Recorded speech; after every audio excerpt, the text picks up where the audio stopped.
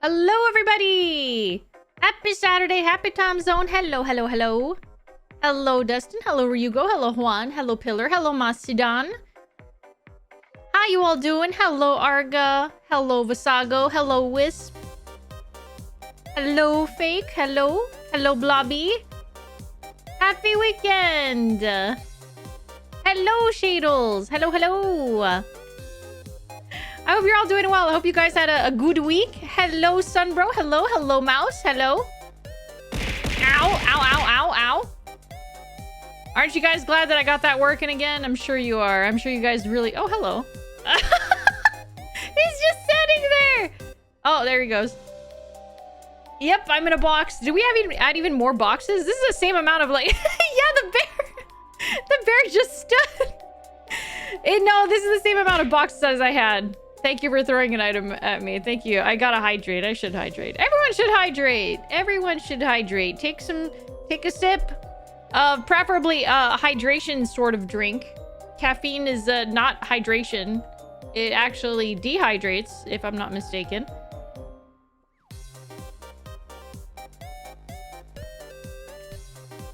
No monster? Okay. We'll have a compromise, okay? You can have your caffeinated drink if you also have a sip of water in between each gulp of whatever else you're drinking. Just have some water handy. Have some water with you. Too much effort.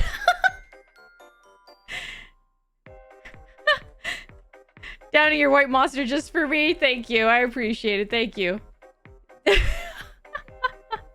Monsters also need water. Yeah, so you take a sip of your monster, and then the monster that is already in your stomach will be watered. So water your monster. But if I mix the energy drink with water because I'm what? Because it's the free shipping. Oh, yes.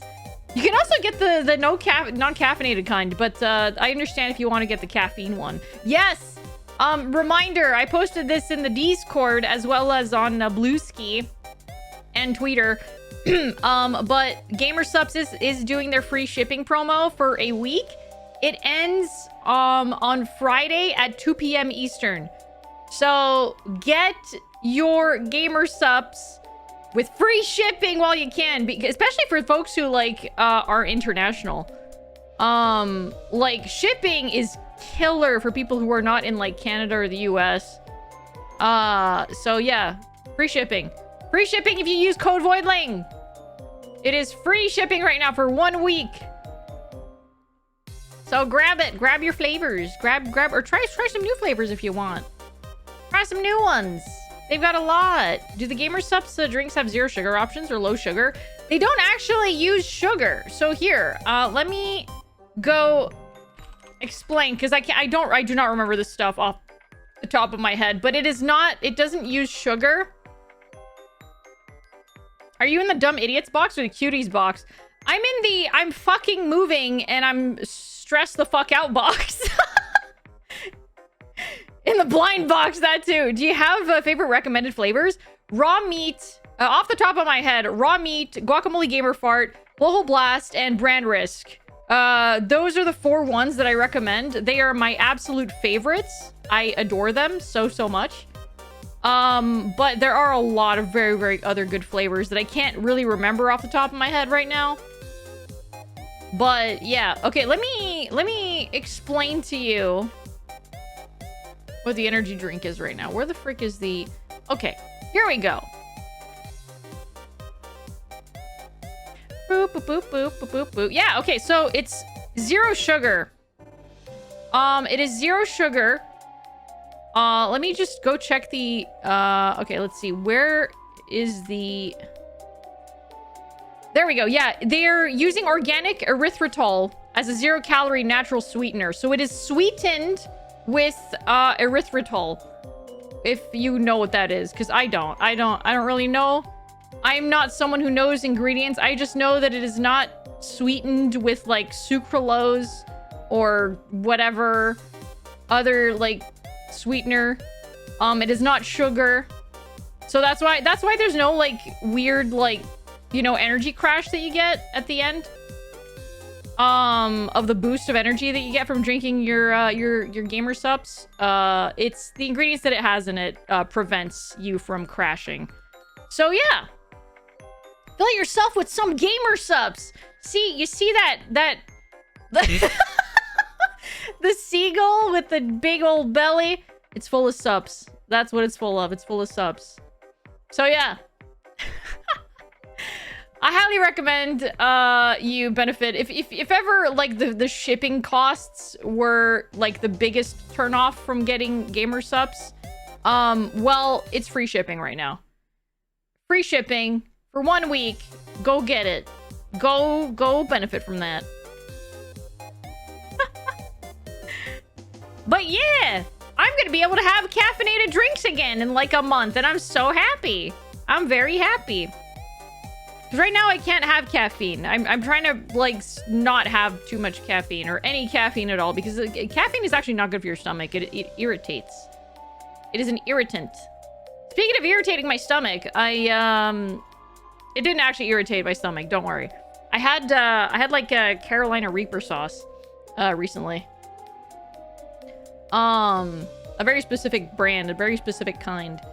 And I'm not gonna say much more because you're probably gonna see the video later today. You will if you go hang out in like Grimmy's stream. Grimmy has her birthday stream today, by the way. Grimmy has a birthday stream today, by the way. It's Grimmy's birthday. It's Grimmy's birthday today. So if she's live when I end my stream, we're absolutely gonna go raid into her stream. So yeah, we know who we're raiding. If Grimmy's live when I end my stream, I'm raiding Grimmy because it's her birthday and I want to send everyone over her way. Hello, Jackal. Hello. But yeah, so I did a so like every year I make a like happy birthday video for her. And I did a whole bit, and I had some Carolina Reaper sauce, and well, you're gonna see it. But point is, my mouth was on fire for like a good 10 minutes, and that was ass. That was terrible. That was terrible. I'm so bad for like with like hot sauce. I'm terrible with hot sauce. Anything spicy. The sauce tasted good. Again, a lot of like spicy sauces tend to have like a really, really good flavor. Like an amazing flavor.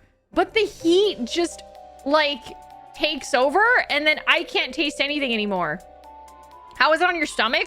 I made sure that I had a freak load of milk, so I think it canceled it out. My stomach was fine. Which I think means that the ulcer is almost gone. Because I was not in pain at all. Stomach-wise, I was A-okay. So yeah, I'm pretty sure it's almost all good. I think I'm almost all good. Yeah, no, I'm super happy about that. So like my doctor has me like taking the medication for 1 more month just to make sure that like it's good and gone and will not come back. But I think I'm gonna be A-okay within a month's time, and I'm so relieved. I'm so relieved. Drink milk, it's good for your body. I love milk. I love drinking milk. It's so good. Just don't have white girl heat tolerance. No, I'm sorry, but I'm born with that. I can't get rid of that. That is not something I can get rid of, and I do not want to build up tolerance for it because I don't want to put myself through pain just so I can eat spicy things. I don't like, I just don't like it. I am a firm believer that acquired taste is bullshit. I don't want to force myself to eat something I don't like or can't stand just because everyone else is able to do it, you know? The spicy is so good. I think that you're either born enjoying spice or you fall into 3 categories, all right? When it comes to spicy things, either you always were fine with spicy, either you absolutely cannot stand it. I fall into that category. And then you got the people who were like, I'm going to force myself to enjoy spice so that I can go into the like #1 category of people who are able to tolerate spice. I cannot do that. I do not have the willpower to force myself to enjoy spicy things. I can't. The fake spice enjoyers. Yeah, exactly. The ones that are like, oh, it's an acquired taste. It's something that you build up, that you eventually start enjoying. Why are you forcing yourself to begin with? I don't get it. That's just what I think. That's just how I see it.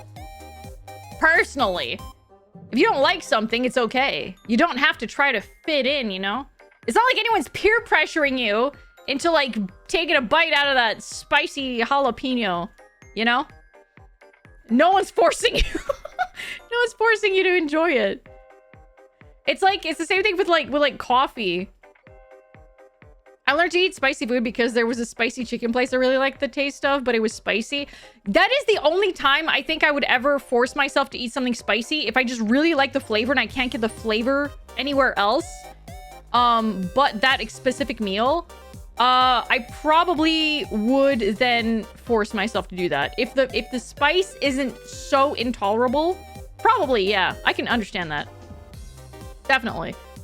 I'm the group that watches in shock and awe as my friend basically chugs ghost pepper sauce. Are they a demon? Are they like... They're not of this world. Not of this world. You love spicy? I know a lot of people that love spicy. I did grow to like it, but only took a couple of tries. So I think, yeah, if you hate it after a few attempts, it should be GG's. Yeah, exactly. Are they okay? Yeah. I've just been exposed to it so much that I've started enjoying some milder spicy foods. I'm fine with like a little bit of like, you know, like, ooh, oh, like there's a little, you know, what do you call it? A little, oh, tingle on your tongue, you know, that's fine. But like anything that is more than just like that lasts more than a few seconds is like, I can't do that. I can't. I got ghost pepper sauce. I like it in my tacos and salsa. I'm assuming you don't drown your tacos and salsa in ghost pepper though. It's probably like a spritz or like a few drops of it. Yeah. Only a ghost would enjoy that much ghost pepper. Yeah, ghost pepper I think is spicier than the Carolina Reaper, right? What is the ow? Thank you for the hydrate, JVC. Thank you. Hang on, I have a raspberry in my hand here. I'm just gonna just enough to taste it. Yeah, exactly.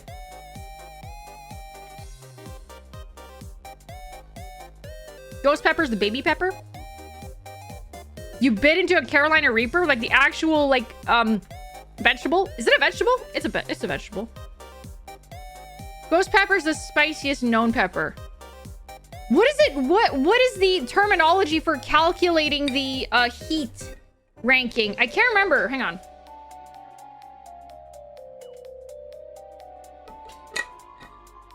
Scoville units. Who invented that? Is there a guy named Scoville that said, I'm going to rank this by units and they're going to use my name? What is that? Carolina's double heat. Wait, what? Is it? John Scoville. If that's actually for real, I'm going to laugh. Okay, wait. Scoville units of ghost pep. Okay, so ghost pepper's a million. And what about Carolina Reaper? Because Carolina Reaper sounds a lot more it sounds more dangerous. The Carolina Reaper just sounds more deadly than a ghost pepper. Okay, it looks like the Carolina Reaper Scoville units. Hang on, where's the Scoville scale? Okay, yeah, the Carolina Reaper is between 1.4 and 2.2 million, whereas the ghost pepper is between 855,000 to 1 million. So the Carolina Reaper is hotter. The Carolina Reaper is spicier than the ghost pepper, and I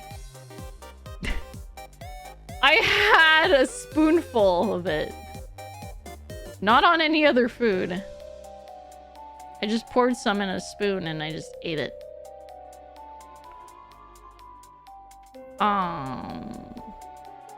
Did I live? No, I'm dead, actually. You are currently speaking to my afterlife form.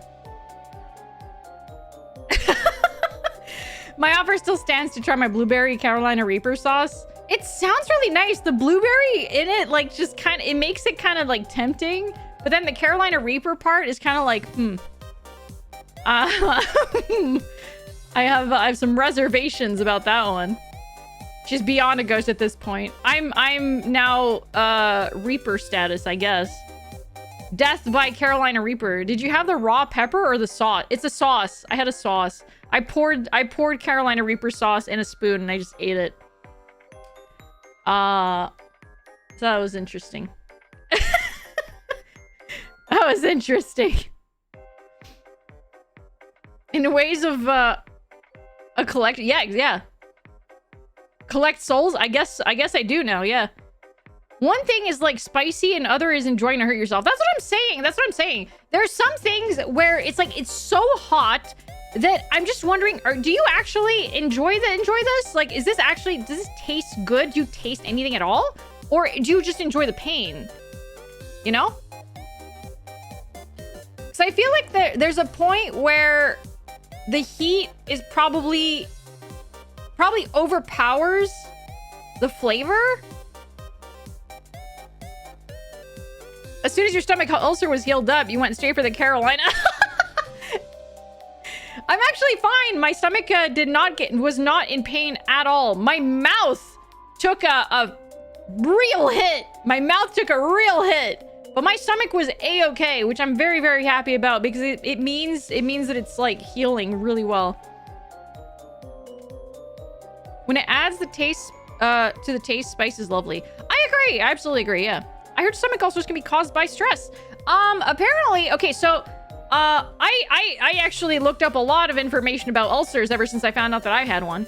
Apparently, the main cause of ulcers is a bacteria, the H. pylori bacteria. That is the main cause of stomach ulcers, which is probably the one that is the easiest to just like get rid of because they just shove you on antibiotics and like anti stomach acid medications and whatnot. And you should be good to go after like, you know, a month if you catch it early enough. I did not have that version. The second like biggest cause of ulcers, which is like also not super common because people are typically not stupid with ibuprofen. I was, and I got a stomach ulcer because of ibuprofen. So I kind of, you know that label on the ibuprofen that says, do not take more than a certain amount, like over a period of time, or just like may irritate the stomach, blah, blah, blah. Well, because I had like a lot of headaches, I kind of just like, I was just like, oh, like, I saw that thing and I was like, the label, the warning on the label in my head, I was just like, oh, they just write that because they don't want to get sued if ever someone gets stomach problems. I'm sure that the percentage of people getting stomach problems because of ibuprofen is probably like really, really low.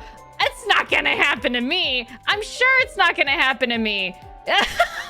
So essentially hubris caused my ulcer. I just kept on taking ibuprofen because of my headaches instead of being smart and being like, what is causing my headaches? Is it because I haven't eaten yet? Is it because I haven't been drinking water for the past 24 hours? Is that why I'm getting headaches? Is it because I've been staring at the screen without breaks for like, you know, 12 hours? I wonder. You know what? I'm not going to, you know, fix the root cause of the problem. I'm just gonna put a patch on it. So I'm just gonna take some ibuprofen. And, yeah. Boom! Stomach ulcer. So, the whole thing about, like, stress possibly causing, stomach ulcers, I don't think there's enough, like, research or proof that stress can cause stomach ulcers. They can aggravate them. Stress can definitely aggravate a stomach ulcer, but I don't think that stress can be a cause of a stomach ulcer. Or at least there's not enough evidence to suggest that. That's very much girl failure material if I've ever saw one. Guys, I don't know. I've never really said or admitted to this, but yeah, I am very much like 100% girl failure. I can't stress this enough. I don't talk about it, but my God. Yeah, good luck at work, Sunbro. But yes, please, if you have headaches, or if you've got like, you know, a pain that could be easily fixed by just drinking water or eating, do that instead of like taking ibuprofen. Or if the pain is like that unbearable, take Tylenol instead. Take acetaminophen. If you have muscular pain, acetaminophen is not going to help because it's not anti-inflammatory. Ibuprofen is anti-inflammatory, but just find something that's like if it's like muscular issues, find a topical cream or something. Don't put the stuff into your stomach because ibuprofen will actually they're not joking when they say that ibuprofen irritates your stomach. Take it sparingly. If you need to take ibuprofen, take it extremely sparingly, and if you really, really need to. And if the pain doesn't go away, if your muscle pain doesn't go away, maybe talk to a doctor. Don't... Talk to a doctor. Talk to a doctor. Don't do what I did. If you see Alfie do a thing, do the opposite of what Alfie does, you know? Yeah, a last resource kind of thing. Exactly. Food and water is very good for you. Yeah, contrary to popular belief. I'm here to actually grab the watch streak. Managed to forget that it takes time to count. I'll be back in a few hours, I think. Yeah. Oh, of course. Happy birthday to your friend. Have fun. I heard this game is cracked. It is so cracked, Sky. It is so good. I'm on the end of chapter 4, the tail end of chapter 4. It's so gosh dang good. It is claymation, first of all. Handmade claymation. There's puppeteering involved. It's so good. So gosh dang good. Very, very much, like, suggested and recommended. I think Genji has been trying to yell at Grimmy about it and say, like, you need to play this, you need to play this, you need to play this. But I do agree. It's so goddamn good. Doctor's expensive. Just ignore it until you die. A lot cheaper in most states. Just try to find alternatives. Don't hurt your stomach because stomach issues are so debilitating. Do they have paracetamol in the States? It's an ibuprofen alternative. I'm in Canada. I'm pretty sure paracetamol is not something you can just grab off the shelves up here. I'm pretty sure you need a prescription for paracetamol, but I might be wrong. I don't think I've ever looked to get paracetamol off the shelves. Paracetamol is just acetaminophen, but they're two different names. Let me just look it up. Maybe I can remember. Okay, wait, hang on. Hello, Deadbeat. Hello, paracetamol. Paracetamol. Frenchie, hello. Welcome in. Thank you for the follow. Or is Tylenol and paracetamol the same thing? They're pain-relieving medications. In the US and Japan, it's called acetaminophen and paracetamol in Europe. Oh. I swear no one ever talks about paracetamol. Oh, it's just acetaminophen. It's the same thing. It's just identical. It's literally the same thing. It's just two different... Tylenol is acetaminophen. Ow! You're highly allergic to that? Okay, then if you have a headache, do not take Tylenol. Do not take that. Okay, so they're the same medication. It's just a different name for it. You did warn me. You did warn me, Deadbeat. I just was not prepared. Highly resistant to drugs and allergic to some. Oh, jeez. I'm sorry to hear that. Dang. What do you do when you get, like, headaches? Is there medication that you can take to, like, get rid of, like, headaches or, like, just, like, brief pains and stuff like that? Oh, hello, Cooksy. Hello. Time. God damn it. Bloodletting. Oh, okay, yeah. Oh, I was actually talking about ibuprofen. Sky, I need to avoid ibuprofen because I was stupid with the amount of ibuprofen I was taking. I took too much and I injured my belly. I injured my stomach. So, yeah. Take them sparingly. Actually, before I go. Before you... Oh! Thank you so much, Wisp. Thank you for 14 months. Thank you. Oh, it absolutely... Yep, I got ulcers. It's fine, though. My ulcer's almost gone. I don't even know if I had, like, multiple or just one. I assume it's just one. I have no freaking idea. But it's all gone. It's almost all gone. I'm taking... Like, I'm on, 2 medications. And I'm finishing that round of medications for, like, after a month. I got 1 more month on these 2 medications, and I should be A-okay. I am never taking ibuprofen ever again. You have to do post-treatment even when they're gone? Yeah. Like, so I'm pretty sure that they're mostly gone now because I don't feel pain anymore. Which is why the doctor still has me on them for another month just to make sure that it doesn't come back. But I'm on pantoprazole, which reduces the amount of stomach acid that your stomach produces, and on sucralfate, which is a medication that protects your stomach lining. It just reinforces it so that, like, anything that does... Nothing really comes into contact with your ulcer. Something I found out, however, is that... Remember, chat. 11 out of 10 doctors agree that if a tuber is taking ibuprofen like it's candy, they are silly. Yeah. Alphemone. Thank you for the 100 bits, Dustin. Thank you. And yes, I agree. Do not take ibuprofen like candy. It is a bad idea. Take it from me, who has been doing that because of headaches and hurting my belly. And yes, I've been watching. I've been watching what I've been eating. I've been eating some very, very, like, bland foods just to make sure that I don't irritate my stomach. And I am seeing the light at the end of the tunnel. I will be able to start eating Korean barbecue soon, and I'm so excited. I'm excited to start eating, like, you know, normally again. Like, it's gonna happen. It took a while, but it's gonna get there. Hello, Dip. Hello. But yes, I'm just trying to caution everyone about, like, ibuprofen.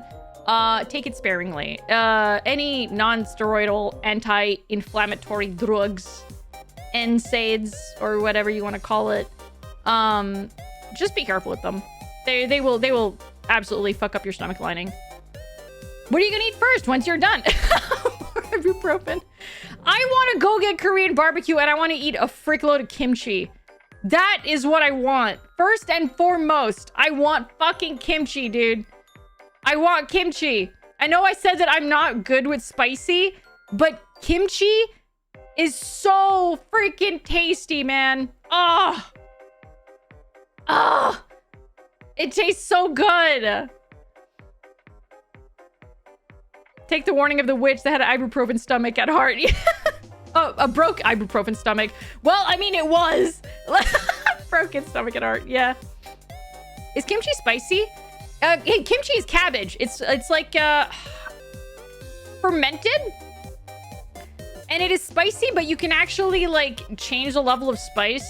If you make your own kimchi, you can have it be more or less spicy. Typically, when you go to get Korean barbecue at a normal restaurant, and they do serve kimchi, it's not going to be too spicy. It's going to be spicy, but not like it's tolerable. Yeah, kimchi is fermented cabbage with spices, yeah. Yeah, it doesn't always have to be spicy, but it usually is. And you can, if you're making it yourself, you can control how spicy you want it to be. Hello, Mr. Shroud, hello. Never had, just thought it was weird red lettuce. Yeah, no, it's cabbage. It's so tasty. I love kimchi so much. It's so freaking good. It's very, very delicious.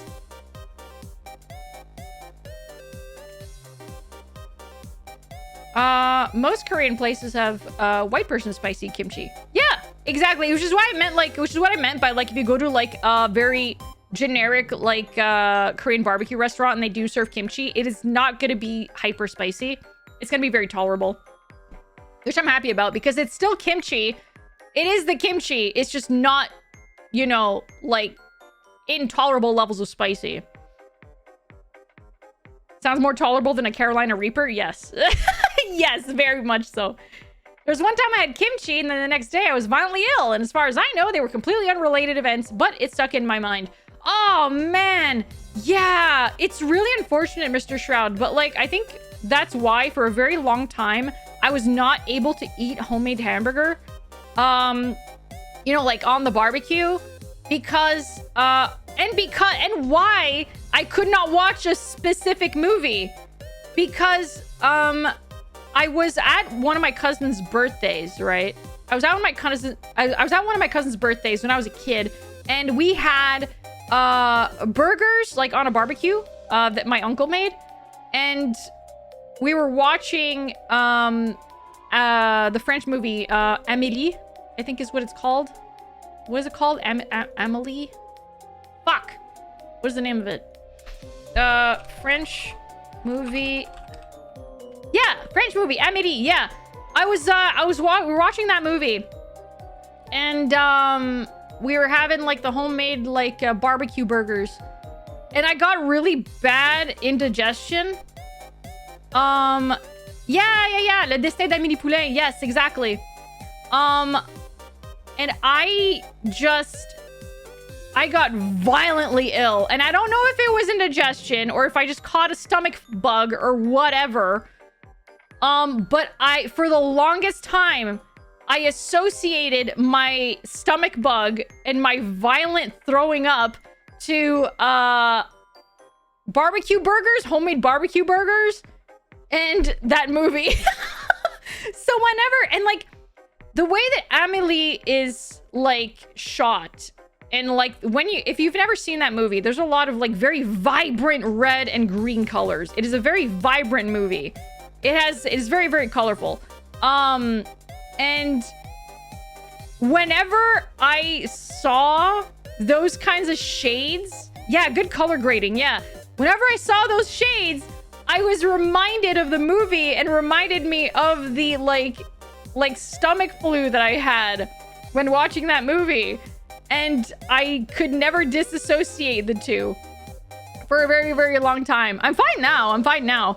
But like, it's kind of like, when, oh my God, there's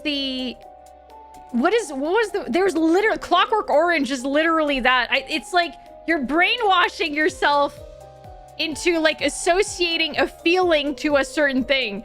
Like how in Clockwork Orange, that guy was, made violently ill,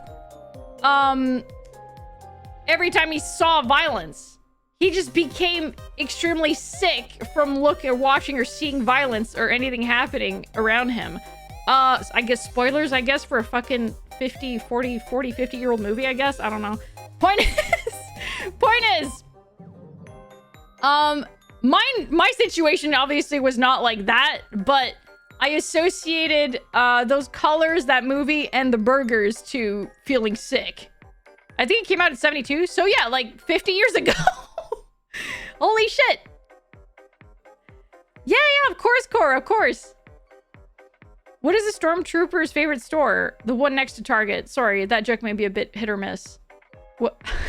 God damn it. Thank you, Core. Good luck. Good luck with the chores and the errands.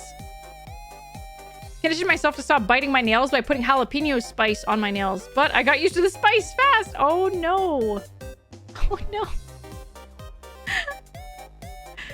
Well, you're gonna have to find something else to put on your nails that doesn't take. You should get because there is like nail polish that is made to, like, for kids. Usually it's used on kids, right?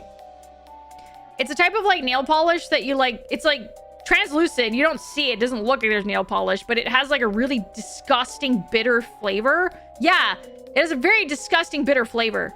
And it would help stop kids from like biting their nails.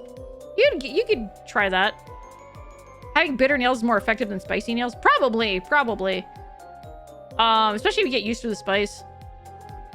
Yeah, it's not like you can get used to, like, bitterness, usually. If it's not meant to be, like, eaten, it doesn't taste good. Is it like the stuff that you put on batteries? Wait, people put stuff on batteries so that people don't eat battery? You should be eating batteries to begin with. What?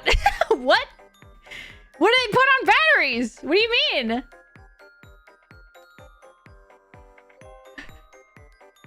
To stop leaking? To prevent the kids from eating them? What? But the battery buzz makes my tongue tingle. I have never felt that. I don't know what kind of batteries you guys had where if you stuck your tongue on it, it would make you, like, give you a buzz feeling. But, like, I've tried, but nothing happened. Lithium batteries do that? Usually like to have some ketchup for your batteries. You like the 9-volt ones?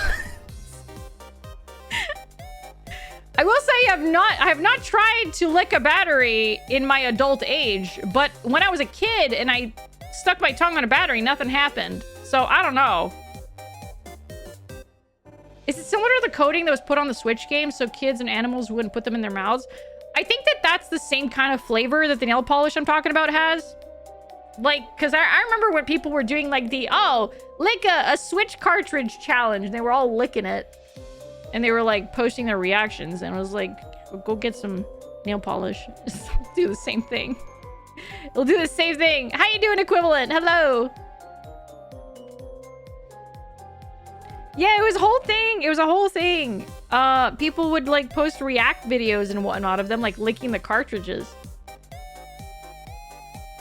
I don't know what kind of coating they put on them, but yeah. Ketchup, 9V batteries, and orange grape Tide Pod is the dream meal.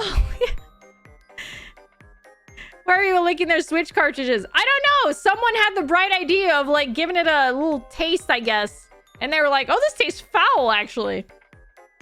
And then everyone was like, oh, we're doing react videos for this now. Kind of like the cinnamon challenge. There was a cinnamon challenge. There was the Tide Pod challenge, which, why the fuck? There was the... But I guess the ice bucket challenge was kind of like for... It was like to raise awareness for something, so that's kind of different. You're not raising awareness for everything if you're just eating a spoonful of cinnamon. So... Tastes horrible. Time to monetize it. Banana Sprite challenge. I have not heard of the Banana and Sprite challenge. What is that? Yeah, the ice bucket was for ALS. Yes. Ice bucket challenge. I nominate Alfie. No. No. They should bring back the cinnamon challenge. Sky, I saw Tom post that, and I immediately was like, no. Please do not. You know what putting cinnamon does, right? Putting cinnamon in your mouth does? It removes all of the moisture immediately from your mouth. You will choke and you could actually suffocate. If you accidentally inhale the cinnamon, you will probably suffocate. Do not do this. People don't seem to understand that the cinnamon challenge is actually very dangerous. It's not like you putting like salt in your mouth or like freaking sugar. It's dangerous. Absolute cinnamon. If pepper spray becomes illegal, use cinnamon. Cinnamon is genuinely really dangerous to just like freaking shove in your mouth, man. There's a reason why people, like, in the videos, people immediately start choking because it, like, sucks out all of the moisture immediately. And if you inhale it, it is so dangerous. I think her rationale for wanting it back is to watch people do it, but knowing her, I feel like she would do it herself. Yeah, I don't think anyone should do it. It is so dangerous. It is so... I mean, I can't stop anyone. People did it before. They might do it again. Who freaking knows? Point is, I'm just saying... There's things that you should probably not do if you want to, you know, not die in a horrible, horrible way. Suffocating is probably at, like, you know, up there in ways to, horrible ways to die. Imagine, like, you know, just dying by suffocation because of cinnamon. I don't know, man. I don't know, man. You know what was silly but mostly harmless trend? The Chubby Bunny challenge. Oh, yeah, I remember the Chubby Bunny challenge. I never did it, but like it looked kind of cute. Putting that on my tombstone. Death by suffocation due to cinnamon. Choked on cinnamon. Played the cinnamon challenge.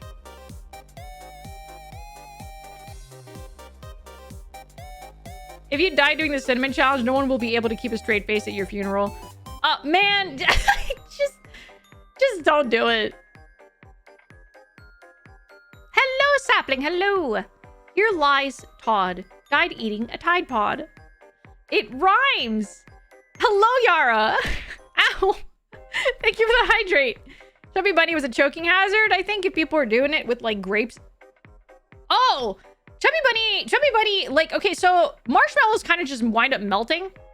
And you can just like chew that and like spit it out and shit. Yes, it could be like a choking hazard, but like marshmallow eventually kind of just dissolves into like a goopy substance. So it's not too bad.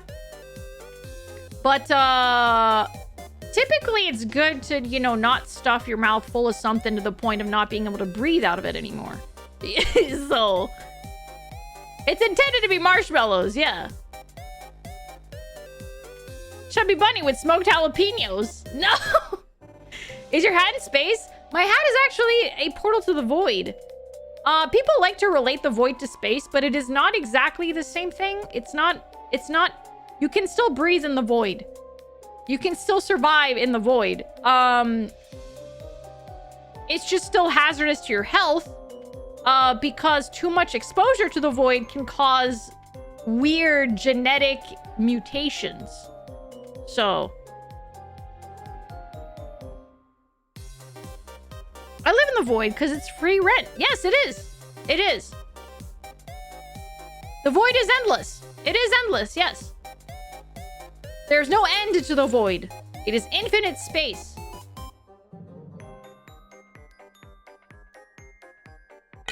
Yeah. Yeah, you don't have to worry about like rent or like taxes or housing market value in the void because you can't put a price on infinite space. There will never be a scarcity or scarcity. I don't know how to pronounce that. There will never be a limit to like any lots or land or whatever. It's infinite space. Yep, and perfect thermostat. Scarcity. Yeah, scarcity, exactly. Thank you. There will never be scarcity in the void because it is infinite space. Only that were true, but laws can do a lot. See, the fun thing about the void is, you kind of can't have laws in the void because it is an always moving space that also does not abide by the laws of time. It is forever moving. It's forever fluctuating. Everything is always constantly changing. It's infinite. It is infinite. It is not nothingness. It is infinite. The abyss is nothingness. Yeah. See, like, it's very hard to... It is extremely difficult for people to try to create laws in a space that always changes and never stays the same. If you are in the void for, let's say, 1 year, in like Earth years, the void space could possibly change that to either 1 second or 20 Earth years, right? To you, it's going to feel like 1 year in the void. But if you were to exit the void, you might just land right back where you were at the exact same spot, exact same time, exact same place that you were, like, when you first went in. Or you will be released 20 years in the future. or 20 years into the past. There are no laws, no rules, no logic. There's no logic to anything in the void. None. So it's kind of hard. It's kind of hard to have rules with the void. It's very, very, very difficult. How is someone going to enforce a law if the culprit breaking could be a literal infinite number of miles away? Exactly. Exactly. It's just not possible. It's just not possible. I love the void. It's very nice. It's also a very scary place because literally anything could be in it. It is a nice place for a lot of good reasons, but it is also a very scary place for just as many, maybe more, maybe more reasons. The constant in the void is the infinite amount of old man Yowie Alphena. Yeah. I honestly needed a week or so of free void time. Just a week to fix my sleep schedule and finish my assignments could be so convenient. Yeah, but like, imagine you go into the void, right, for like a week of time just to like catch up on that kind of thing. And you come back out of the void and it's been like 10 years. You were supposed to have graduated like 5 years ago. Everyone thinks you're dead. Like, that causes a whole nother mess. Profit.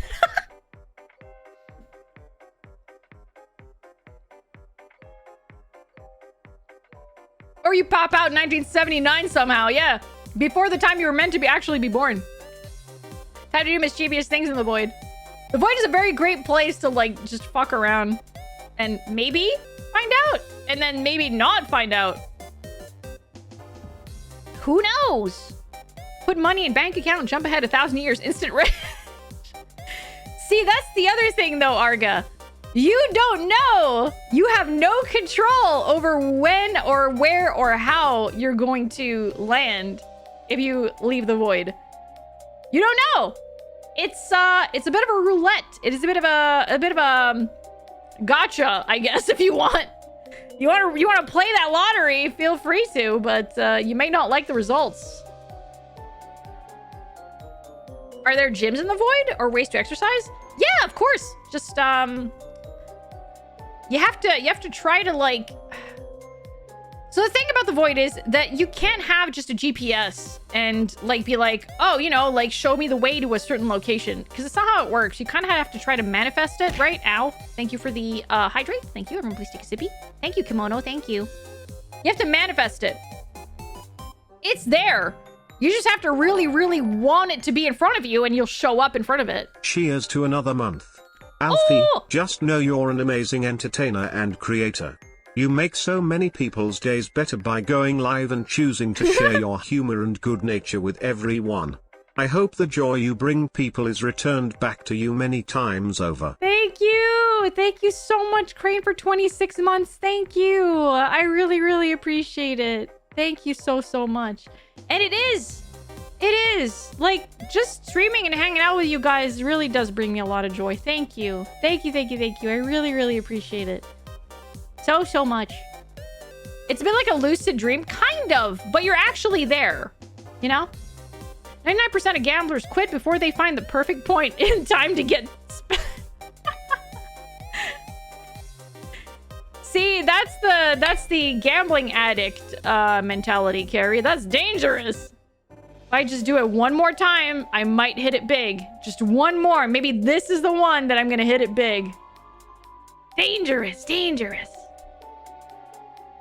I really, really, really want to be in front of my anime waifu. You gotta be in the void for that to work. I'm gonna win. This is the one. I'm gonna feel it.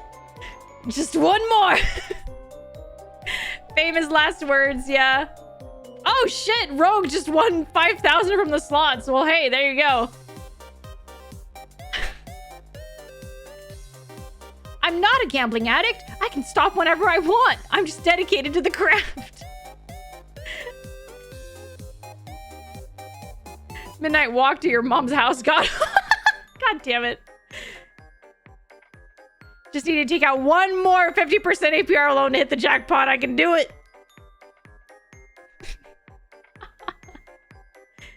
Enters the void. I don't want to be alone anymore. Time to activate the monkey's paw. Yep. See, the void is kind of like a monkey's paw.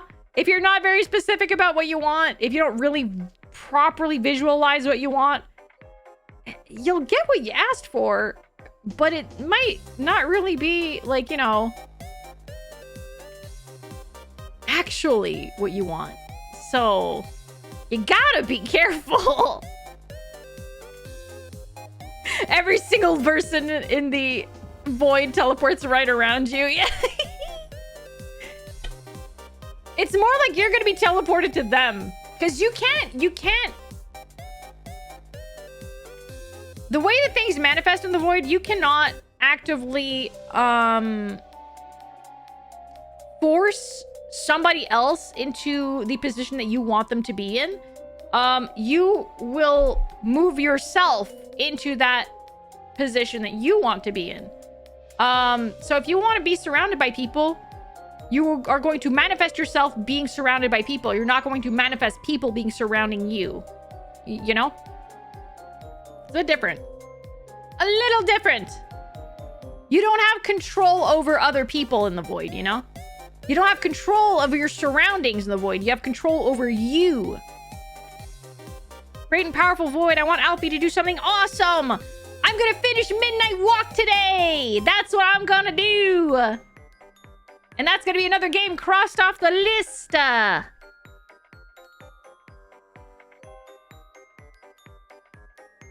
I will.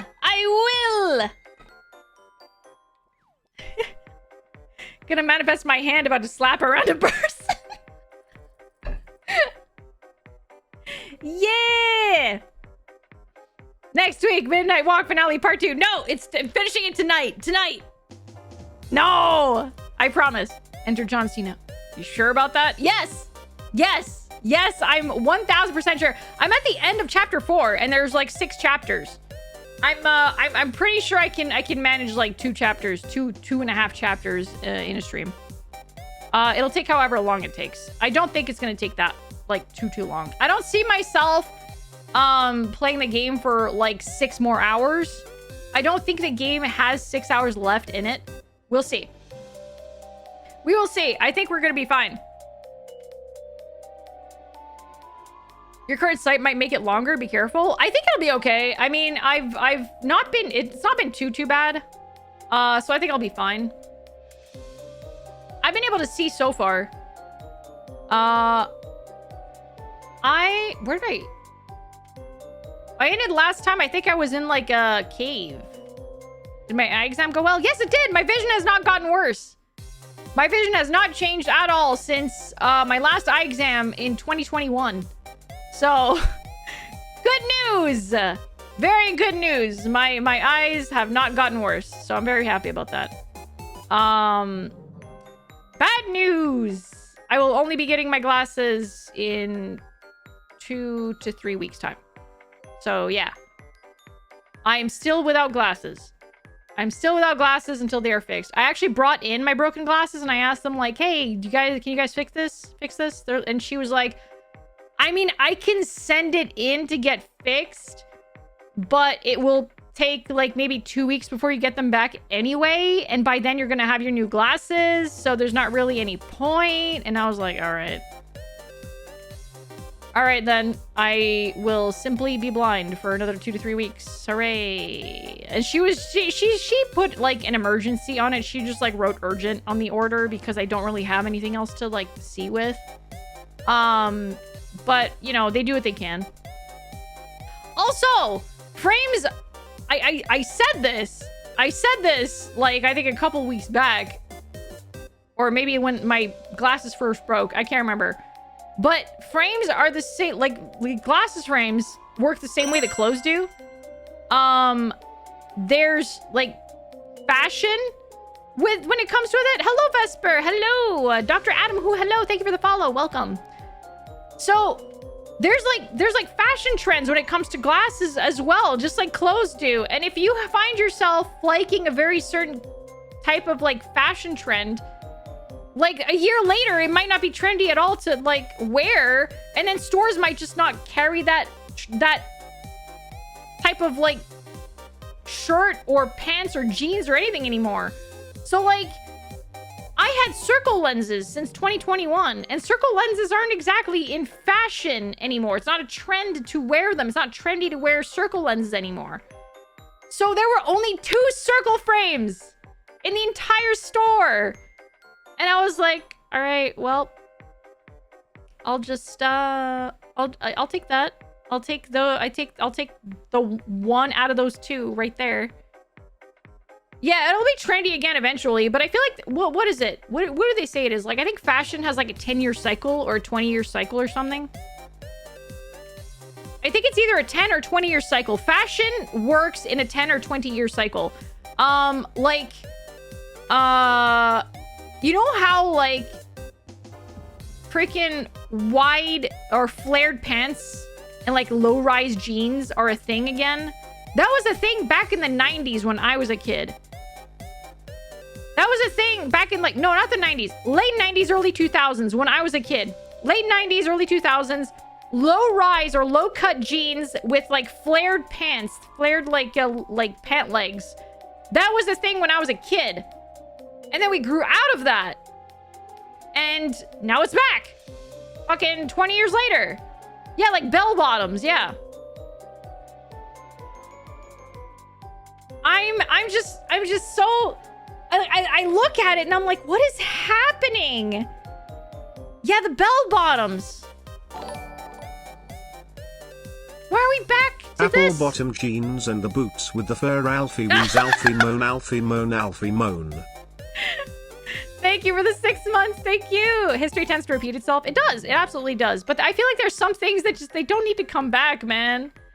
There's some trends that don't need to come back, in my opinion. I hated the low-cut, like, or low-rise jeans. I really hated them because they're not comfortable. And when you sit down, because they're so low-rise... When I say low-rise, okay, I think that low-rise is different now than it was back in, like, the early 2000s. Because low-rise jeans, they're not... Nowadays, low-rise jeans, like, they're, like, just above the hips, if I'm not mistaken. But back in the day, back in, like, the early 2000s, low-rise jeans, they fell under the hips or just, like, at the hips. So, like, it covered your crotch and your ass crack, but then as soon as you sat down, your butt was kind of just sitting, like, poking out. That's what low-rise jeans was in the early 2000s. Yes. Yes. Low-rise jeans was just really, really low-rise back in, like, back in the early 2000s. I'm very, very glad that that's not the case anymore. That, like, they say low-rise in the store, but it's not, like, true low-rise. But I'm happy for that because that was ass. That was terrible. I'm waiting for fanny packs to come back. Fanny packs never left. I own a fanny pack. I bought one literally like 3 years ago. You go to a sports store. Literal ass, yeah. You go to a sports store, you can still get a fanny pack. I fucking love fanny packs, dude. I have a tie-dye one. I love it. They're so convenient. We have the ass crack problem to this day without low-rise jeans. Yeah, yeah. That's what those guys at Magic tournaments are wearing. Low-rise. No, I think they're just wearing it way too low.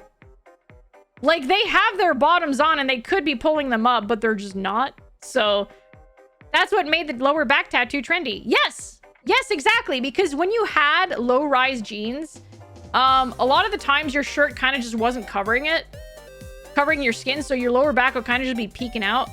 And then the lower back tattoos, back then, I don't think it's okay to call them that these days. But back in the day, they were called tramp stamps. I don't think you call them that anymore today because that's not a very nice thing to say. But back then, yeah, those were the tattoos that people had because of the low-rise jeans. Yeah. Okay, you know them by that name. Is that still what they're called? Is that still what they're called? Jesus, it's pouring outside. My God. Tramp stamps are out of style. It's all about womb tattoo. Oh my God. The fucking womb tattoos, yeah.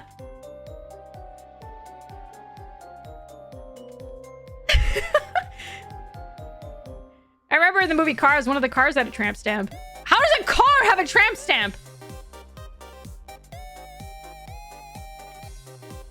How does a car... Ask Disney? Hang on. I've actually never seen the movie Cars. Cars. No!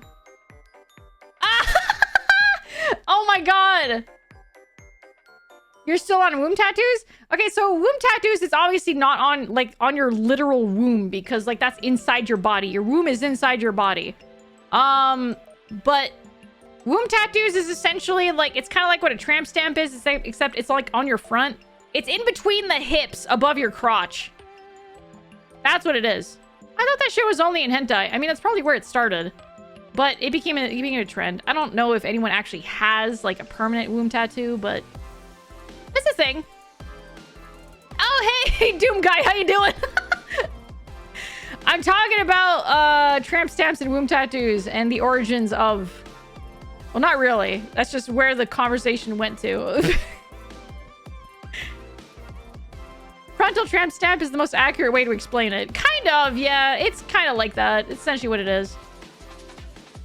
It's probably started with a succubus mark from some anime or hentai long ago. I think that's probably accurate. Hello, Eva. Hello. How you doing? Yeah, hope you're doing well. But I think that the reason that the tramp stamps became trendy was because of the early 2000s low-rise or low-cut jeans. Got another part-time job? Wait, so you now have 2 jobs or just like a new one? Someone's gonna be helping their grand take a bath in 50 years and be faced with like a bunch of sperms pointed towards a circle or some shit on her stomach. I don't think they're ever like that blatant. I don't think they're ever that blatant, but yeah, maybe, who knows? Maybe. Hey, Alfie Wiggily. Hey, Rock, thank you for 13 months. Thank you. Oh, man. Good luck with your jobs, Eva. Holy heck. I feel for anyone who has, like, more than one job. That's always rough. I hope you're doing okay. Tramp stamps and tribal tattoos were, like, maybe the defining tattoos of the 2000s. They really were. Oh, you wanted to. Okay, well, I mean, good luck. Genuinely, like, good luck. Good on you for having the energy for, like, 2. Hell yeah. Womb tattoos are tribal like hearts or something? Yeah. Essentially, womb tattoos are kind of like tribal tattoos, with just it's a design surrounding like a specific like object or something in the middle.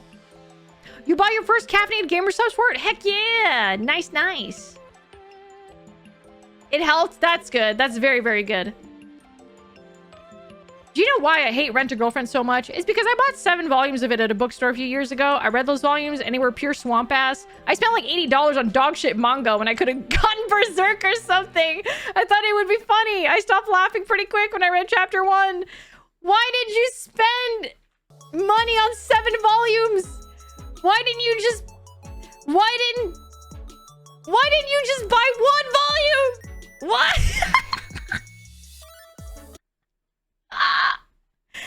Hey, where's my music? What are you doing? Yes, I'm still listening. Oh, Eva, thank you so much. Thank you for using the code. Thank you. There's free shipping right now. I bought all of Evangelion manga on your birthday on last Saturday, and about $120 more of other manga. Oh man, when it's so nice when you have like the money to spend on manga. I freaking love manga, dude. Yeah, so good. I love insane financial decisions. Yeah.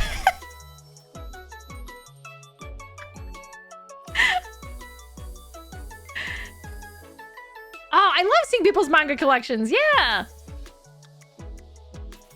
Yeah, no, Plaster, I thought it was funny and then I read them all. Plaster, I'm sorry. I'm sorry. I feel like that's on you. I feel like that's on you. Proud owner of 14 volumes of Ancient Magus Bride and not regretting a single penny spent. Oh, I freaking love Ancient Magus Bride. It's so good. It's so good.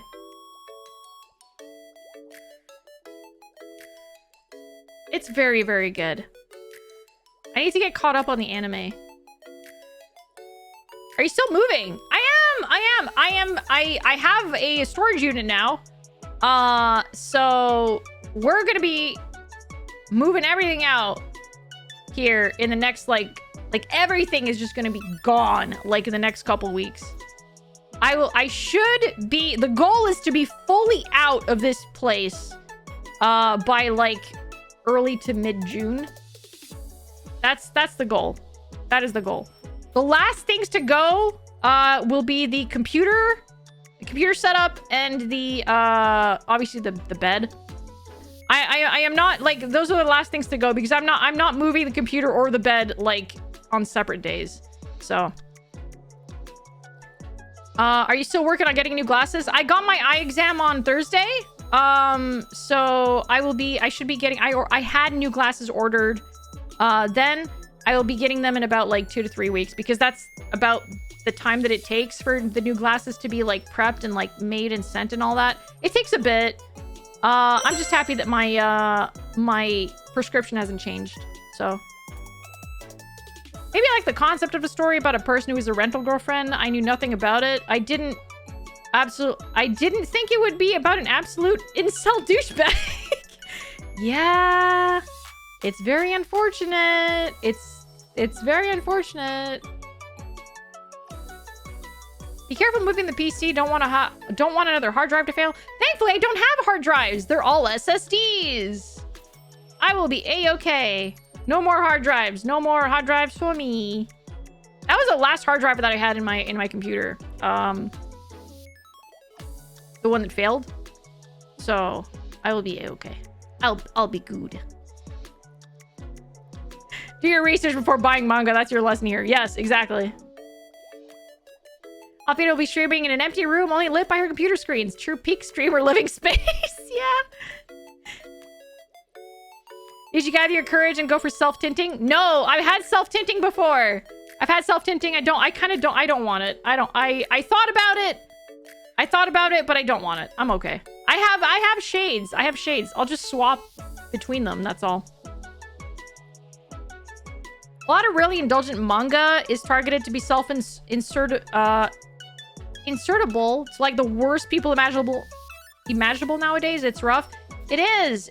I feel like a lot of isekai falls under that as well. Like, a lot of isekai fall under, like, the typical, like, self-insert. Yeah, isekai is 100% what you're thinking of. Exactly. It's a shame, because you could do very fun things with isekai. Fucking, what is it called? Was it Diaries of a Bookworm? That one. That is an amazing isekai. It is so good. And it's not a power trip manga. It's really not. Ascendance, not Diaries of a Bookworm. Ascendance of a Bookworm. Yes. It's not a power trip manga about, like, becoming like yes, she, like, I don't want to give spoilers, but point is, it's very good. I'm in love with a villainess. It's a great isekai too. Yeah. If the shades are the same shape, could you put the lenses of the broken glasses? Nah, the lenses aren't the same, unfortunately. It's unfortunate, but I did not get the same frames for the shades, Vesper. Yeah. It's like an economic power trip rather than a physical power trip. It's not really a power trip. I mean, kind of, but not really. She's not insufferable. It is. I love Ascendance of a Bookworm. I need to get caught up. There's a lot of manga and, like, anime that I need to get caught up on. But yeah, I'm gonna sound dumb, but what is isekai? Also, that's not a dumb question, by the way. That is not a dumb question. Isekai is basically, like, a genre of like, it's more prevalent in, like, anime and manga than anywhere else. Or the terminology anyway. But isekai is essentially like being transported into another world or another body. It's like a portal fantasy. Yeah, reincarnation or being sent to another world.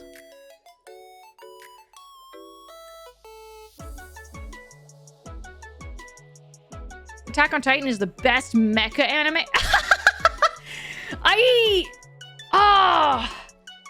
I can see where you would think that.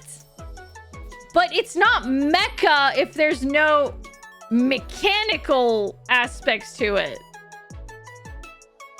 It's fleshy instead, you know?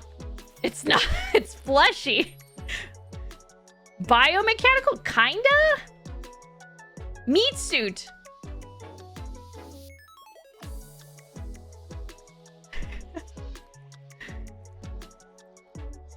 I don't think there's any like machinery involved though. I grew up on Dragon Ball Z and Gundam Wing. Honestly, that's fine. Are you saying biomechs can't be real? Oh, that's not what I'm saying at all. I'm saying that Attack on Titan does not fall under mecha because there's no mech aspect to it, you know? I grew up on Naruto and Full Metal Alchemist Brotherhood.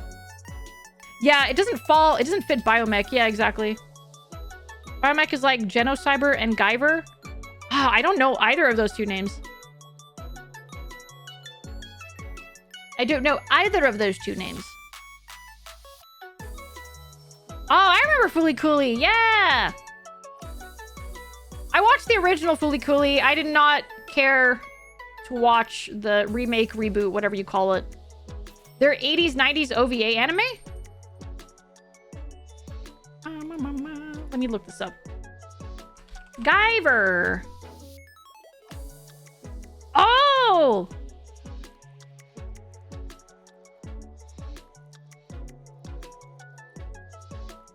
Guyver itself is a symbiotic techno-organic device or biomechanical device. Oh, neat. I find that like an interesting concept. I like biomechanical stuff. It's neat. As opposed to like pure like machinery. I've heard the continuations were kind of middling. Continuations of like the Fooly Cooly? Fooly Cooly? I think Fooly Cooly is fine. Like, just as the original one that came out. Oh my god, what year? Oh. When did it come out? The original one came out in 2000. I think that it should have just stayed at that.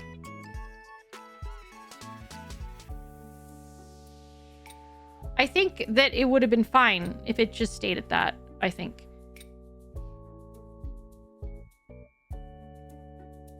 No wonder she played the heck out of Scorn. I loved Scorn! I loved Scorn so much. I'm just really, like, freaking, like, weird, gross, like, fleshy, like meaty horror games and, like, just, like, body horror stuff. I'm so into it. Scorn was so fun. I loved Scorn so much. Loved it. How much is the rent for that box? Oh, it's free. Thankfully. I actually bought the art book that was released. I haven't gone through the entire thing yet because they have a lot of like there's a lot of like descriptions and explaining of the concepts behind the designs and whatnot. And like I haven't gone through all of it yet, but the art of Scorn is so good. I bought the book like a few years back. I think the same year that it came out. The game came out, but it was really good. I felt like Scorn was just a bad game. Art, sure, but bad as a game. I don't think it was a bad game. I think that it kind of had a very niche, like audience, target audience. I liked the fact that it was in a... The world is essentially dead, right? It was, or not dead, but abandoned. The world that you are on when you wake up in Scorn as this like body or this part or this cog in the machine, because essentially that's what it was, right? The planet of Scorn was essentially a weird, like fleshy machine that was created by a higher like being. And you're kind of just trying to find your way around this abandoned planet that these beings kind of just left behind. And I just really enjoyed that aspect of bumbling your way around, trying to figure shit out. Scorn felt like an interactive art exhibit. There was a story behind it, but I think that they were definitely trying to go for a more artsy aspect. And I will 100% agree with that. There was definitely a more artsy aspect, like, about it. It's really divisive, but I feel like it's not that fucked up as a game when you realize it's more of a mist, like. Yeah, you either loved it or you hated it. I adored it. I liked it a lot, and I wanted to know more about it. I feel like there was a lot of, like, a lot of lore to be had behind the world of Scorn. And I wanted to know more about that. That's what I wanted to learn about. And I was hoping for that in the Art of Scorn book. But I haven't really read far into it. And I think that the devs kind of probably want to leave it kind of ambiguous. And I think you could probably glean as to what might have happened or what the story's about or what the planet was, essentially. But I thought it was really neat. I liked it. As a man who knows nothing about Scorn, I'll make a stupid joke. Alfie doesn't think the game deserves any scorn. Ha ha ha. Thank you, Plaster. Now, people are allowed to have whatever, like, opinion they want about it. Like, I can't tell someone to enjoy a thing if they didn't enjoy it. That's not how that works. That's not how that shit works. If you didn't like a thing, you didn't like it. I can't tell you why it's good and why you should like it if you didn't enjoy it, you know? Did you try necrophosis? That doesn't ring any bells, actually. Let me look this up. Hearing you talk about Scorn, I just get this craving for corn. Is it just because it rhymes? Oh. It had Scorn vibes. Oh, wait, hang on. I think I have this. Or maybe it's on my wish list. Maybe it's on my wish list. Hang on.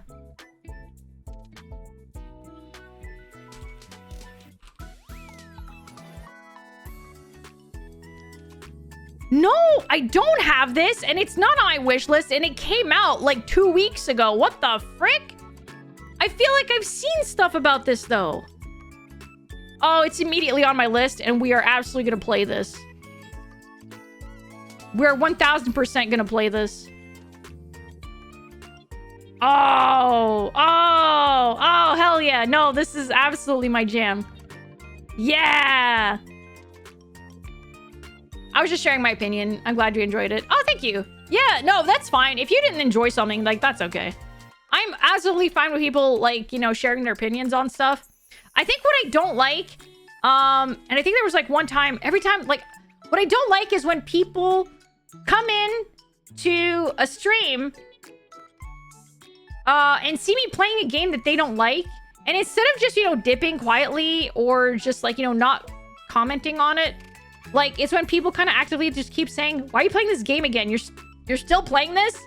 What? This game is so bad. I don't get it. Why are you playing this? What do you like about this game? Every time. Every time. I think there was, like, one person. Game bad about bye. I think there was, like, one person that was doing that every time I played Voices of the Void. Yeah, there was one person that kept doing that when I played Voices of the Void. Just every time that I was playing the game, they showed up and they were like, why are you playing this? What do you like about this? My answers didn't change. I gave them the same answer every time. And then eventually they straight up were just like, this game sucks. And yeah, I was just like, okay, bye. Bye then. I hate the current game you're playing. It's so current in game.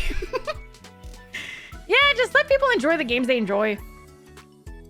Just let people enjoy the games. If you don't like what they're playing, just dip and come back when they're playing something you like. I'm not huge into Voice of the Void, but I like watching you. Oh, thank you. Thank you. You summoned Vesper. Oh, Vesper's been here, but yeah. How dare someone complain about the best ever cleaning simulator? A better question would have been, why do you come when I play this game? Right? Exactly. Did you maybe like this game? Yeah, I don't know. Some people are strange. There are strange people out there. And if it isn't that that they hate the game you're playing, it's why aren't you playing this particular way? Yeah, I've said this before, but that's what turned me off of playing Outer Wilds. I played, I think, maybe 1 or 2 streams of it, and people were trying to backseat me playing Outer Wilds of all games, and I was like, I'm just not gonna play this. So yeah. I think some people don't deserve internet anonymity. You want the Brotherhood to come back? The next big update that Voices of the Void releases. I think there was a Shadow update recently. Vesper told me there was a Shadow update recently. I haven't tried it yet. But the next big update, I will be streaming it again. I find people who like games that I don't interesting. It would be boring if you had the same opinions that I do. Yeah, it's fun to see. I like watching people play games that I normally would not play. Because one, it kind of like allows me to experience things through someone else's eyes, through someone else's, like, you know, lens or whatever. And I'm introduced to things I never otherwise would have been exposed to. I think it's really fun. Added precision placement and a few nightmares and some other things. Oh, nice. Heck yeah. Precision placement is really good. I think that's a good idea. That way I don't wind up flinging something across the room or just like getting frustrated because I can't fucking put the table exactly aligned against the wall. But you know, the funniest discussions is when people disagree over the silliest things, like favorite characters. Oh man, yeah, no, people like, I feel like this is the simplest way to put it as to why people get into arguments over different opinions. And why, like, debates happen and shit. And it's literally, like, you waking up one day, or, like, you know, you just, like... Imagine you were, like, just a puppet, right? In a world of puppets. And everyone kind of just, like, looks similar, right? And then one day you become self-aware. You become self-aware, and normally no one else around you ever would have bothered you. Like, oh yeah, they're just another being or whatever. You become self-aware, and then you realize that, hey, that person isn't me. That person's not me. And then you just get like, because a person isn't identical to you, it doesn't share exactly your friggin' opinions on literally every little thing. Debates ensue. And that is kind of just what it is to be human. Just, you can't have people that are exactly identical to you. It's just not possible. And like, if your opinion differs from someone else on, say, a game or a color or a movie or what you wear or whatever the fuck, and that bothers you, like, I think that you should probably reevaluate your life a little bit. Oh wait, everyone is not me? I'm not everyone? I thought we were supposed to be a hive mind. Yeah, no. Out of context, because I was out tonight, hearing Alfie say suddenly become self-aware, and all my brain was like, huh? Alfie only just developed self-awareness. Yeah. The world doesn't revolve around me? Yeah. It's like people are afraid to have bad opinions. Yeah. Bro, no! Here, I'll give you a bad opinion right now, and I'm fine with, like, exposing this because I know it's cringe, but I don't give a shit because it's my comfort, like... Okay, it's not my comfort thing. It's my... What do you call it when it's like your,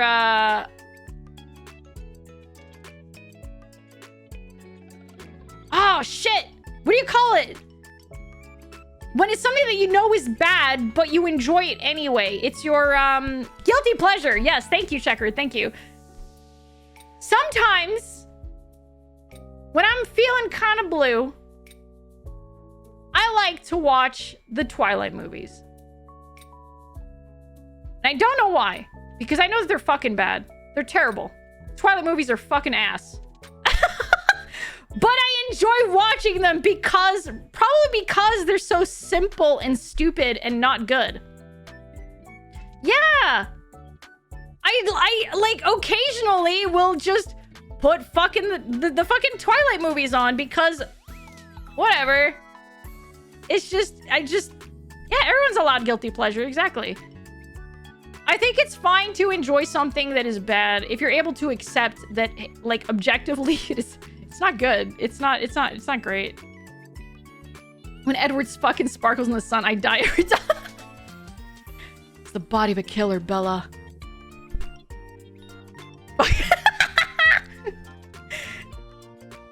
Sparkles like someone poured, like, golden glitter all over him.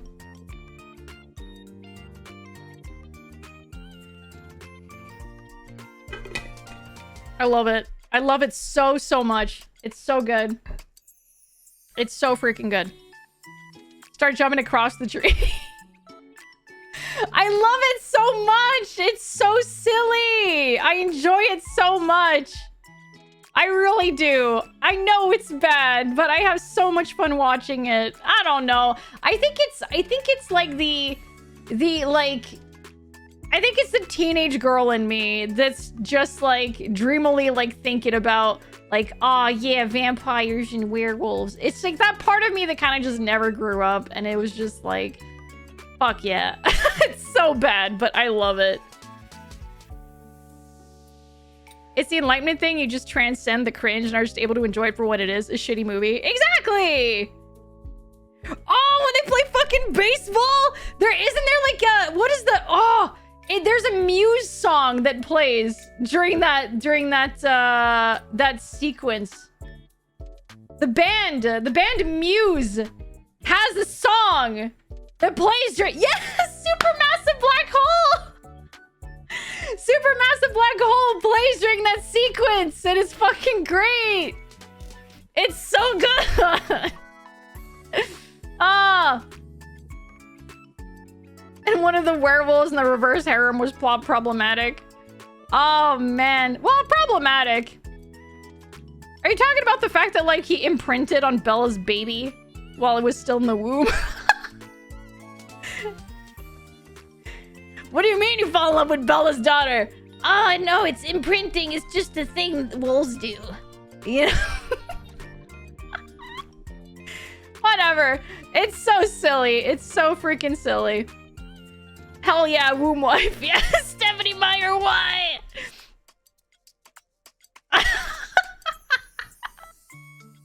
Why imprinting? I guess because of the whole, like, animalistic thing about it. Like, all of the werewolves had like this in Twilight, the werewolves had this aspect to them where their soul, it was like you had your soulmates, but it's like imprinting. I don't know. I have no idea. It was the thing that she just like inserted in there because of the animal part of it, I suppose.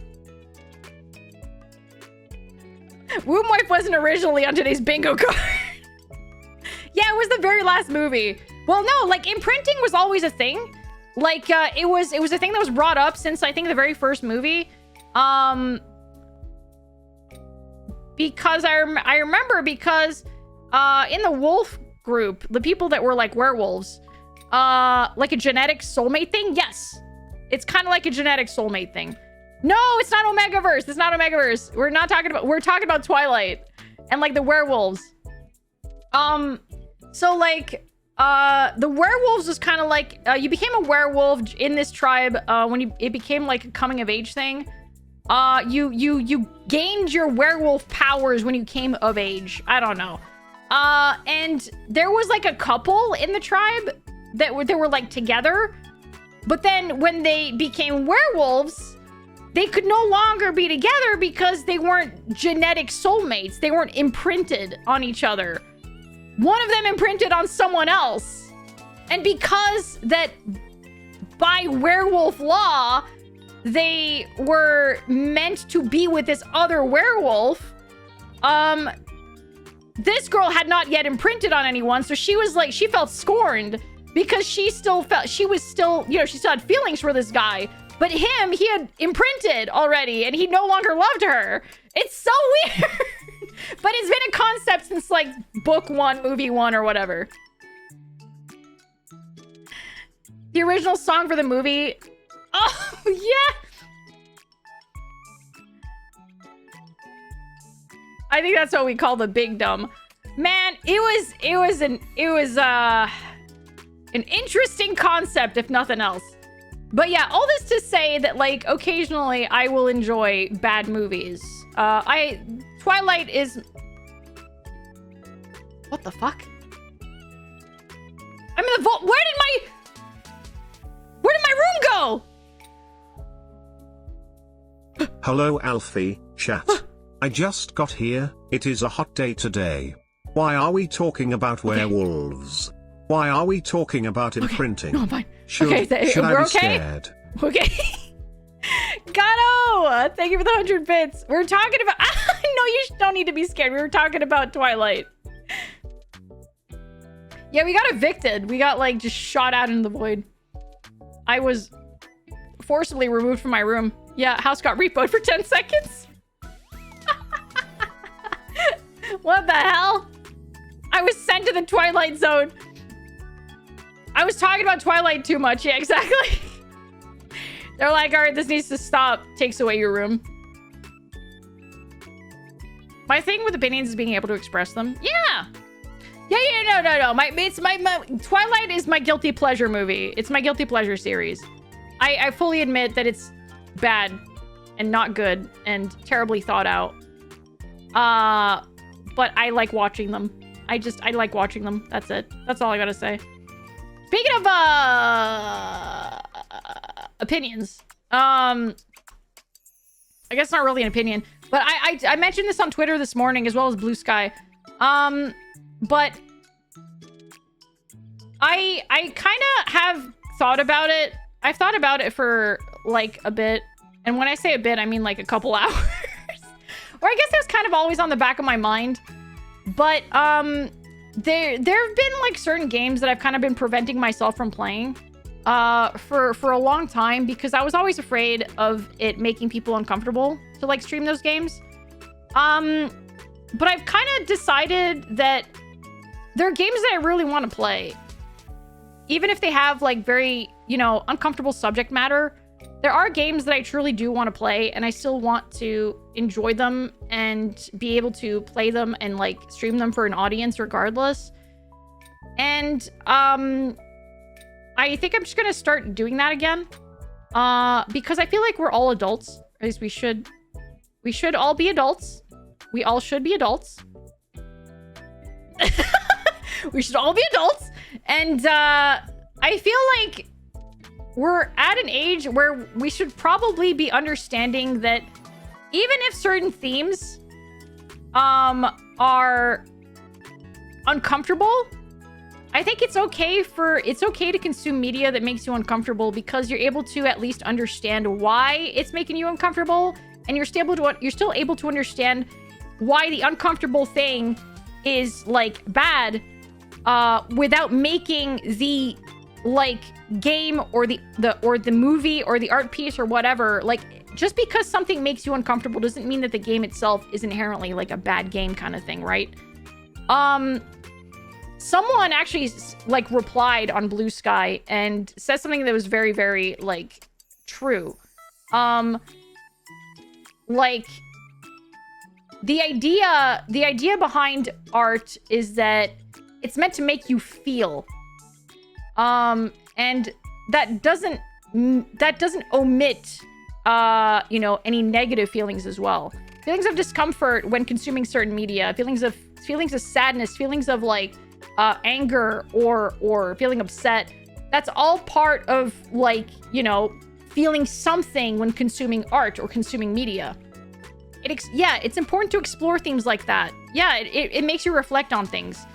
As we all know, like life isn't, roses and strawberries and whatever the frick you want to call it.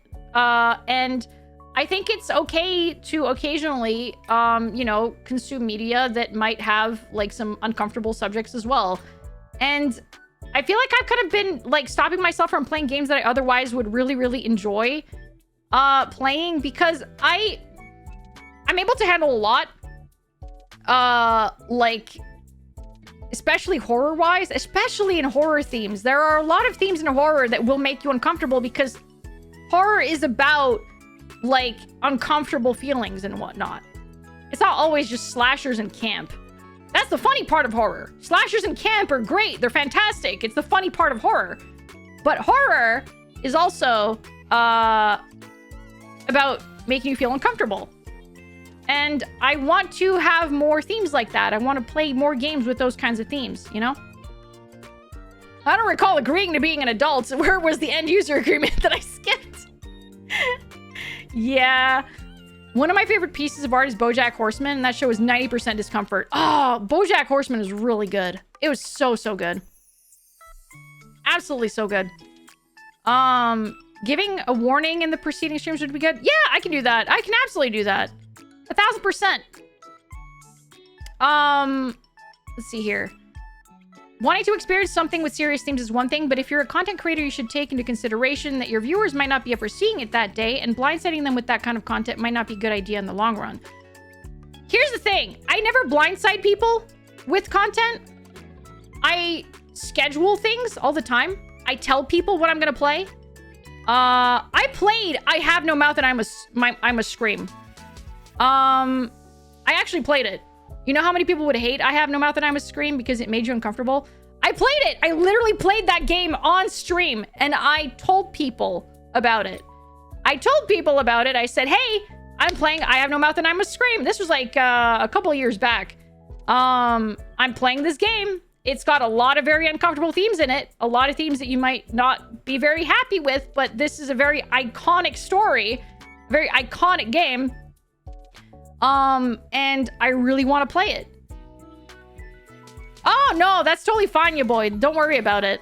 But I am definitely someone that will absolutely, like, explain to people before I play a game. Like, I'm playing this game. It's got these themes in it. If that's not your cup of tea, feel free to skip out on that one. That's a-okay. I will not be upset, and that's super understandable. But I also don't want to deprive myself of playing certain games, because I'm someone who enjoys uncomfortable themes, and I don't want to... The biggest thing is, I don't want to change myself,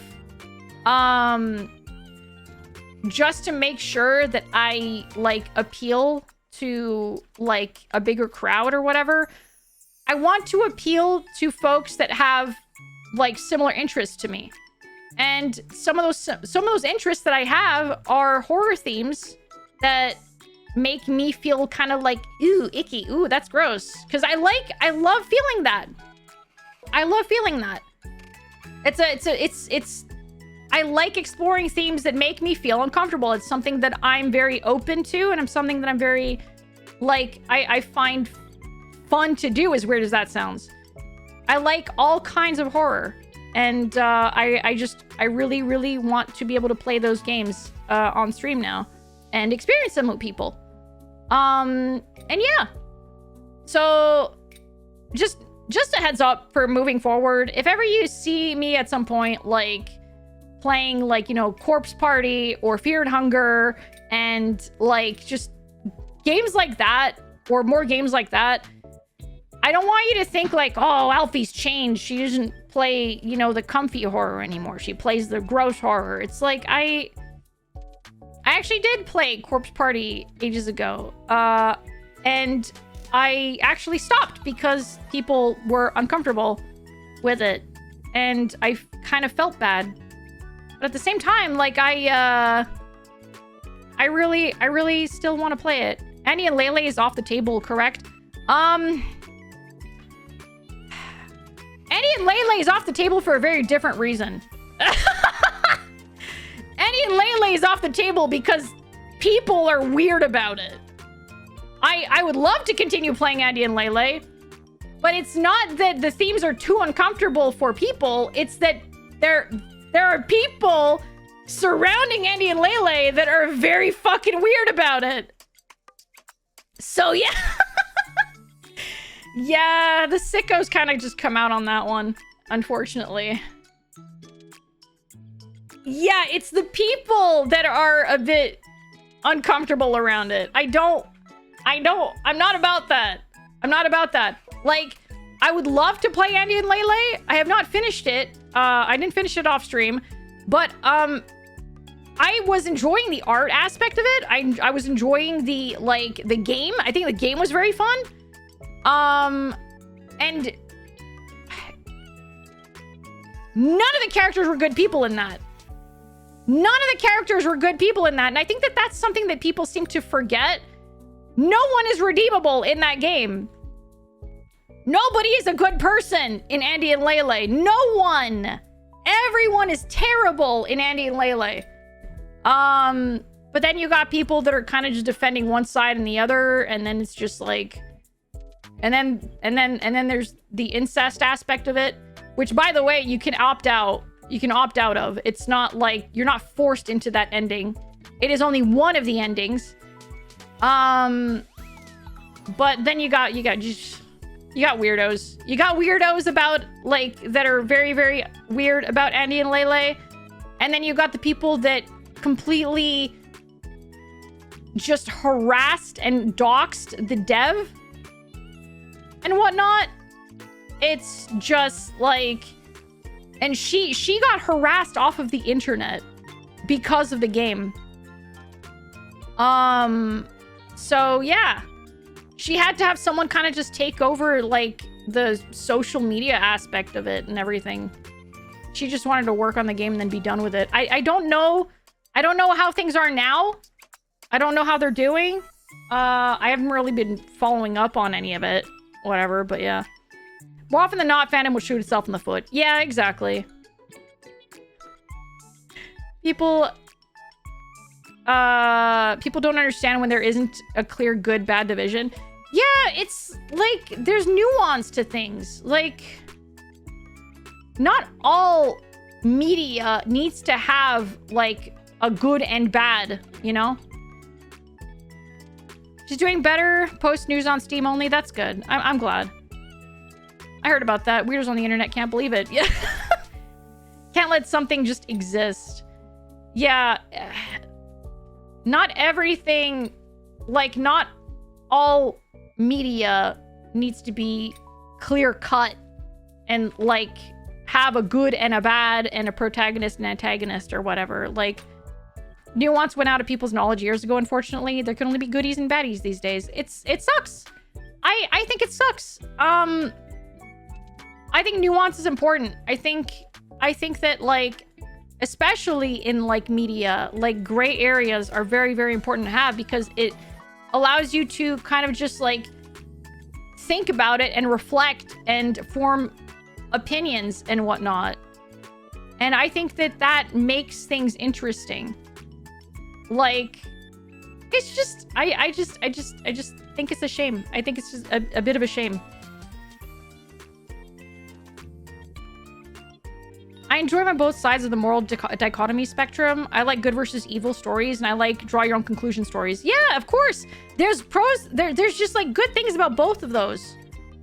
Like, neither of them is bad or worse than the other.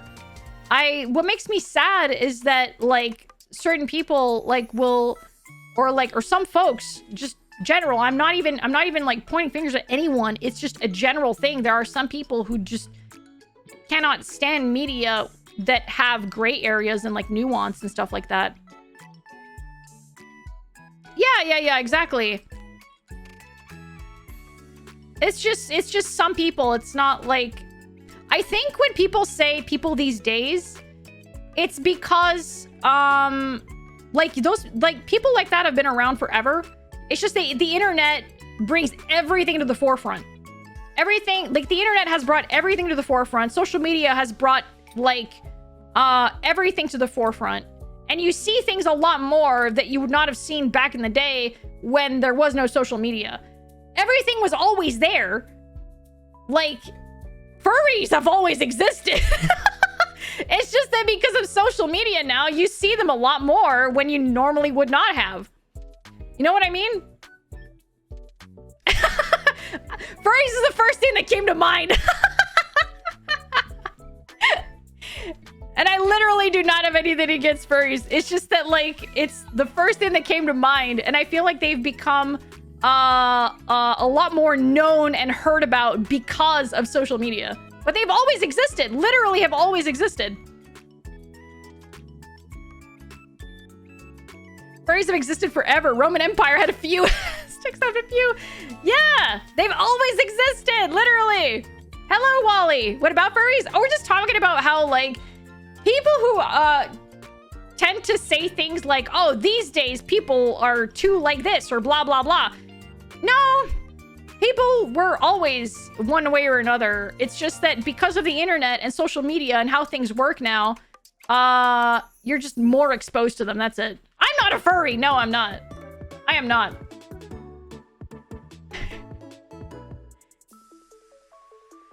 But yeah, furries have always existed. Hey, just because I have cat ears and a tail does not make me a furry. I'm still a human. No.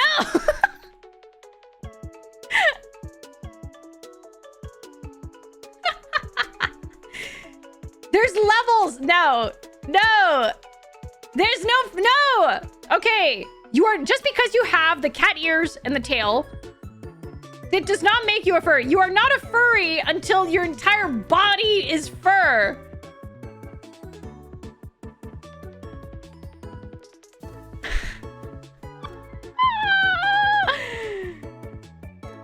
Variant humans are still human. Yes.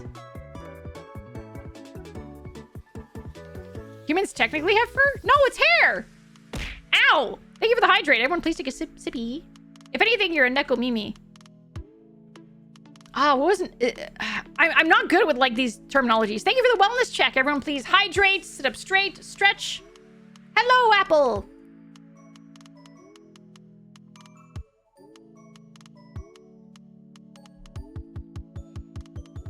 Alfie, that is going feral. There are levels. Source, furry friend who dropped me the lore. Neko Mimi is cat ears. Yeah, but it's not furry. It's not like purely furry, right? Thank you for the headpad. Thank you. Feral Alfie. I am not feral. Neko Mimi means cat ears in Japanese. It's a catch-all term to describe humans and anthro features like ears and tails. Yeah. When you go like full furry with like the snout and like the paws and the paw pads and all that, I feel like that's like full furry. I think kimono Mimi is a different thing.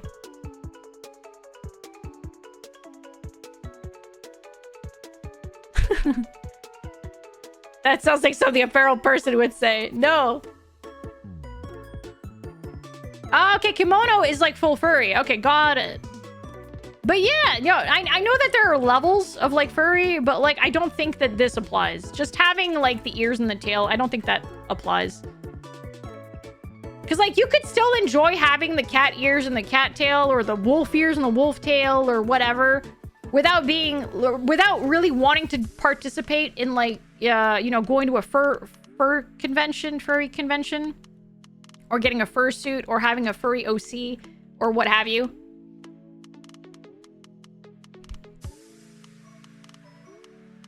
Neko Mimi Alfie sounds like a boss fight.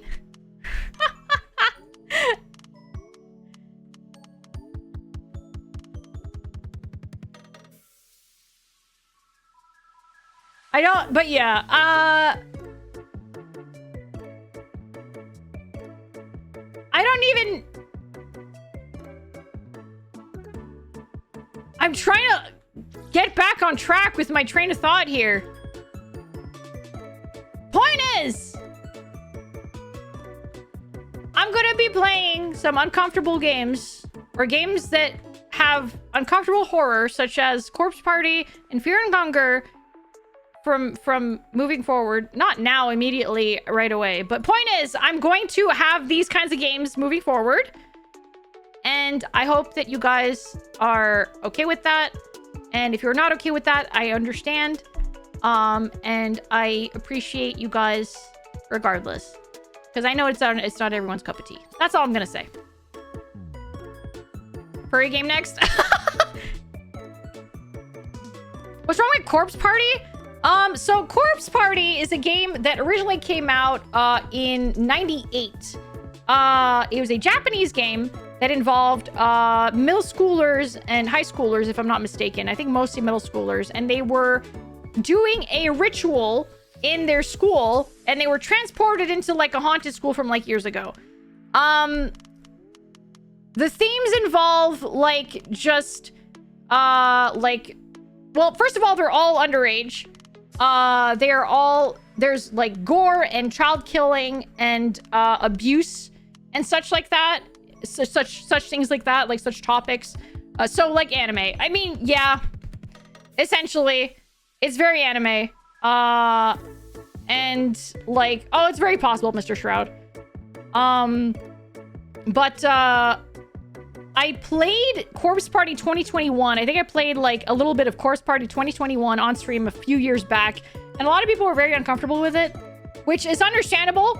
But I actually stopped myself from continuing because I was worried about how people would, you know, react to me playing the game. But I have played Corpse Party, before, like ages ago. I think I played the one that was, done as like an actual, like, you know, copy paste of the original. I can't remember what it was called. I think it was, let me quickly check here. Corpse Party Rebuilt. I played Corpse Party Rebuilt ages ago. It's like maybe like a 2 to 3 hour game. And that is the one that is like essentially like a remake of the OG so that it would be like, you know, properly translated, but it is as faithful as it is to the very original one in 1998. And that is the one that I want to play. I don't want to play the 2021 one that came out. I want to, like, it's on Steam. I want to play Rebuilt, the one that I played ages ago. And that's what I'm going to play. And if ever I want to play the 2021 version, because that one has full voice acting with much better art, and I think the mechanics are a little bit different as well. I would do that. Did you ever play the Outlast games? I think I tried playing the first Outlast, but I didn't like it. Not because the themes made me uncomfortable, but because I hate looking at shit through a fucking camera that I need to put batteries in. And it's in night vision like 90% of the time, and I think I was just getting irritated.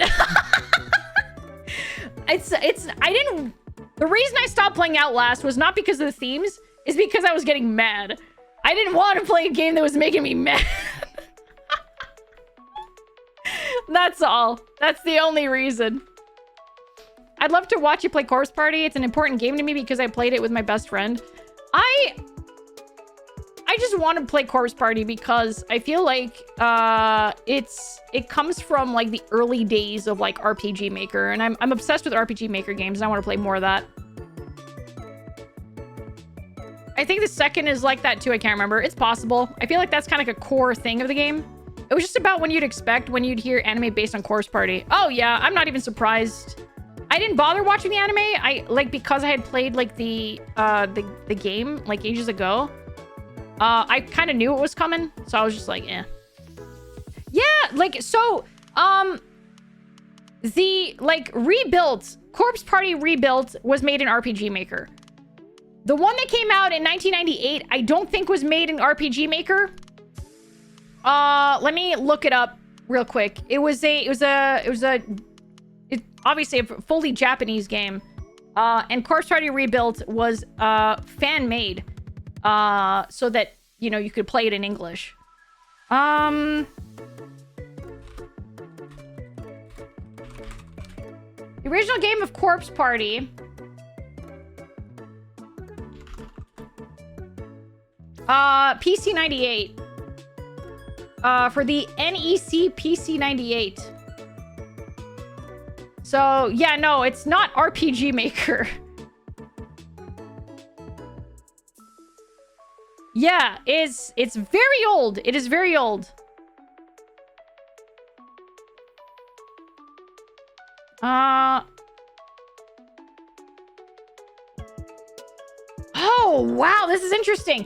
In 1992, a Japanese publishing group called ASCII Media Works released a program called RPG Tsukuru Dante 98, the first iteration of the game-making tool RPG Maker.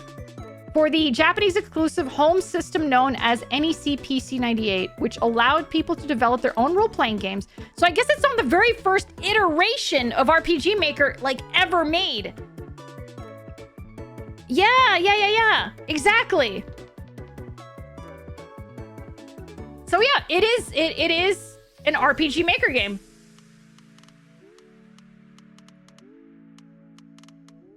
That's really interesting. That's really fun to learn. But yeah, one day I plan on playing Corpse Party Rebuilt, and then maybe I'll play the ones that came out afterward, like on Steam, just because, like, I think it'd be really interesting to do. I think it'd be fun. But yeah, so Fear and Hunger, Corpse Party, a bunch of other, like, old RPG Maker games that I really want to go back and play. I think there's the entirety of, like, the what was it called? Like the Strange Men series, like the Crooked Man and like the Boogeyman and like all that. I don't remember what the series is called, but like that series of games. The Sandman, yeah, exactly, yeah. The Man series. Yeah. But yeah. Okay, cool. Thank you. I'm glad I got that out of the way. Strange Man series. I think that's what it was. Yeah. I'm glad I got that out of the way. I'm glad I was able to just, like, mention that. And again, if you guys aren't, like, super into that, that's okay. That's not to say that I'm gonna stop playing, like, other comfy games and, like, fun games like Midnight Walk and, like, Do No Harm. I'm absolutely still gonna play all those games. It's just that I'm gonna add the other games to the roster. But yeah. I got a game to finish today. Goddamn. We've been just talking for a solid 2 hours. Holy shit. I think it's time to play a game. I'm gonna boot this up now. Time has flown by. Gosh.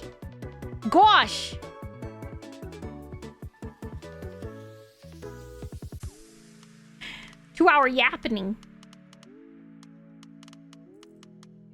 It'll be more of a comfy whiplash instead of a stable ride. Yeah, exactly. I think that a nice whiplash every now and again is a good time. I think that whiplash is good every now and again. Cheese tteokbokki? What is that? I don't think I've ever heard of that. All right, I'm gonna pause this. Train's gonna go take a little nap. Oh! Alfie love.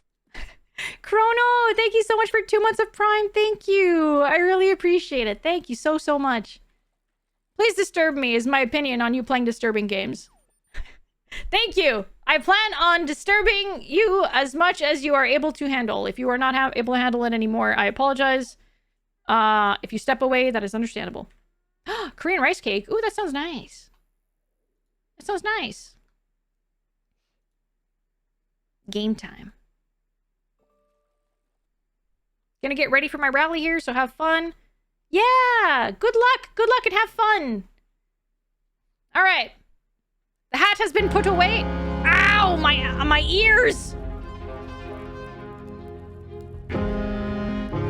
All right, I'm good.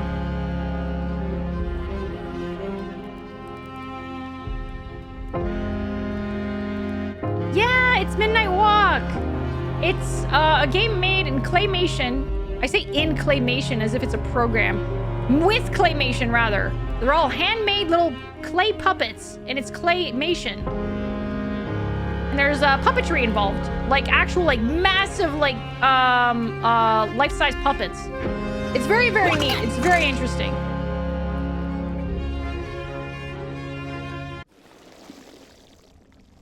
The soundtrack is so good! You can actually listen to the soundtrack,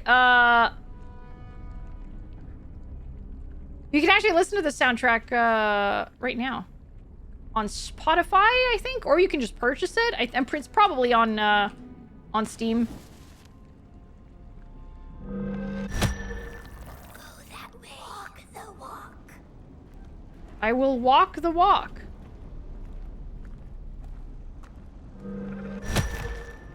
Follow the fire. I will follow the fire. Ugh! Oh. Let the light guide you there.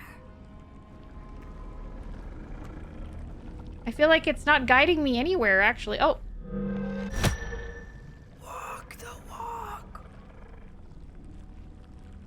Claymation is so good.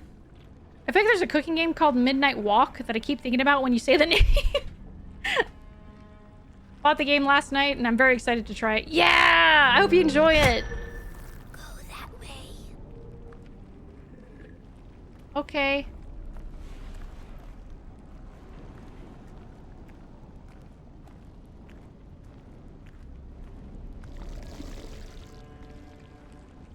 I will go that way.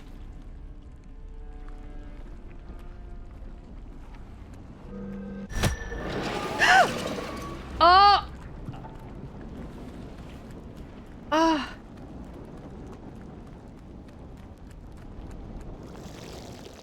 I will go this way instead. Oh, thank goodness. Okay, good, great, fantastic. Oh.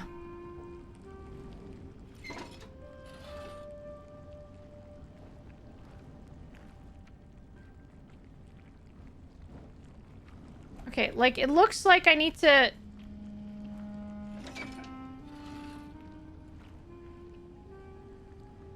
Okay, is there a...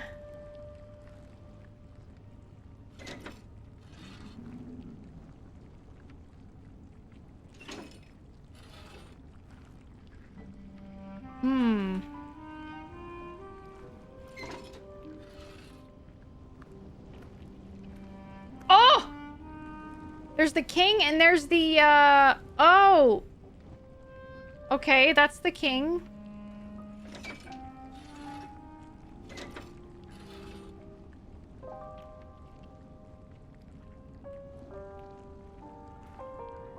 I did it! She left.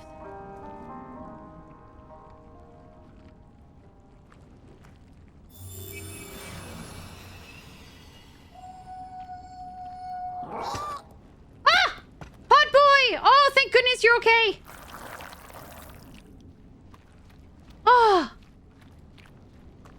I love shadow puzzles. They're so expressive and it's easy to miss out a cool detail. Yeah!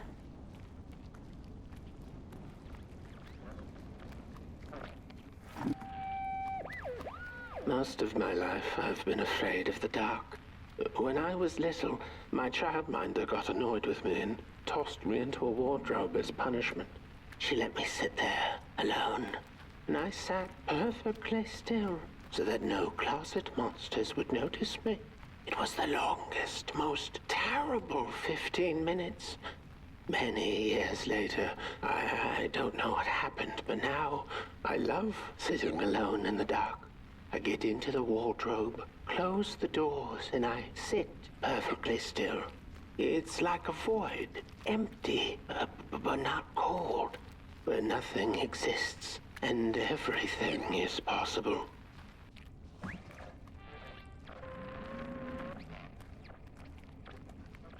Hot boy! What are you doing? Come over here. We're leaving this place. It's time to go.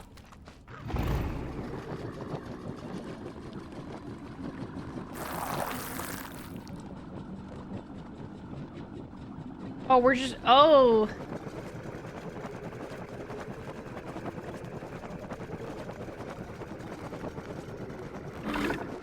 Oh, please go fast! Oh, please go fast! Oh, please go fast!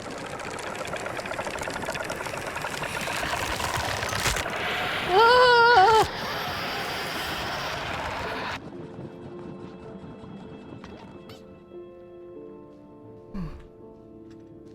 Okay. Okay. Father, pick me.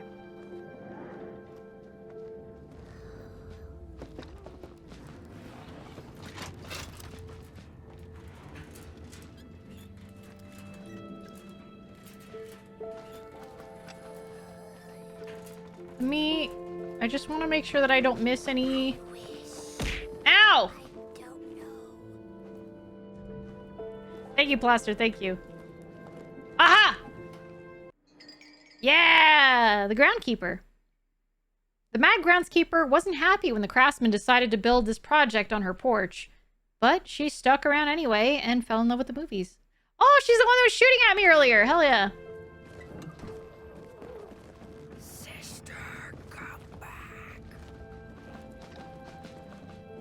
Yeah, there's a lot of people that I feel should definitely play this game.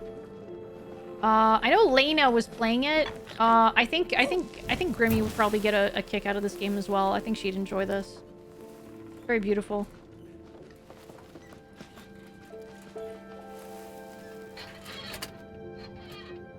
Movie time!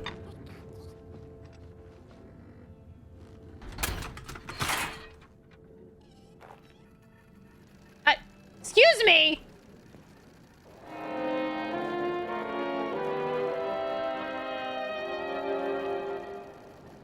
They fought.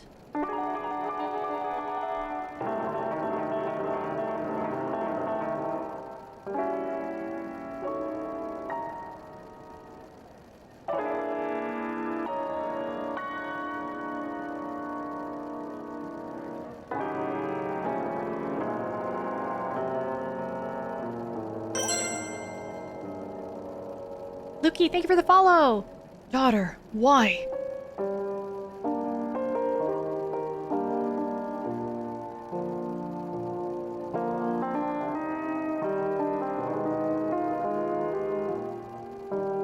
Don't leave me in the dark.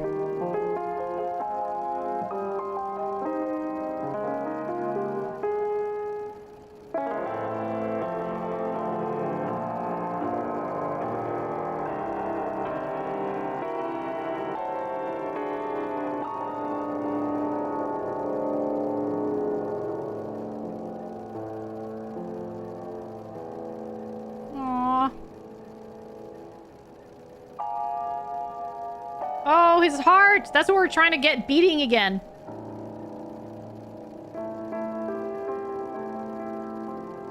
As his fire went, so the craftsman escaped into his hollow creation. The end. We have to light the fire in his heart again. Oh. Isn't that just the way? The father hoped the daughter would fill his heart with fire, failing to see that she needed a fire of her own. His princess danced away, and he stayed behind, cemented in his ancient groove. Oh, the birds are everywhere. Never sated, always craving for more.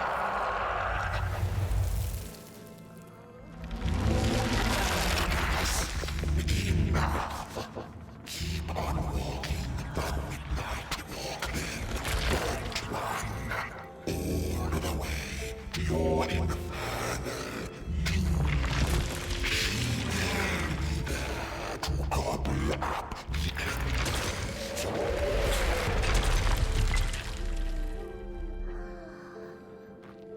I'm curious to know if Moonbird is an antagonist or if he's just a storyteller. Like, it's kind of hard to pinpoint. I can't tell if he wants me to actually go or if he just is there to explain things. You know?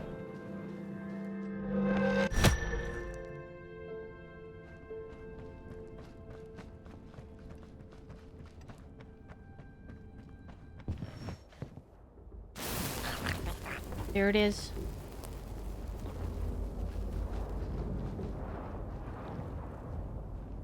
Oh, don't stop now.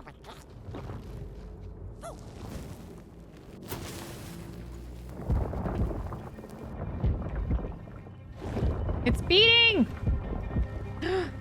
Light it! Light the fire in his heart!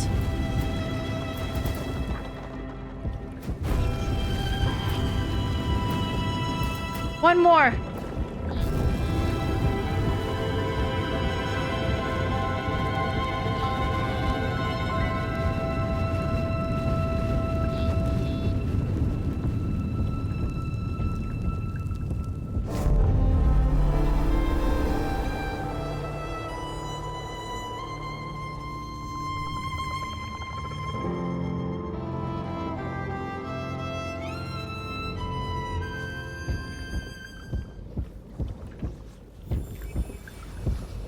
This is the good kind of heartburn.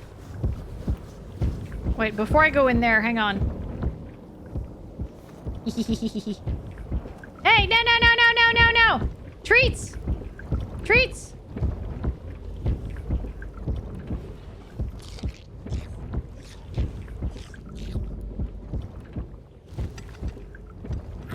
Yeah.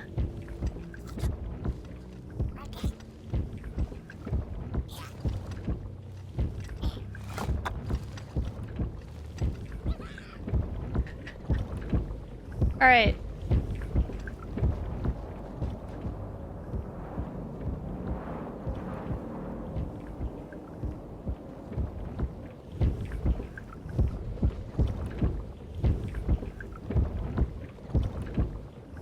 He's floating.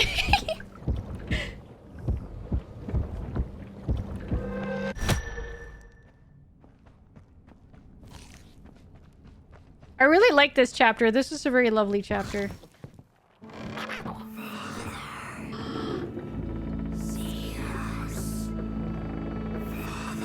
Oh, he sees all his daughters.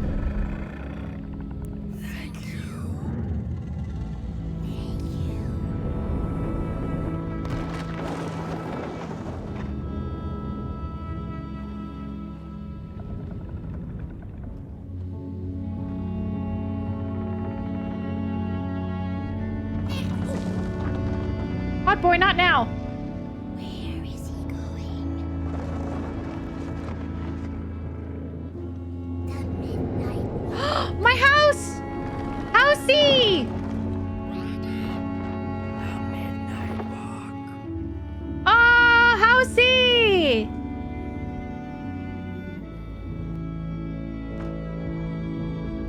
We can get back and enjoy our house again. Yay! Oh. What?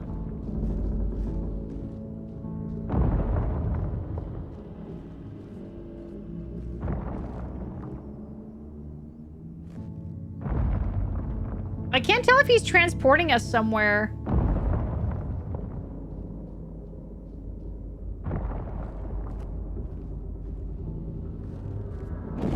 Ah!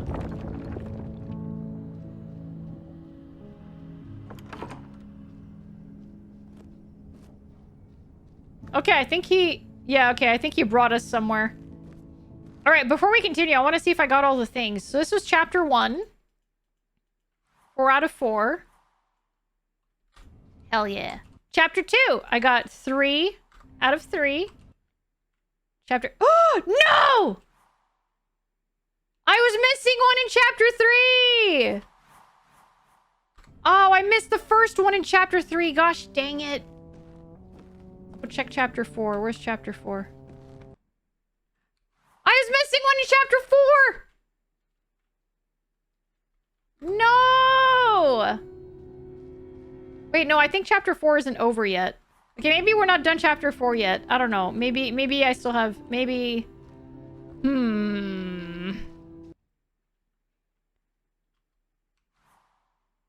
Okay, so I missed the first page, but that's fine. So I think we watched 4 of 15.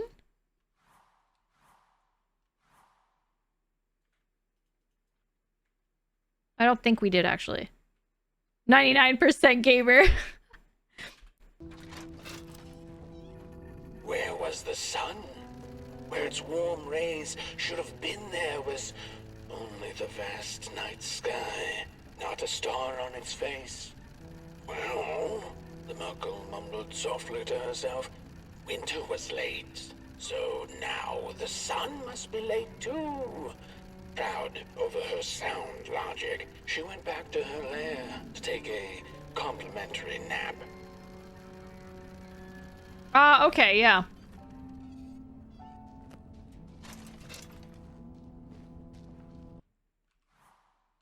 So that was for number 5 now. The Mocking Night Sky. The Mughal had taken a nap that had lasted. Okay, yeah, we'd seen this one. decades.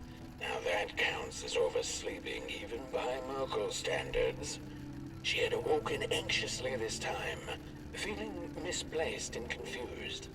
The confusion grew further into panic when she was greeted not by the sun's life-giving caress, but once again by the silently mocking night sky.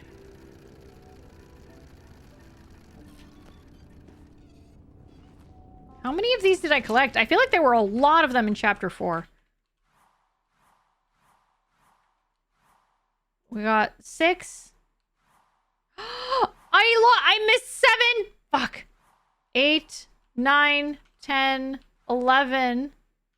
Craftsman's Heart. Oh, fuck. I missed number 12 too. Ah, jeez. I'm missing so many chapters. Dang it. All right.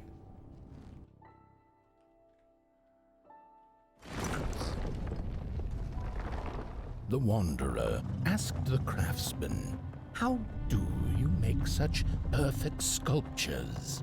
To which he replied, "Oh, there's nothing to it really. I go into the dark woods. I find the sculpture already waiting inside a tree. And then it's just a matter of carving it out." Oh. Is there a way to go back and get them? No, I don't think so. You can't backtrack in this game. It's pretty linear. All you can do is move forward. Where'd my house go? Where'd Housey go?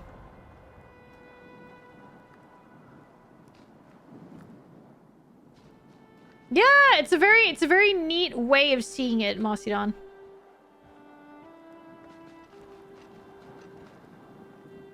See the sculpture within, yeah.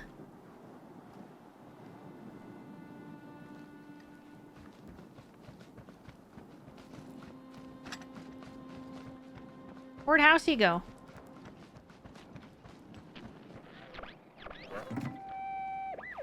When I was a child, I exchanged letters with a monster in the woods.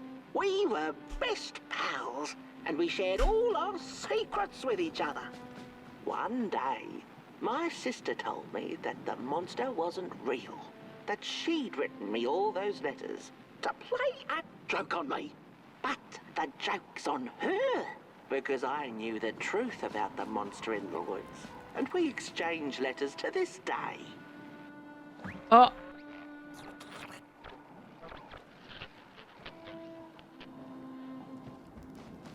Unless it's his sister that has continued. Tale of the Dark. Oh, what is that?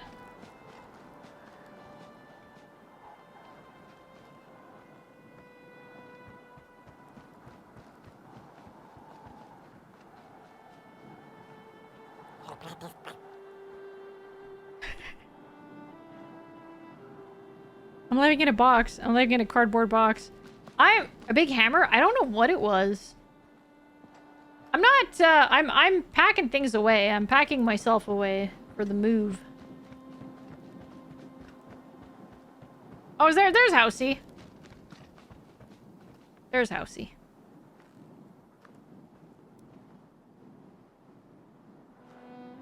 Oh, is that the soothsayer? Hark! Not very far now. Not very far. The flame longs to be free. Caged, it cannot truly burn. How beautiful. How tantalizing. It is simply the way of fire. It is what it is. I think I can... There we go. Is Hey, Lady Mortis! you must release it. Hello, Raiders, hello! Welcome and welcome! What were you up to today? Lost Judgment! Oh! Heck yeah! I have that in my library. Everyone keeps telling me that I should keep playing it, but I think that's like the second? I think it's the second game in the series. I think there's 2 Judgment games. But yeah, stream is going very well, thank you. I hope you're also doing well. I hope you had a fantastic stream. I hope you had a very good time with your community.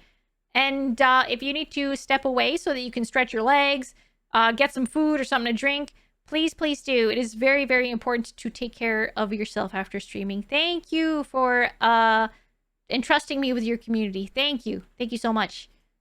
Judgment is first and Lost Judgment is a sequel. Yeah. That's what I thought. Yeah. I gotta get around to playing those. I do. But thank you so, so much. We're continuing Midnight Walk today. I'm hoping to finish it. We just started chapter 5. And there are 6 chapters in total. So I think we're going to be finishing it today. Yeah, no, it's a steep price. It is a steep price. The soothsayers have spoken. Okay, goodbye, soothsayers. Where's Potboy? Got a raid and run, but I hope the rest of the stream goes well. Thank you! Thank you very much. Take care of yourself!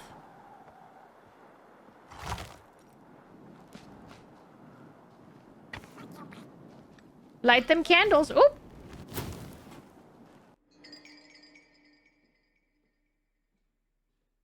A midnight walk. And so it was that the burnt one and a small flame took a wander down the midnight walk.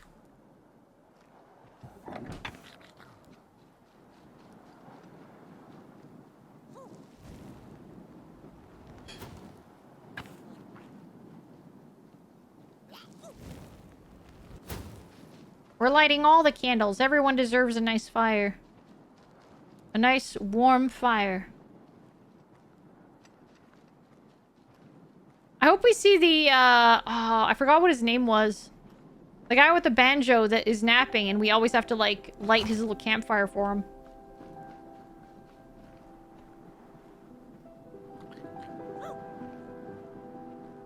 Soulfisher, yeah! Oh, I can't light these candles. Interesting.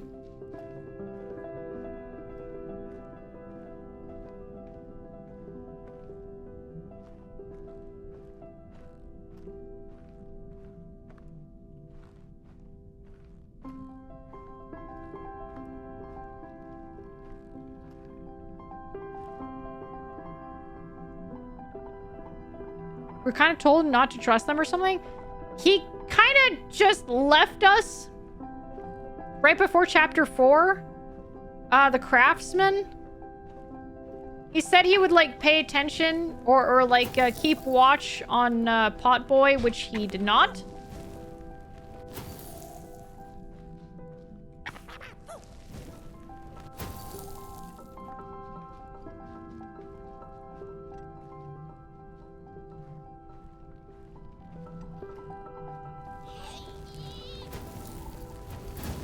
Yeah!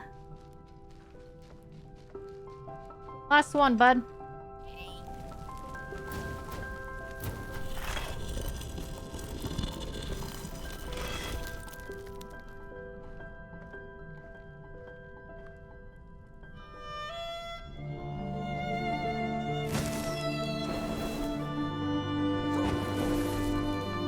Oh, he's just lighting everything! Yeah! Look at him go!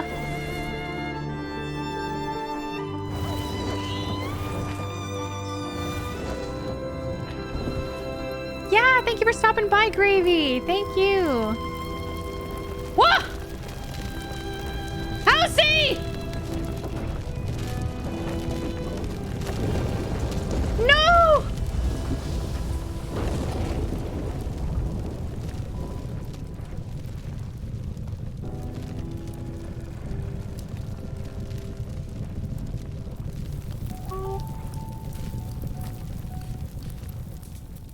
Oh, Potboy. Oh, no.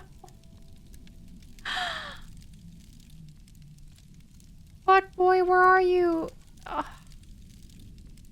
He just wanted to do what we've taught him to do this whole time. He was so happy. He's like, oh, I'm gonna light all of these candles. It's okay, Potboy, it's okay. It was an accident.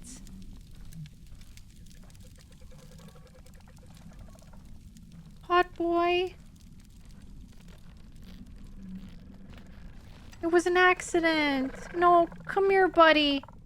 I don't like the monster sound. Pot boy! Get away from the edge!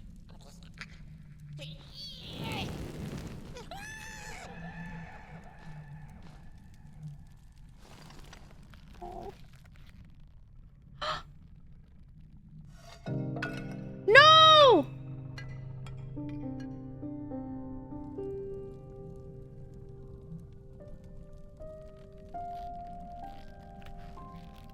No, no, no!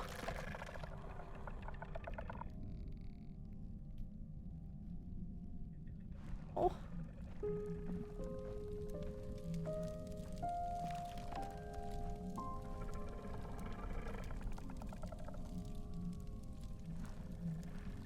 Hello, Pa.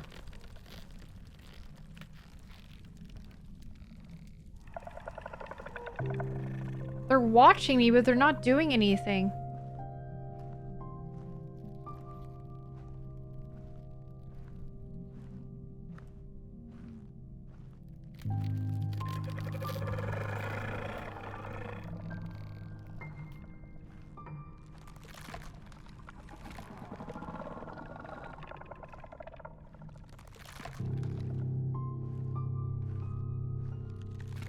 Huh.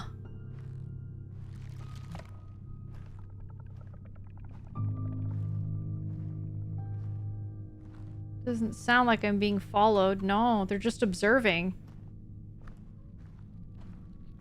I wonder why. Oh. It fell in a pit.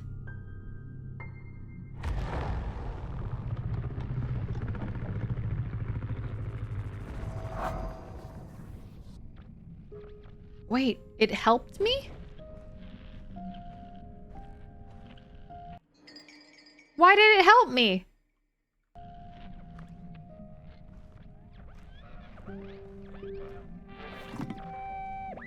When the nameless maker lost his creation to the dark, he went back to the great drawing board. In his desperation to regain control, he made an attempt to sculpt the face of the dark itself, something he thought he'd glimpsed in his nightmares. But the face wormed itself out of his mind's eye, and instead his twisted sculptures came alive, grinning and many-legged. Thus, the grinners escaped and seeped into this world, as a reminder to the maker that there is always something to smile about, even when things don't go the way you hoped. Yeah, I'm starting to think that the dark was only assumed to be bad. Maybe it wasn't, actually. Oh, the thief! The girl loved the fire. She stole all the town's matches, lighting them like many little stars of her own. If only the village had seen the sorrow she was carrying before it was too late.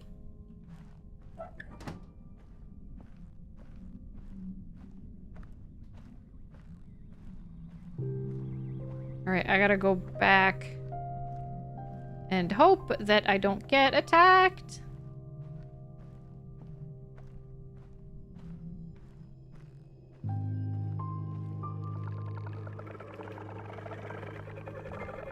Oh, those are just candles. I thought that they might be one of those things that have, like, a thing in them.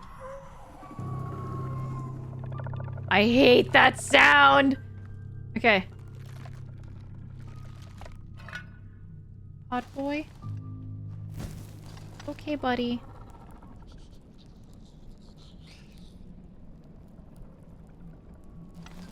It's okay, buddy. Aww.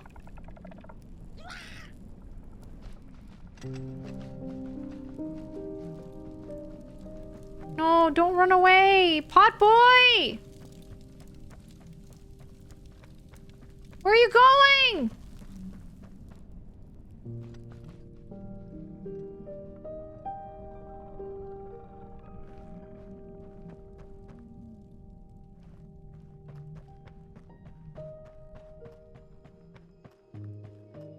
Yeah, the shard is different. I think it's because... So, like, it looks like his body is more like cooked clay, like dry clay. And that shard that fell off, it looks a little bit more fresh, like wet clay that hasn't been cooked. There he is. Stained with darkness? Maybe. Whoa there. You look like you're about to move a mountain. Where you going? That's what I get for trying to get in the way of a flame and its destination. Let him walk his walk. Ain't nothing gonna stop him now, looks like. Fairly well now, Bird One. You're going to Moon Mountain, and that walk is for you alone. You have a tough decision ahead of you to make. Do I? Just like the ones who came before. But they're all long gone. In the end, all there's left to follow is your own heart. Well, looks like Potboy was doing the same thing. He's following his heart.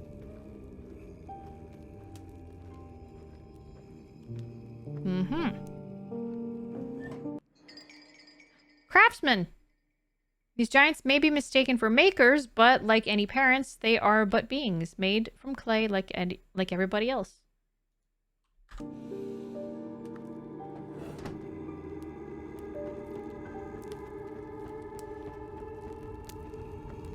Hurry now. Go catch up with your little spark before the dark does. Hurry now. Go catch up with your little spark before the dark does. I'm going!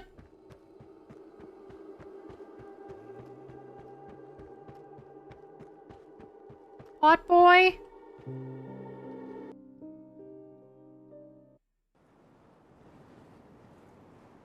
He needs some time to process and grieve, maybe. Potboy?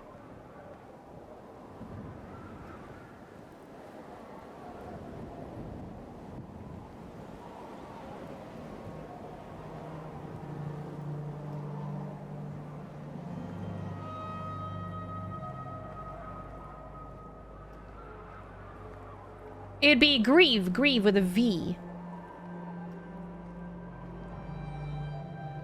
Do I see a skeleton face back down there? Oh, it might be on a flag.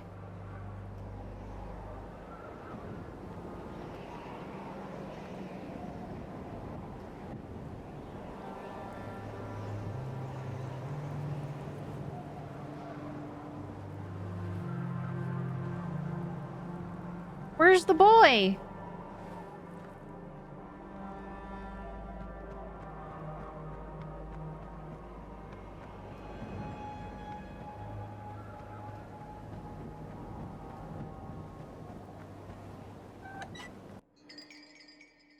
The end.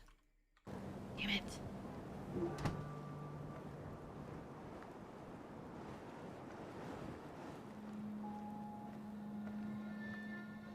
When I was a child, I exchanged letters with a monster in the woods.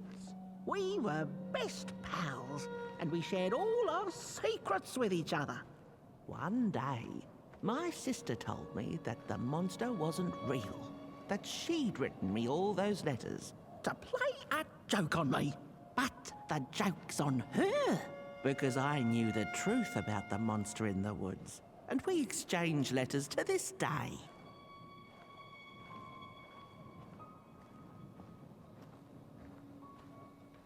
Oi! You the caretaker of this little fireball? Yeah. What were you thinking, letting him run off? Don't you know how precious he is? Oh, yes you are. A real sunbeam. I didn't want to... Oh. Took the sun away. We Merkles used to ask until it finally ceased to matter. Night skies like these. Trouble seems so far away, doesn't it? I mean, isn't this just... exactly my point? I used to be afraid of the dark. So much so that I became obsessed with these huge electric lamps left behind by the craftsmen of old. Couldn't pry myself away from them. I'd sleep outdoors and under their blinding radiance. One day, I woke up to the noise of quivering planks and nails. And would you believe it was my own house leaving me? It had gotten so restless it grew a pair of legs, took a name, and went on a hike. Housey was its name, bless its soul. Houses have no imagination. But I bet it had a grander adventure than I could ever imagine. Oh. No. Pot boy, it's okay. This No! little flame is your home, burnt one. Keep him nurtured and safe, and you'll always find yourself in the right place. Through the rain, in the dark, and over Moon Mountain. Look at those stars burning like so many candle lights. Isn't this enough? Light like yours is hard to come by these nights. Some long for it so hard that they go looking for it in the wrong places. Funny thing about the walk. It takes you places, tells tales, but it won't utter a word about itself. They talk like the walk like it's an entity, like it's a being, like something that's alive. Yeah, poor pot boy. Who took the sun away? Who indeed? Look at those stars. Okay, I gotta go burning chase like after so many after candle my lights. child. My poor child who has never had to deal with grief before. There you are. Pot boy, it's okay. Ah! My boy! No!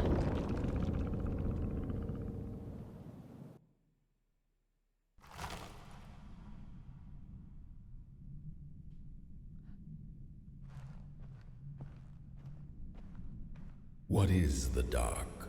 Is it ugly and cruel? Is it a place for monstrosities, for fools lost in the woods?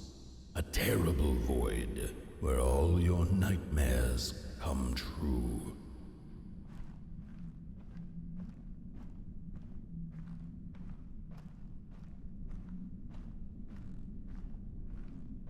The dark doesn't have to be evil.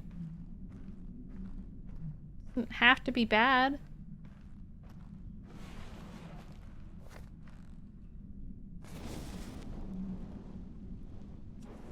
The dark could be a friend, perhaps a space where we might find each other, all of us equal under its cloak.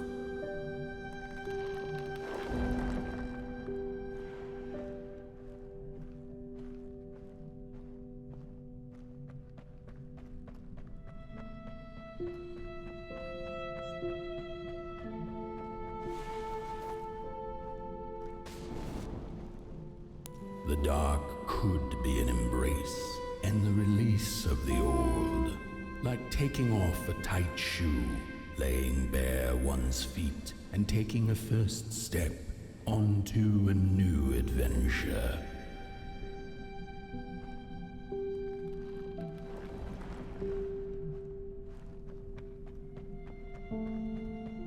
I really hope that the dark isn't an evil thing. It's a thing that happened because the sun left, but... The dark could be a moment of clarity and calm, a break through icy I don't think it's bad. clouds and the shameful stories we tell ourselves that fetter us to the clay and mud.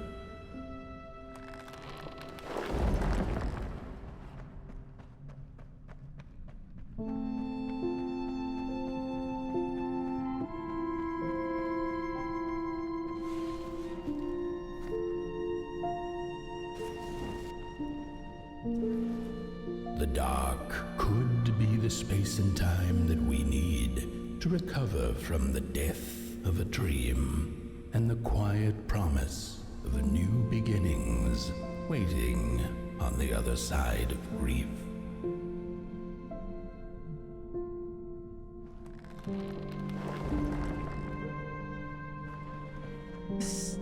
It's... Everything about this game is just so beautiful.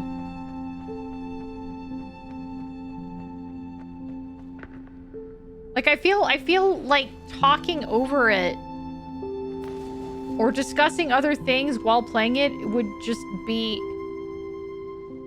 not In the fitting. end, the dark remains a mystery, its secrets locked away behind the stars. But one can rest assured that it is always there, watching, patiently waiting for us to enter it, with fire in our hearts and with eyes wide open.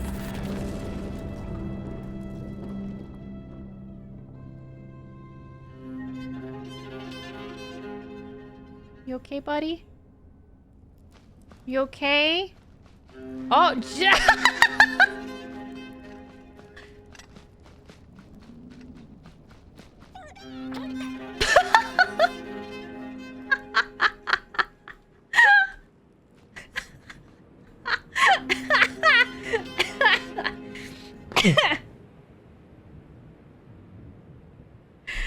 He's fine. He's fine. You're okay, bud. You're okay. Did a little dance. Did a little jig. Tale of the Moon Mountain. Oh! We're on the final chapter. Okay, so that chapter was a short one then. There's the soothsayers. You've arrived. Hark. Your fire is dying. No, it's not. But the last embers will light the final fireplace and send your pot boy home. Can you do what you must? Naturally, you must. It is destined, and you will be loved and forgotten. I'm starting to think that, like, you're gonna have to make a choice of sacrificing Pot Boy to give the sun and the fire back to the world, or keeping Pot Boy for yourself and keeping the world in darkness. I feel like that's where this is leading. Because they're talking about, like, oh, making a choice and whatnot, and how everyone else had to make a choice as well, and The soothsayers have spoken the last words. It has been an honor to watch your journey to the work table's edge. Now go and burn. Burn.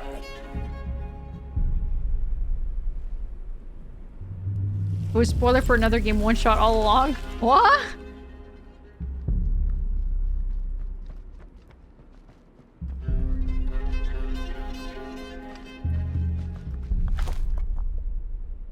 Why are you hiding? Oh, there's a crawler.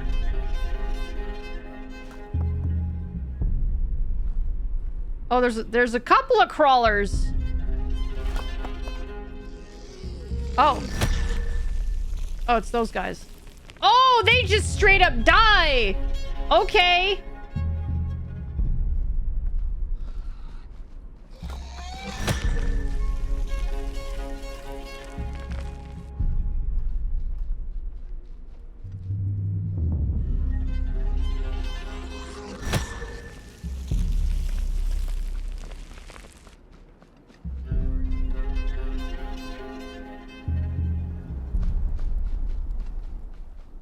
Should play One Shot now that the non-doxing streamer safe edition is out for PC.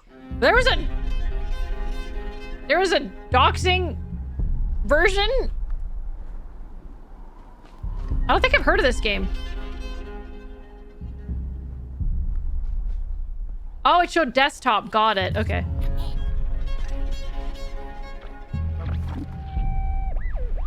The first two-legged beings did prosper under the first sun, but it didn't matter how much they bathed in its light.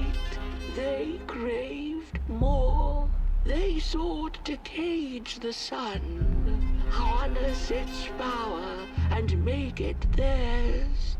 But the makers in their foresight had put the sun far, far away. So far that no creature could reach it. That's why, in their desperation, the two-legged ones began to collect matches, lighting them like minuscule suns of their own.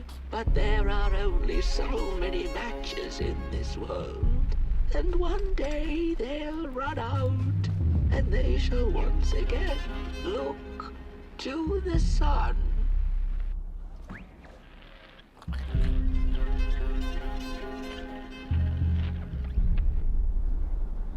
World Machine Edition has its own virtual desktop. Okay, interesting. Yeah, if I can play like a fun game that would otherwise like go through my files. If there's a way to play it without that, I'd love that. Yeah. Yeah, thank you, Macedon.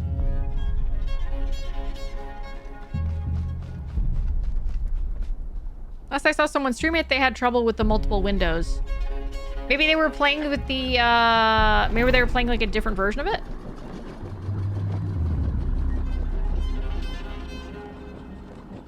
I have the world machine still. Ah.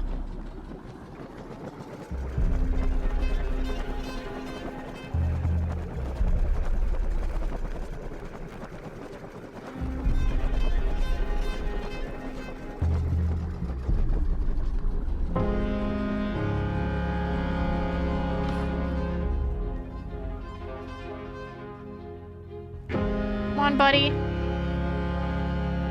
We're nearing the end of our journey. Oh! I think that one has an eye that could... Yeah.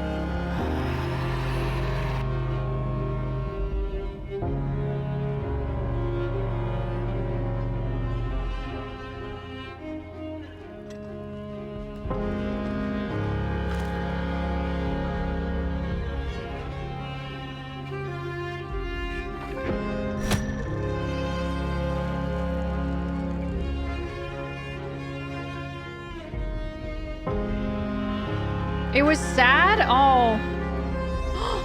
Look, there's a pot boy here. Oh no, they didn't make it.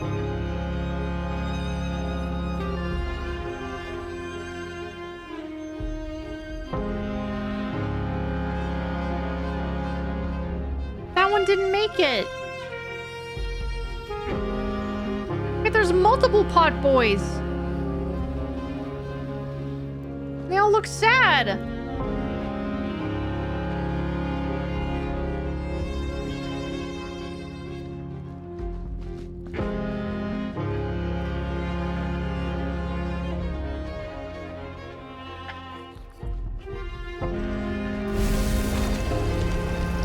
Jeez, no!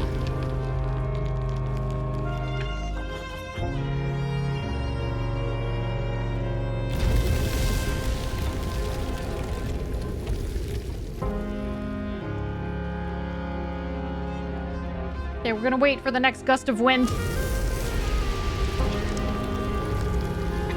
Go!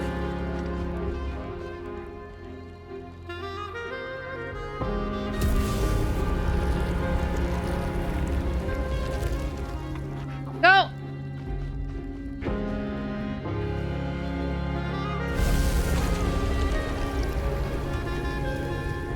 Okay, bud. Get in there.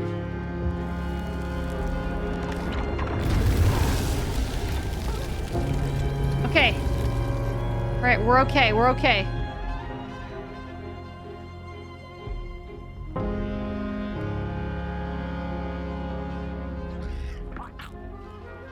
There were many pot boys. Oh my goodness! It's just gone. I had this wretched gut feeling like something was up, like something was on the way, a danger I never could have guessed. I figured that's just how I always feel, and my worries seldom come true. And now here I am, and I have been for some time now, and it just won't come back. I'm thinking, while I had it, I didn't know what to do with it, how to care for it, enjoy it. But if I had it again tonight, I'd probably waste it all over again. What is happening?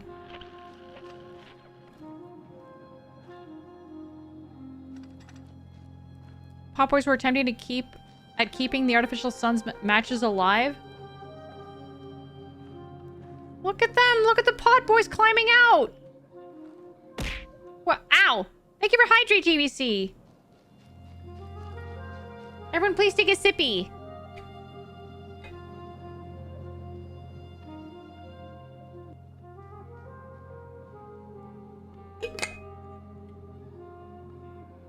So I think that...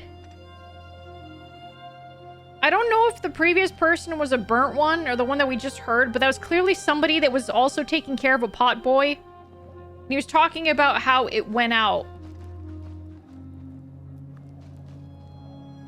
So maybe his pot boy just burnt out? Just like all these other pot boys did.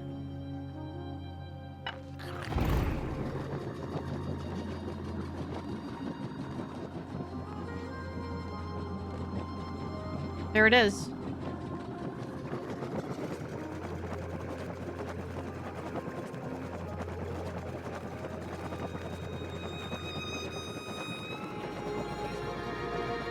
Maybe the burning out is the will to finish the walk? Maybe.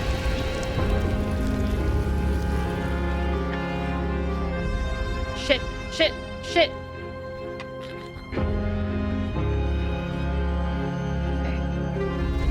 Oh, God. Oh, jeez. Oh, now we gotta go straight into it, don't we? Yep. Okay. Hang in there, pot boy.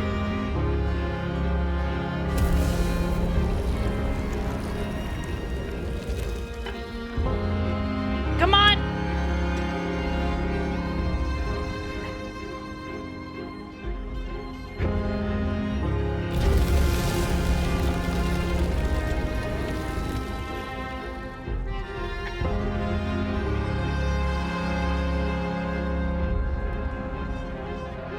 Okay, where's the next one?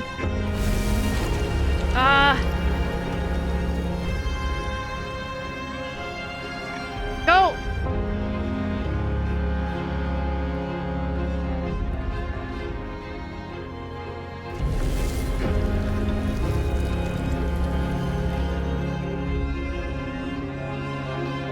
Go! Hot boy, I'm freezing!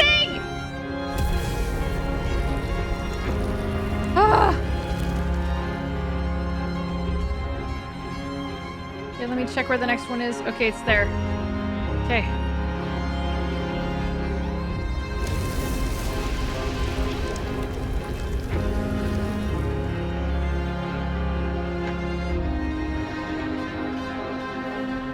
Come on!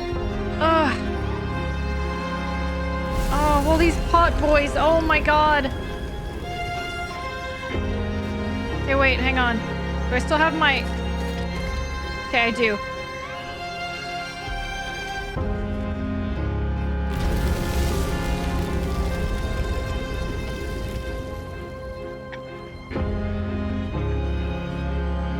Go! Go! Oh my god, you were getting stuck on the fucking polygons! Oh!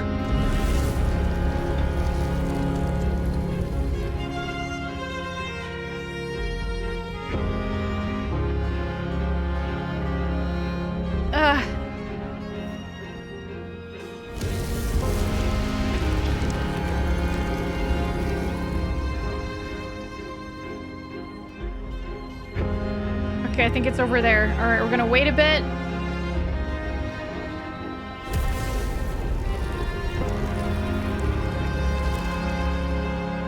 Alright. Over there, over there, over there, over there, over there! Oh my fuck!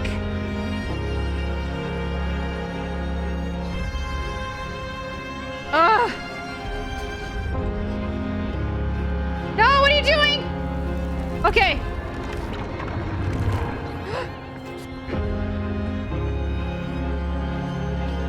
Hot boy! No, don't leave me behind! Where are you going?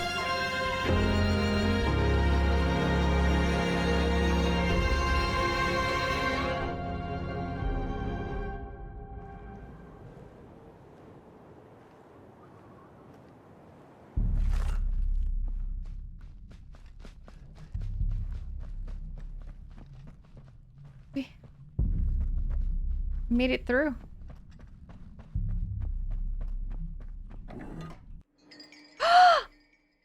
Your little spark, your soul and your heart's will, your friend always.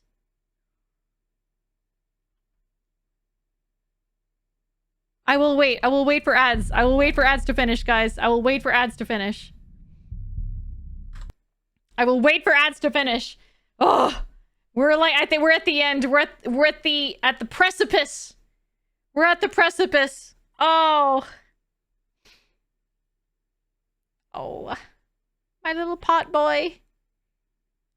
Welcome back, everybody. Welcome back. We made it through. We made it through. Pot boy's not waiting for the ads. No, he's not. We made it through that turbulent, like, those turbulent winds that were threatening to, like, put out Pot Boy's fire, but we made it through, and we're at the mountain. He's running in. He's running in. We gotta follow him.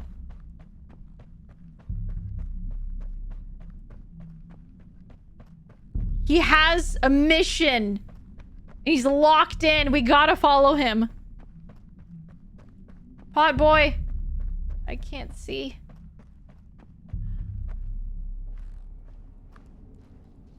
There it is.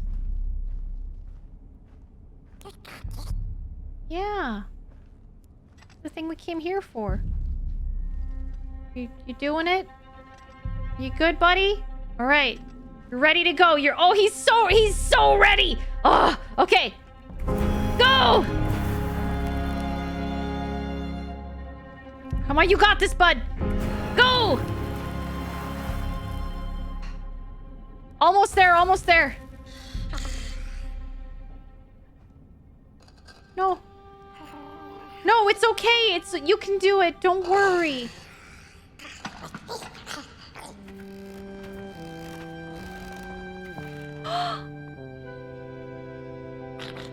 How's he?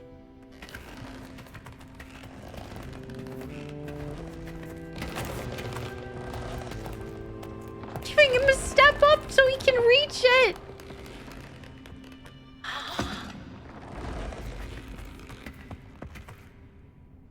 Oh.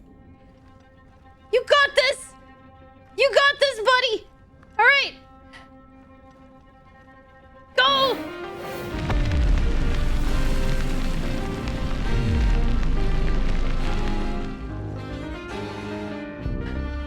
Almost there, almost there. Again.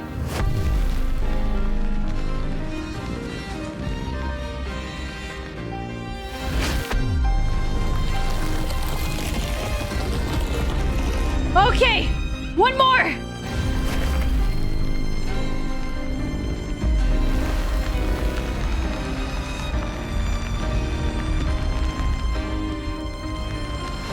You got this. Yeah!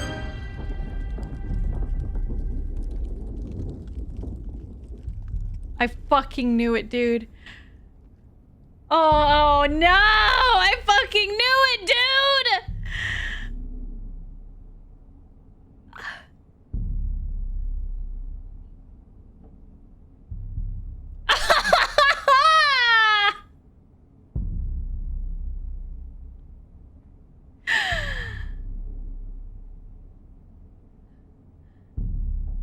Oh.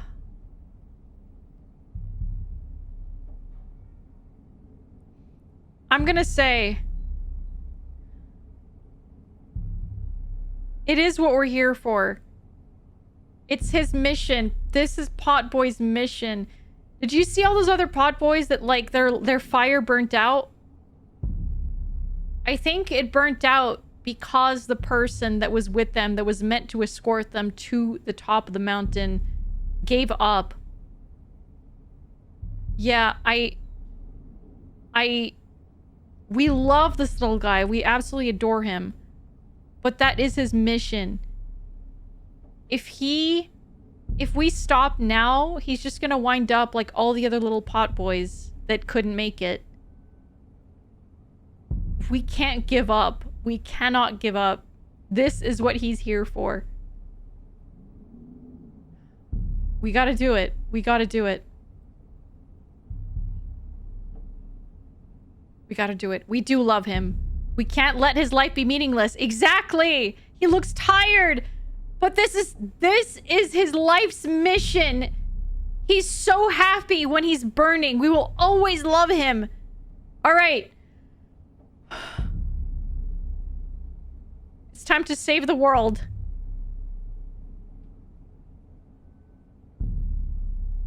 One more. Yes! Do it!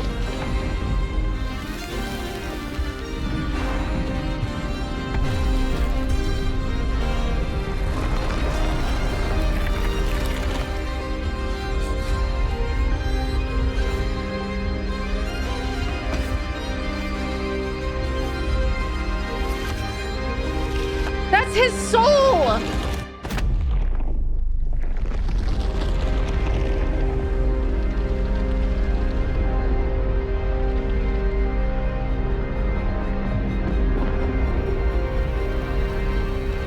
He is the sun!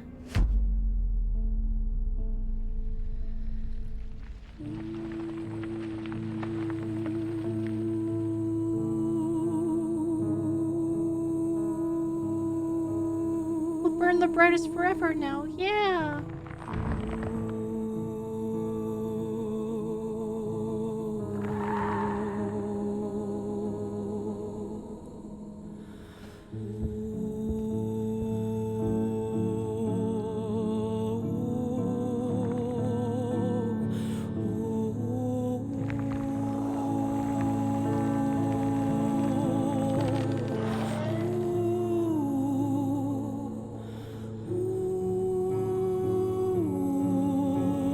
Hello, monkey.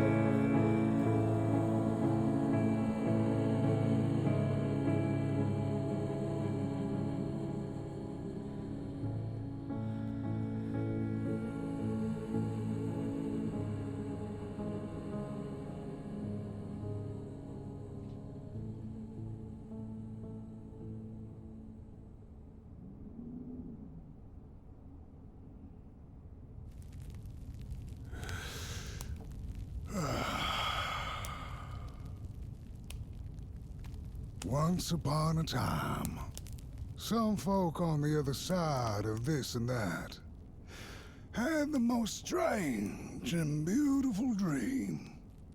I hope that tonight you caught a glimpse of it, and I wish you the levity and grace to smile in the darkest of times Who plays banjo? and on the way down your midnight walk.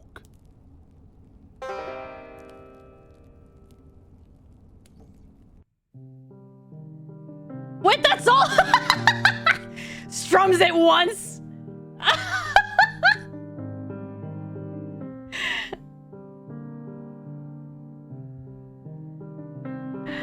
Oh my god.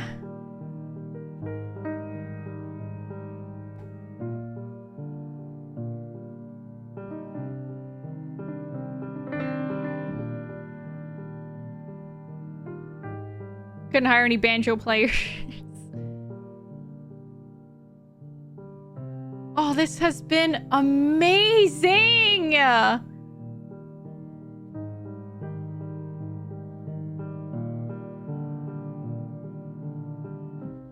Make sure... Make your thing it's gonna be, make you think it's gonna be some sick guitar solo. Just ends abruptly after one note, yeah.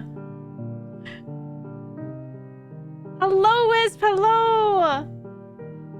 The fact that the ending was so close that this stream was 2 hours of yapping and 1 hour of actual game so far. Yeah, I thought that like the final credits would have had like banjo in it, but I guess not. This has been amazing. Oh, the story, the characters, the soundtrack.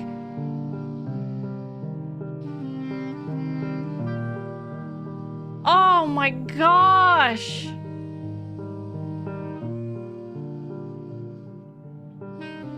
There's still a chance for a post-credit banjo solo. It's true. It's true. I'm watching the credits all the way through.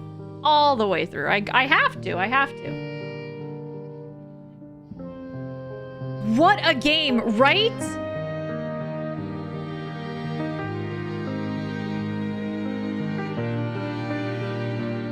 Ah. Oh.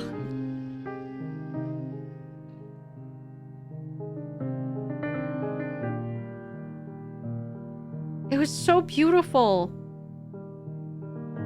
Just every chapter had a very tragic story, but like you could not hate any of the characters, even the ones that were meant to be like the antagonists, like the chapter with the thief and the furnace and everything. You kind of understood why the people were as upset as they were for stealing the fire. Because it did cause them all to die out. Oh. Oh, this game, man. Thank you for the head pats. Thank you. Could the whole midnight walk have been a whole internal journey? I think there is something to say about it having been like some sort of like metaphor, but like I think that this was a genuine like world. You know? They mentioned a dream. They did mention a dream. I guess you could kind of see it both ways. But I really like the idea of all of this being like real. Like how there were creators at one point in time and they are all now their own beings. All of these characters are their own being. They've all been brought to life and they had their own world. Someone put the sun out, but we don't know who and why. I don't think that was ever specifically or explicitly said.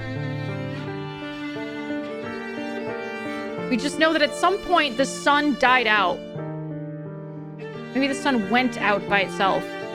Yeah, but the fact that there was like an opportunity to light it, reignite the fire. And they tried. There were always pot boys. There were so many that have tried and failed.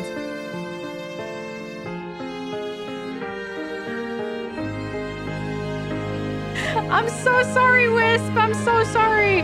But it's a very good opportunity to play the game yourself because, oh my gosh, it is so worth it. I think the fire in Potboy was the character's will to persevere even in the darkest times. I feel like that's a very good analogy, yeah. And like, you know, at the end, deciding to give up because you're comfortable in what you have, or to keep on going and pushing through in order to achieve something new, something that possibly is greater. And I like that. And I love that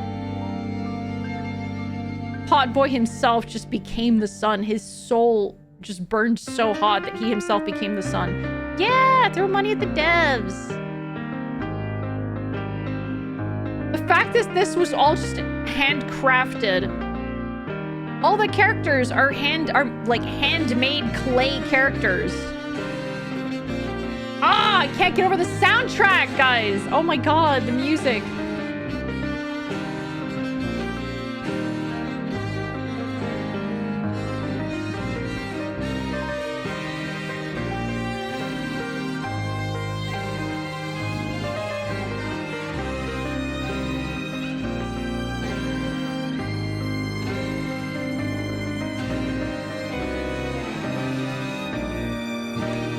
April and May has been crazy with video games. Yeah. Oh no, we have been spoiled. We have been absolutely spoiled. These games have just been so good. Just so good. Right? Where do you even find the time to play all of them? There's so many good games. I really hope that Grimmy plays this game. I really, really hope she does. It's so beautiful.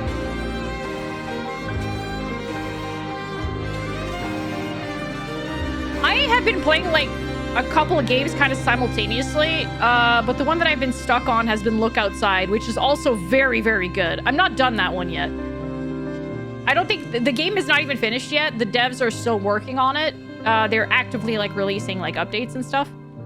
But Look Outside is also a fantastic game. Obviously, you need to clone yourself. Link your mind to however many clones you have as a hive mind and then play all the ones you want to play at the same time. Yeah. Yeah.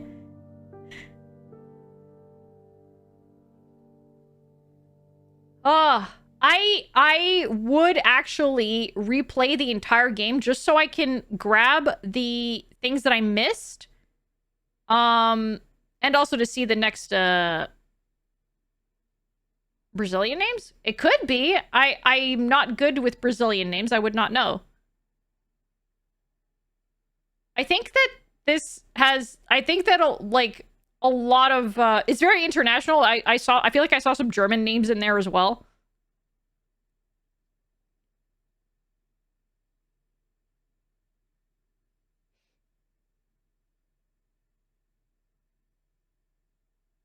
Margot Duval.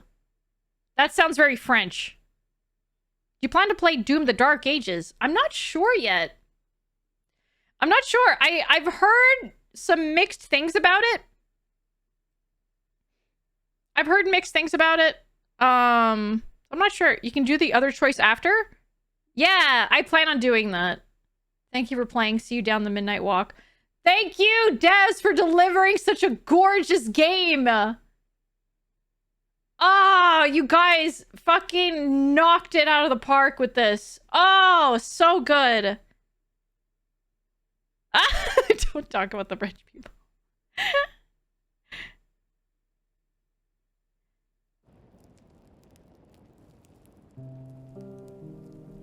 Oh. Okay, wait. I can visit Housey. Wait, chapter select. I can do Tale of the Moon Mountain. Guys, let's go see what the other ending is, okay? I really want to go see what the other ending is. So let's do that. What is the dark? Is it ugly and cruel? Is it a place for monstrosities? So this is the final chapter, everybody. For those of you who were not there for the final chapter, we're redoing it just to see... Just to see the final chapter. Dark could be a friend, perhaps a space or like the alternate ending. Sorry. Other, all of us equal under its cloak. No, Seko, you're fine. Seko, I'm French Canadian. I'm an even worse offense. You are totally okay, Seko.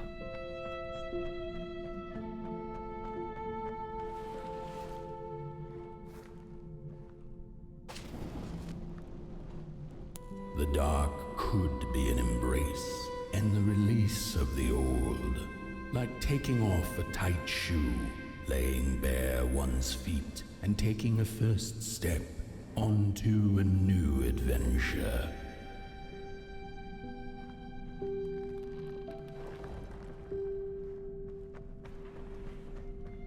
Last scene was back in the dark and implied it was all a dream, but given it had a storyteller, I think it took place somewhere in the past trying to inspire someone who tried the same. It could be. I think that it's kind of up for interpretation. Like, you take away what you want from the story. Clarity and calm, a break through icy clouds, and the shameful stories we tell ourselves. that fetter us to the clay and mud. I think this is just the, I think that this is just like a storyteller, essentially.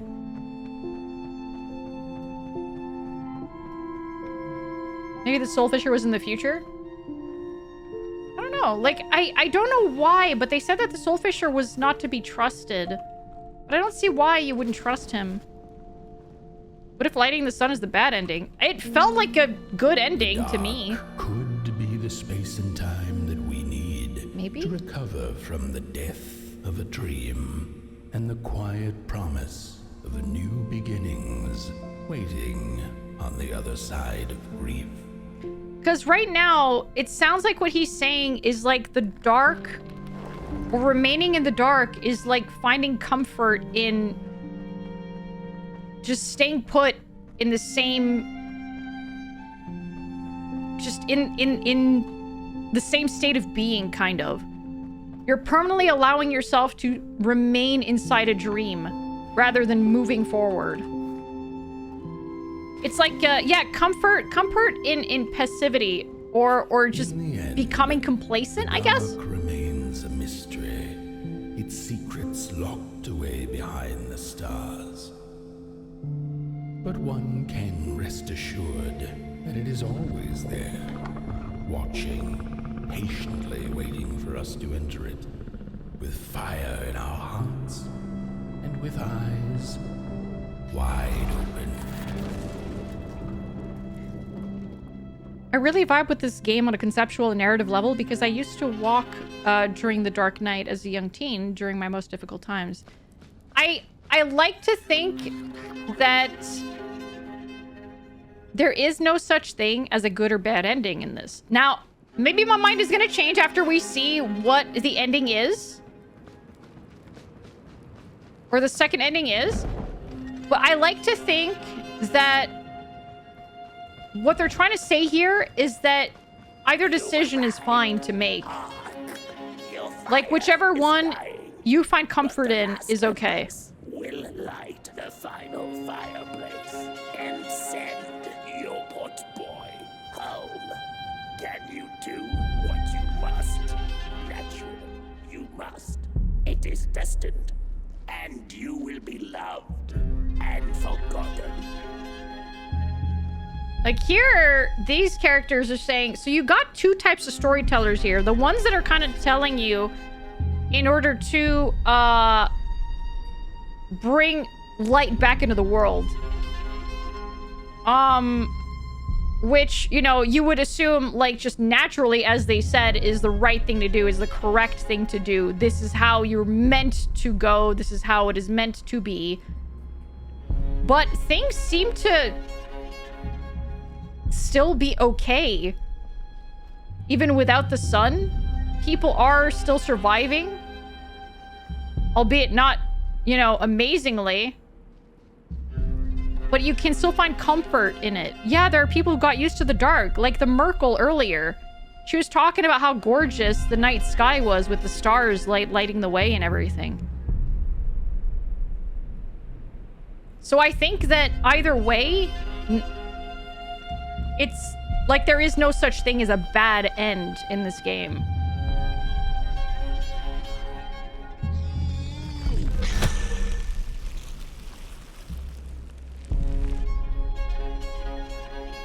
Yeah, exactly, Checkered, yeah.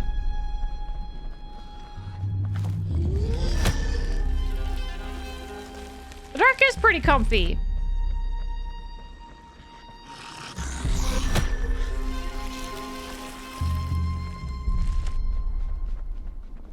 Like when we saw the Merkel earlier, in that like space with like the beautiful stars and everything, I thought that was gorgeous. I'm gonna re-listen to these for those that were not here and listening earlier, but...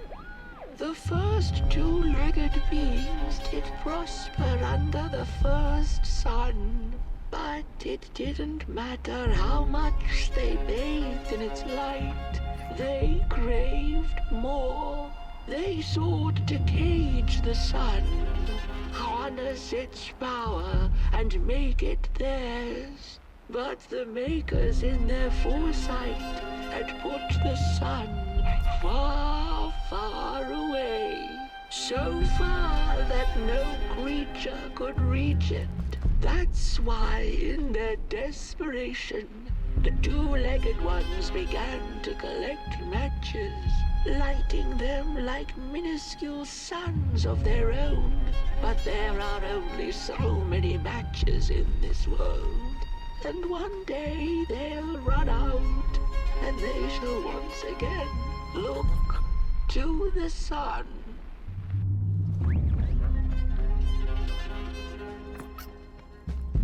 Still doesn't really say why the first sun burnt out. Make sure to leave air holes in your box, Alphena. I will make sure to do so.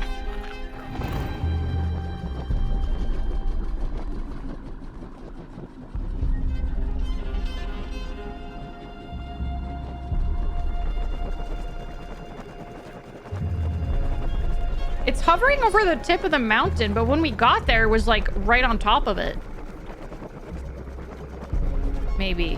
I think.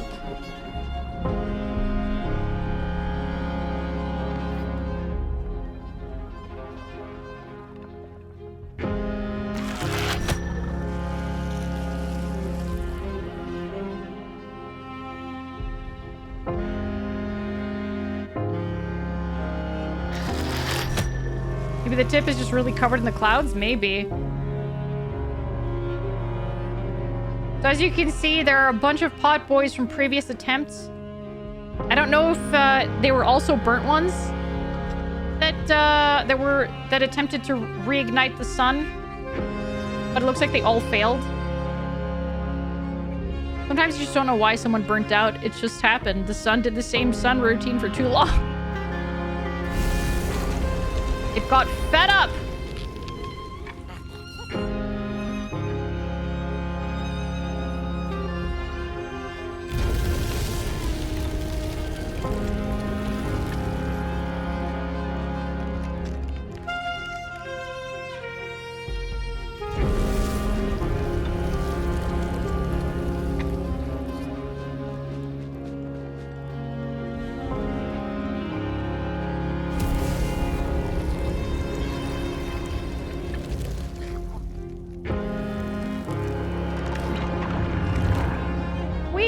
Okay.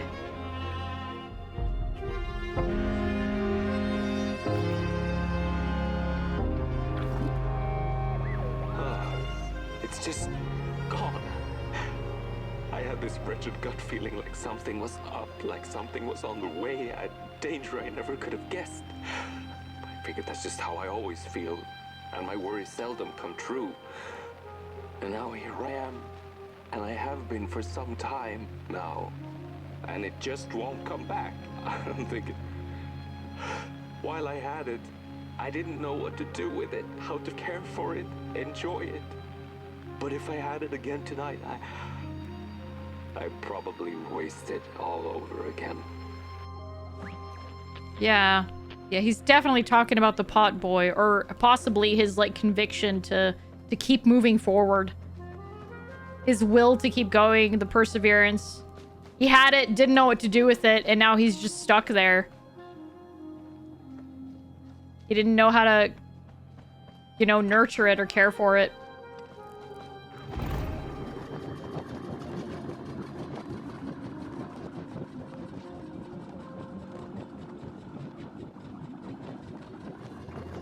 Motivation was in the wrong place, yeah.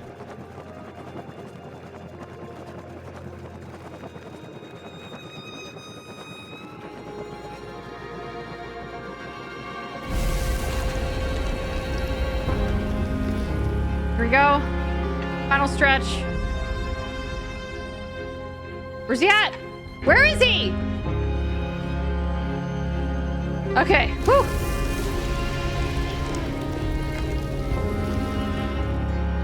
Ah! Ah!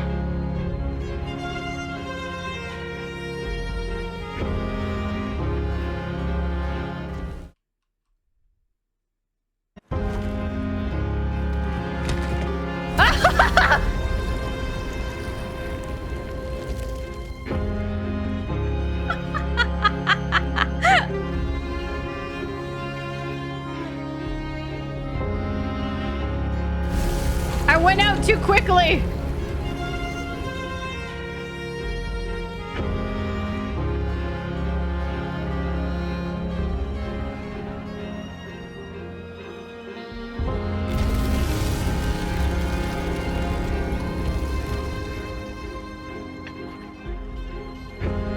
Oh, we're gonna go the other... Oh, there were 2 routes. We went right last time. We're gonna go left this time.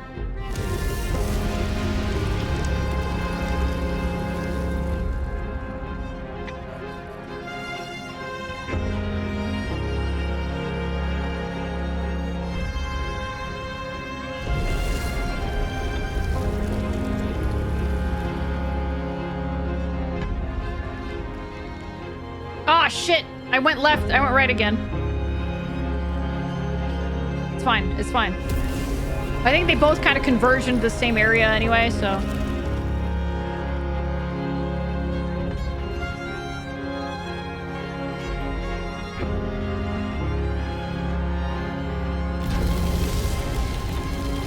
I love Guillermo del Toro's description on finding the beauty in the macabre, the bizarre and the darkness. You can have beauty and love and freedom, and when you eliminate either darkness or light from the equation, it becomes something meaningless. But when you take into account the dark to tell the light, it becomes reality. Which in a nutshell, he says it because he's Mexican and these kinds of games do that.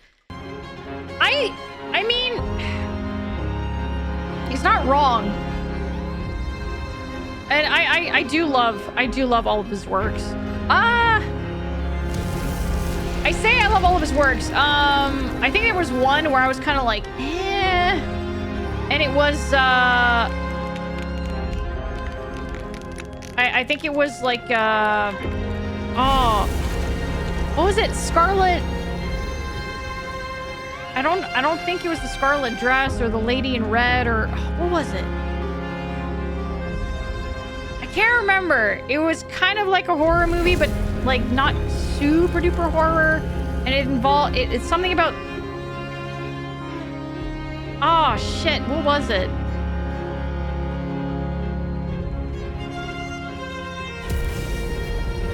I don't know if it was written, directed, or produced. No, not Pan's Labyrinth. Red or Scarlet something.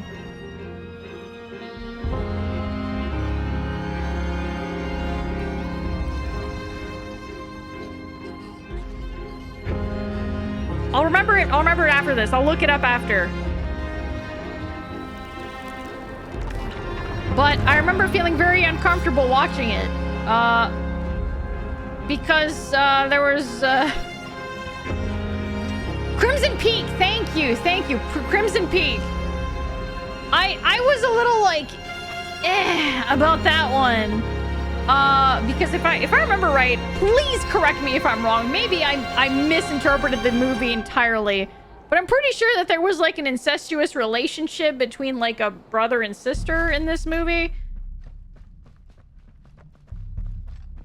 I was just a little put off by that.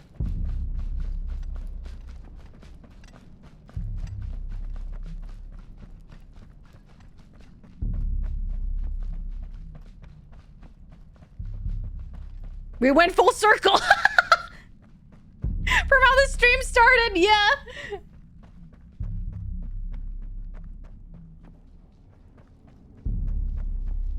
All right, we've reached the top of the mountain. This time we're doing the different ending. I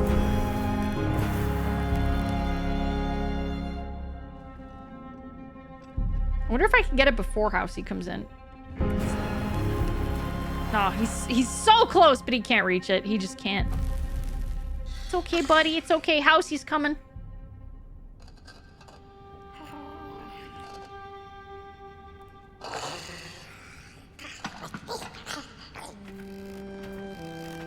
The stream started with Alabama. We were kind of just talking about the nuances, how not everything is black and white in media, and things don't need to be black and white in media at every, step of the way, all the time, blah blah blah. And we kind of just started talking about like Andy and Lele, how Coffin of Andy and Lele, turned out. So yeah.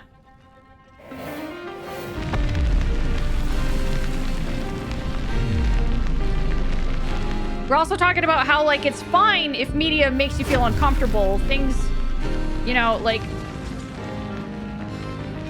Just because something makes you feel uncomfortable doesn't mean it's a bad thing. Like, Crimson Peak,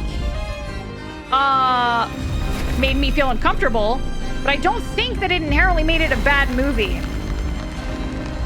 I just was not... I was very uncomfortable about the incestuous relationship part between the brother and the sister. I should probably give it another rewatch, but yeah. Art is supposed to make you feel stuff. Exactly. Not necessarily that it needs to be good. Exactly. That was the point. All right. Uncomfy stories are still interesting and deserve to be told. Yeah. El Toro said that it was a different kind of horror. Yeah, it was. It was definitely a different kind of horror. I will give it that, for sure. All right. Let's go home, Pop Boy.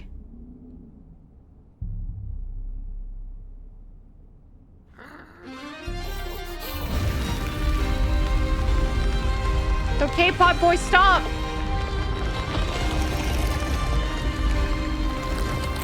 Stop.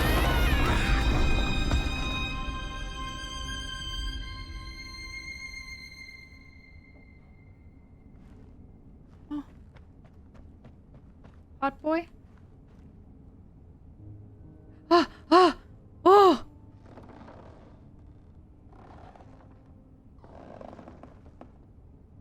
How's he still alive too?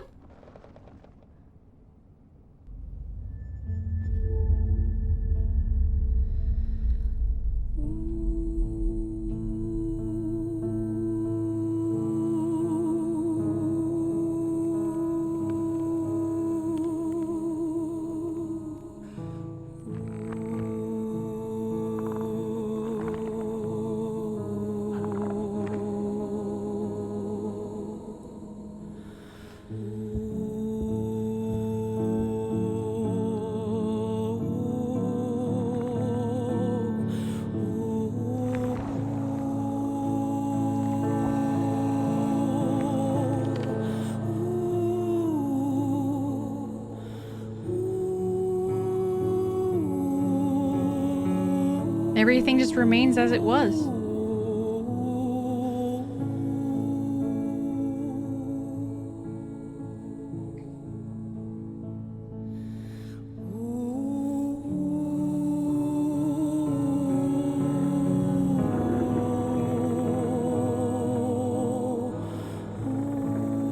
An attempt was made.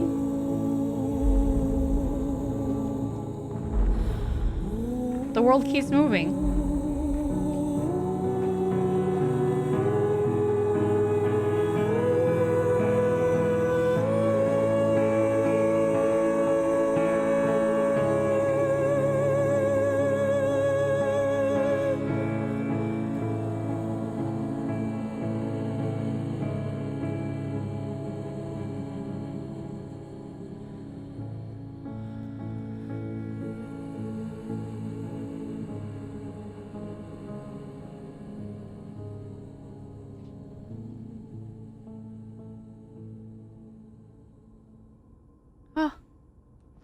Oh! Hot boy! How's he?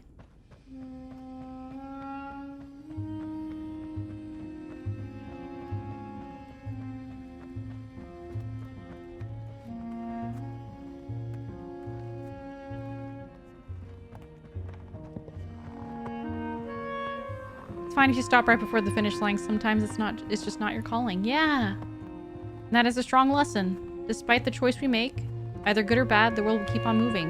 Unless your name is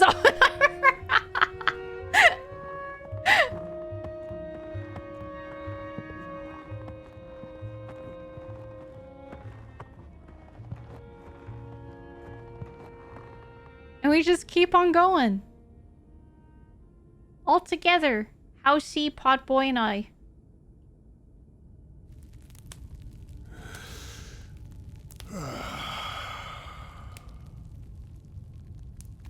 Once upon a time, some folk on the other side of this and that had the most strange. Are you actually gonna play the banjo? Beautiful dream.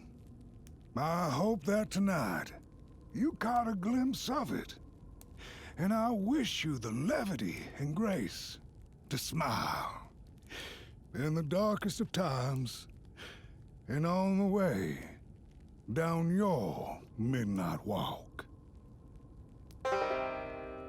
No, no banjo.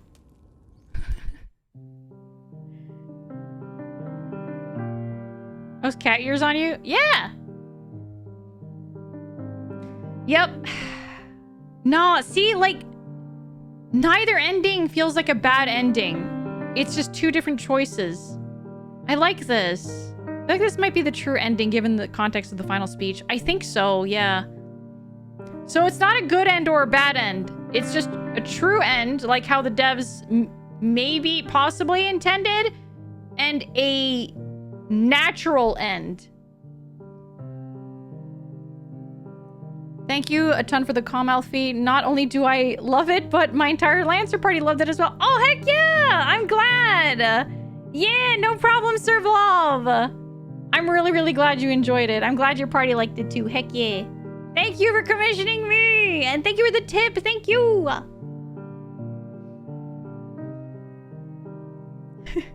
Have I been a cat this whole time? It's just the ears. It's just the ears. They're not...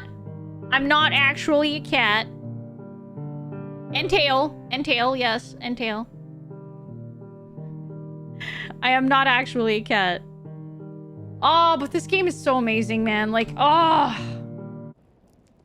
If you guys have, you know, the money to purchase this game on Steam, I very, very much recommend it. Very, very much recommend it.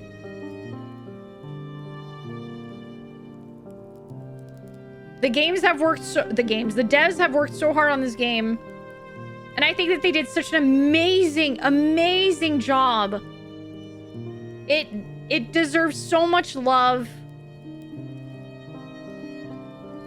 I love this. It's very, very much like up there. Like I don't have favorite games. I can't. My brain can't decide on any favorites and whatnot, or like games and movies and books and all that stuff. But I cannot recommend this game enough. I really can't. This meant skipping what I'm sure were some great streams, but this is one of those things I need to experience. Yes, absolutely, Sir Blob, absolutely. Alfie Triton Fusion, kind of, yeah, it kind of is, yeah. Ah, beautiful, beautiful, beautiful game. Gorgeous, gorgeous, gorgeous game. Oh man, let me see here. I have a bit of time. We got a bit of time. We can just hang out and like talk and stuff and whatnot. So let me just find a game that we can just like pop on that doesn't really have any, that doesn't really like, I don't want to start something new. I don't want to start something new. I also don't want to start something with like a story or something that I'm going to get too invested in. Let me see here. You guys like fishing? Yeah, you guys like fishing?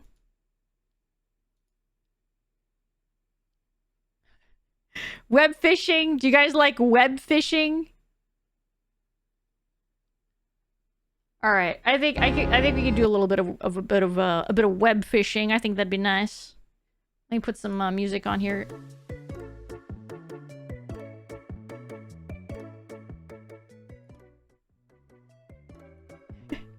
All right, I gotta change the game.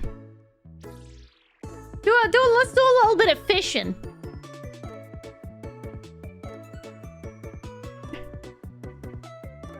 Do a little bit of fishing.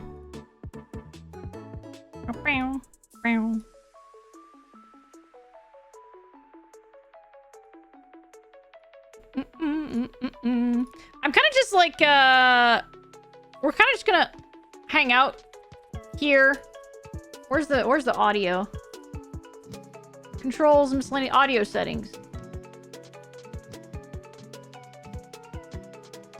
Okay, cool. I kind of like the very chill, like, music of this. I'm just gonna pause this and we're gonna put on the... Yeah. Yeah, some chill fishing time. That's what we're gonna do. We're gonna fish a little bit.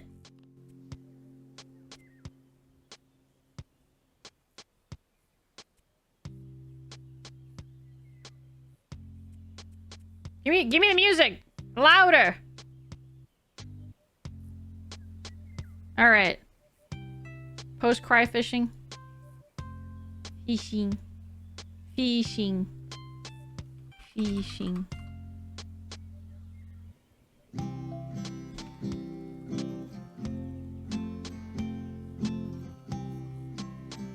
There we go.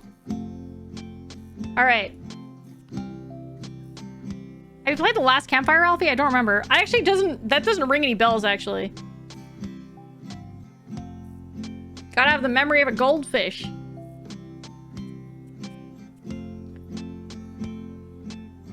I should? Tell people about your internship. Found your model super cool. Oh my god, you showed me off to folks at your internship. Ah, thank you. I'm glad they liked it. Thank you. All right. I'm gonna create a solo lobby. I'm not making this public. It's gonna be offline.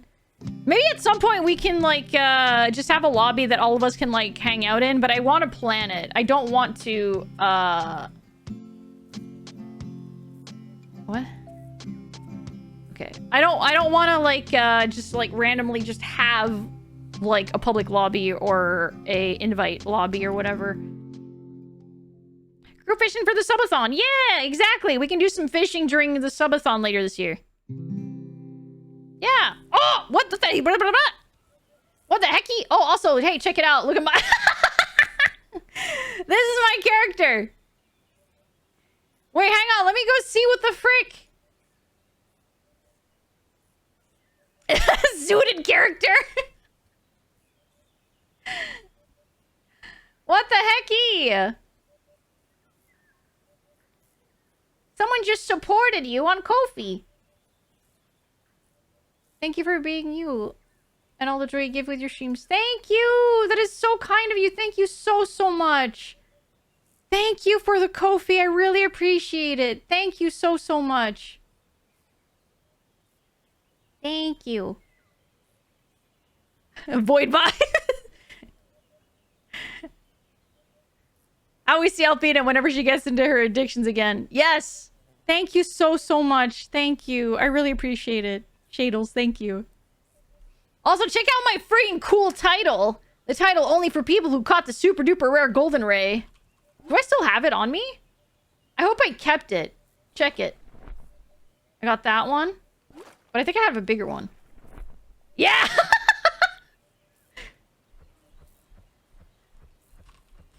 But I think I have like a... Wait, where was my... Oh, did I like, get rid of my giant whale? Oh, this is just a tiny one.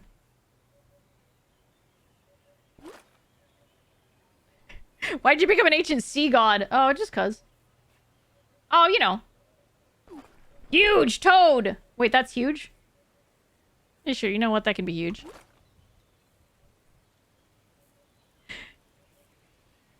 I like showing off my... Okay, wait, this is large.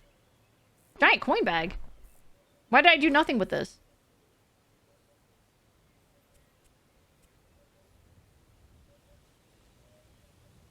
I can't believe I deleted... I got rid of my...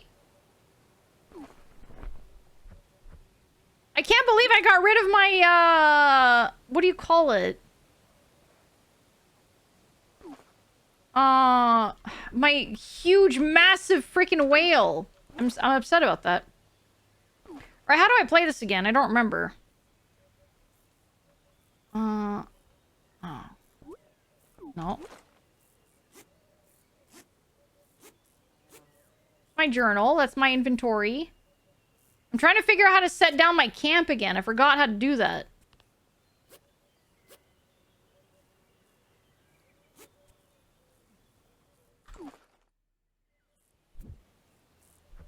Oops. Oh. There it is. Nice. Nice. All right. To the island. I'm glad that I think they finally, like, fixed the security issues that they had in this game. Because people used to be able to just, like, I think hack their way into, like, the game or whatever. Or there was no, yeah, the security was pretty bad. And people would invade and just start, like, doxing or just dropping, like, pretty private information on people. Which is a little upsetting. Very upsetting. But I think that's been fixed. So there's no longer an issue. I don't have any bait. Okay.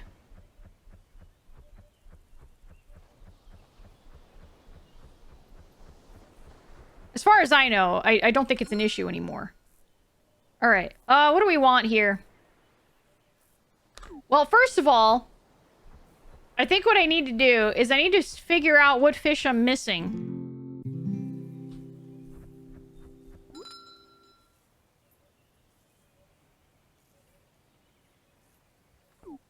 Let me check my journal. Yeah, I seem to be missing a number of fish here. This is freshwater. Let's go saltwater. I think I got most of the saltwater ones.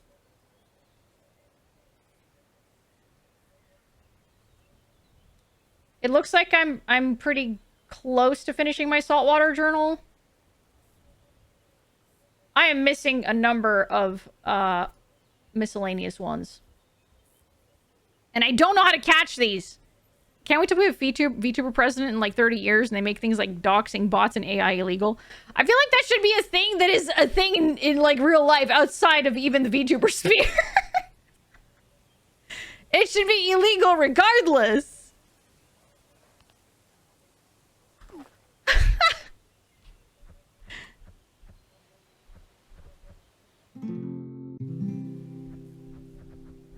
There are many things that, was great-grandpappy old man, old head... Oh, what? Brunkle? Well, hello, welcome in, Keybearer. I'm not sure I understand. I'm not sure I follow, but if you're asking me how I'm doing good. I hope you're doing good, too. Fish.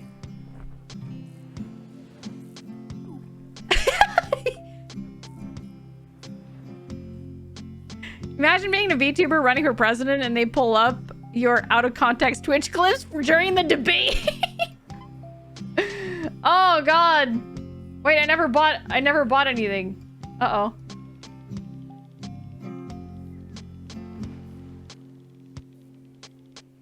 I don't have any bait. Oopsie doodle. I think it's a what's good followed by a bunch of old man terms because you're fishing. Hey, fishing is not just reserved to old men. It's also reserved to old women too, such as I. Why is the squid restock at 0? Why is squid at $0? Why is it free?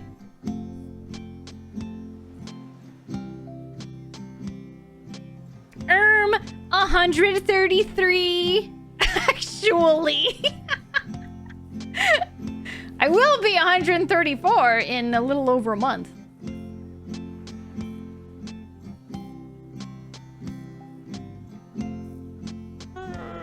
Okay. You know, look, a day over 106. Thank you. I appreciate that. I almost said I know, but then I would have sounded kind of full of myself and conceited. Oh, it was at 0 because I already had squid. Why wasn't I using them then?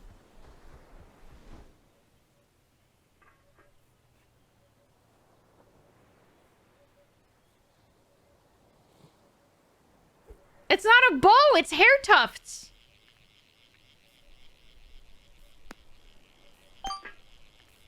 One of my buddies caught something. Oh yeah, small guppy. Okay, wait, hang on. I'm trying to remember what does what in here. I have... No. I don't want my props. My tackle box. Okay. Radiant fish, alpha fish. I think that these... Oh, it's the lures. It's the lures that... I like danger. Hello. Welcome in. Thank you for the follow and welcome to the void. Oh, I can't cut my hair off so that you can sell it. No. No. No, I cannot do that. I'm trying to find the ones that... Ow. Thank you for hydrate. Cat lateral. I want the big ones. Higher chance of catching greater tiers of fish. Rare fish. Greater tiers? Or catch? Ah, bigger fish! That's what I want. I want the bigger fish. I want to get, like, huge fish. That's what I want. Alright. Health check! Hydrate, posture check, and stretch. Everyone, please stretch. Sit up straight and have a sippy of your preferred beverage. Did I stop needing food breaks? Yeah, because now I got medicine. The thing is that, like, when I'm, with the medication that I'm on, like, I have to eat at very, very specific times. So I can't have food breaks the way that I normally did before. I didn't know you were of hag age. I am. My rubber ducky. If you're not popping at least 3 joints with the stretches, what the heck are you doing there, youngster? Yep.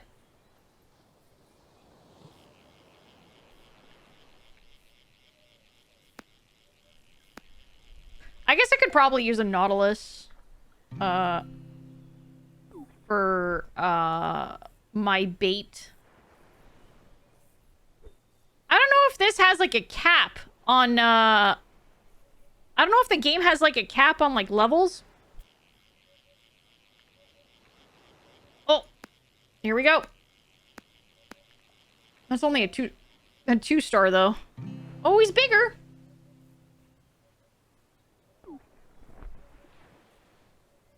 I really, really want to get, like, a giant... Like, the whale that I got was just so massive. It was great. Why did I sell it?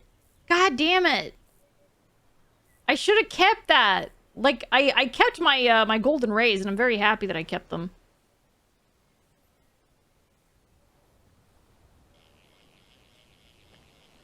Ooh, 4-star!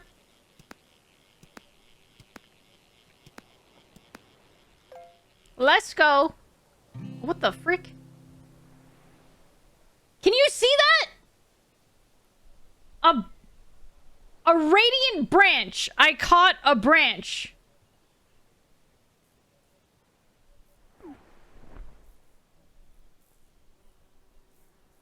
I got... It's a freaking...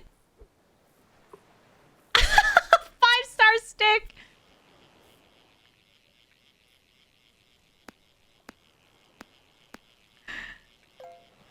It was a pretty stick. It was a very pretty stick. Ooh, a huge catfish. Oh, I got a coin bag too. Nice.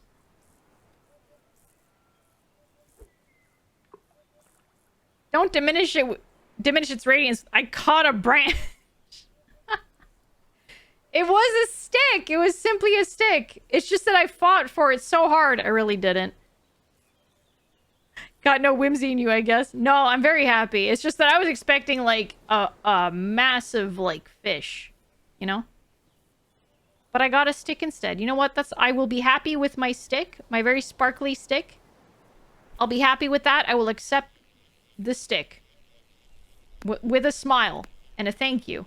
For snagging on my lure.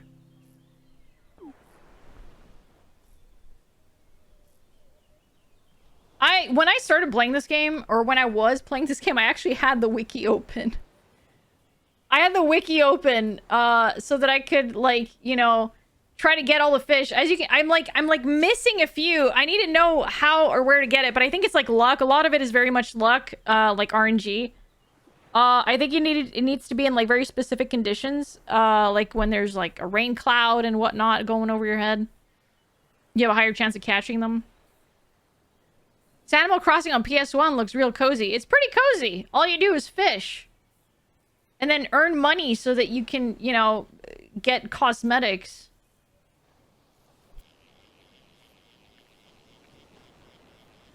Oh, wow. No stars. I got a coin bag, too. That's fine.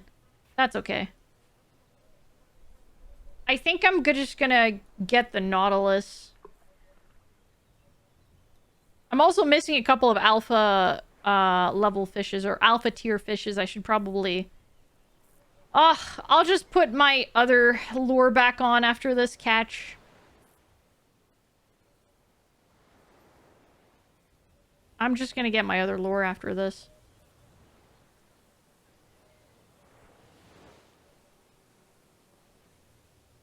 I need to... These are the kinds of games where I feel the need to... Oh! Here we go!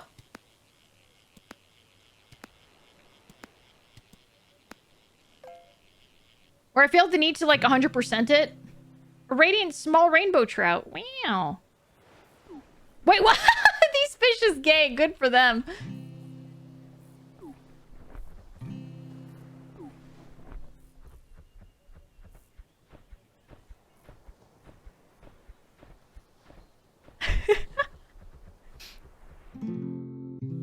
Alright, let me go back here. Oh, it's raining! Perfect! Oh yeah! Oh yeah! Alright, what am I missing? What am I missing? I need to follow the rain cloud.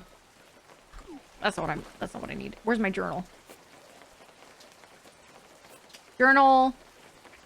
Fresh water. I'm missing a lot of like... Oh. Okay, but also miscellaneous. I don't know where to catch these. Okay, nope. Inventory. There we go.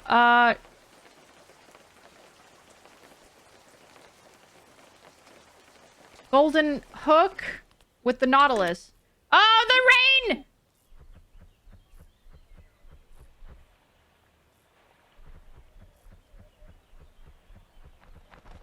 No, the rain cloud. Follow the rain. No, where'd it go? Where'd it go? Oh, fuck, did I miss it? Oh, I missed it. Oh, I missed it. Gosh dang it. Trash catches or something? Even the trash catches are good catches. Oh. Anything that is rare or miscellaneous. What does a shower hook do? It gives you a small percentage of a chance to summon a tiny rainstorm. So I guess I'll select it for now. I suppose I'll select it for the moment. Fish. Fish. Thank you for the 100 bits. Thank you. I am currently fishing. Because I don't think Grimmy is live yet. I'm kind of waiting for Grimmy to go live for her birthday. I don't know when she's gonna go live. I don't know. However, knowing Grimmy, she might go live pretty late. So we'll see. I'm gonna hold out a little bit longer. Because I really do want to raid into her. But it's very, very, very likely that she is going to go live much later than I plan on, like, yeah, 5 hours later.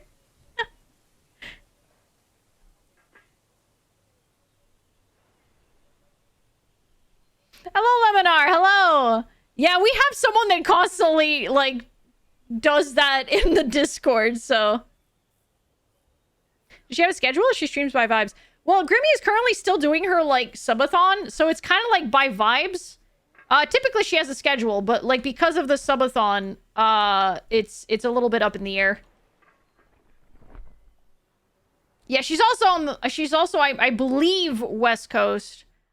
Or she streams mostly like West Coast hours, if anything. She streams West Coast hours, whereas I stream East Coast hours. So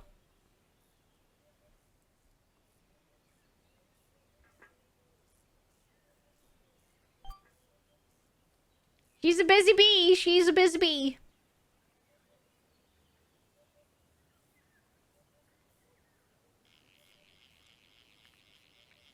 Ah!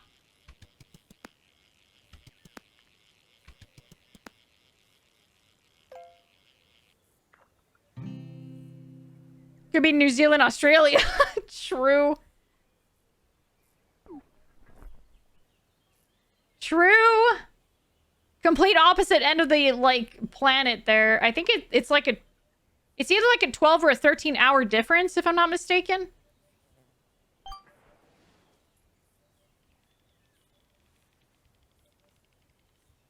I think it's a good 12 or 13-hour difference. Time zones are wild.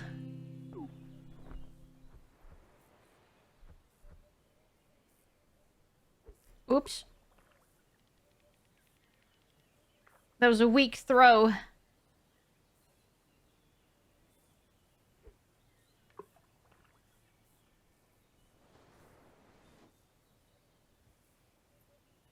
Dang, people living in the future.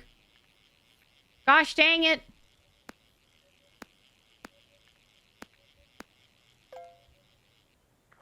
Alright, what do we got here? Crayfish! Thank you for the posture check! Everybody sit up straight!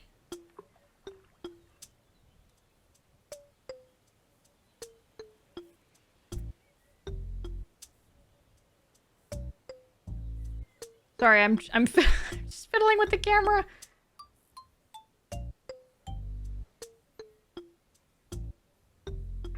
I love these two little frogs so much.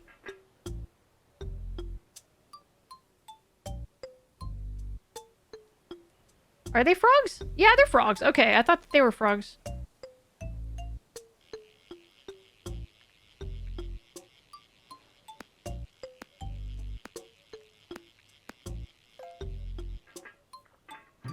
What do we got here? A tiny carp. What am I missing? Where's my journal? A gator? I'm missing an alpha gator. I'm missing a lot of alphas in the fresh waters. I'm missing a lot of everything and everything. I need to fully clear these. I need to get all the tiers of fishes. We have a gator. We just don't have an alpha, a radiant, or whatever the hell this is, gator. We're missing some tiers of gator here. We're missing some tiers of different fish. Little tap sounds when pulling the reel in are very satisfying. Yeah! I agree. Opulent, that's right. There's opulent, there's radiant, and then there's alpha, I think is a tier.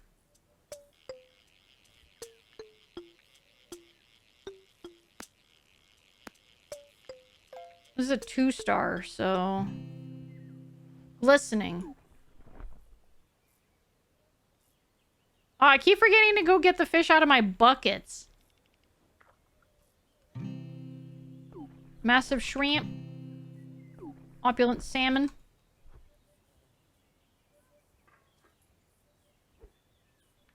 You need a comfort game, and like imperialist economic simulators, then Victoria 3 is the game for you.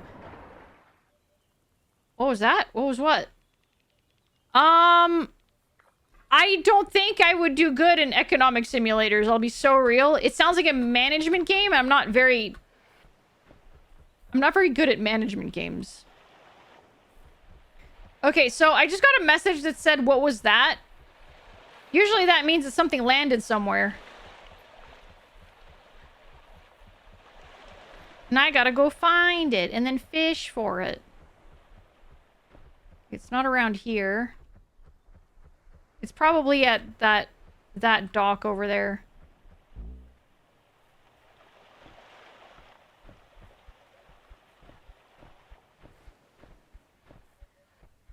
No?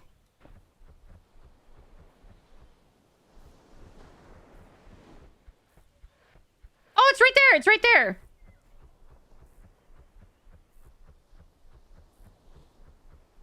We put on an alligator. Should we add gator guts in the Discord? We could. I don't know if they might be sleeping, though. All right, what's this? All right, I need this. Oh, nope. I gotta aim for it.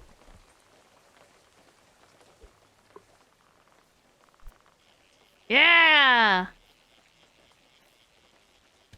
Oh, that's gonna be an opulent one.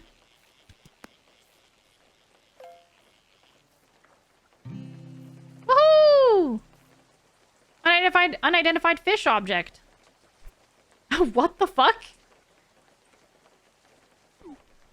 It's a dogfish.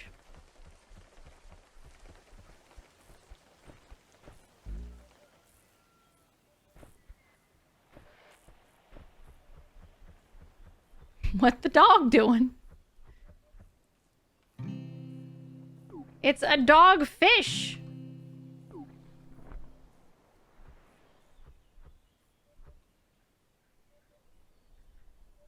And it's fine that it is a dogfish. Alien dogfish.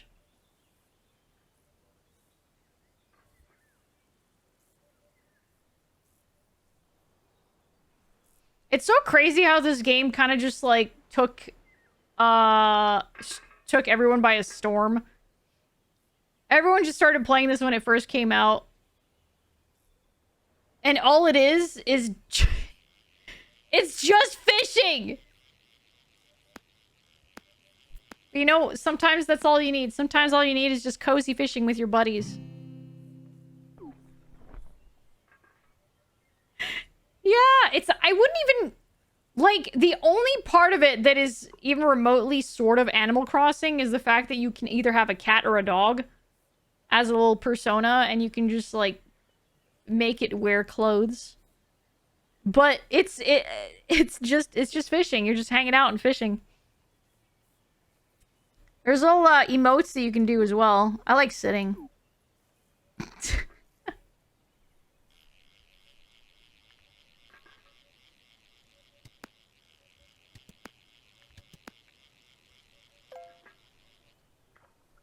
Oh, big! Huge sturgeon! I want a second opinion.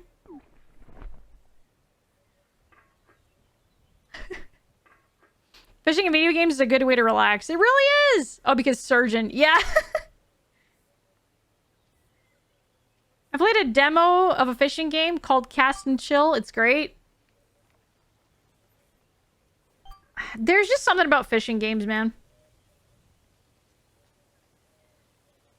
There's just something about them. Got another opulent fish here on the way.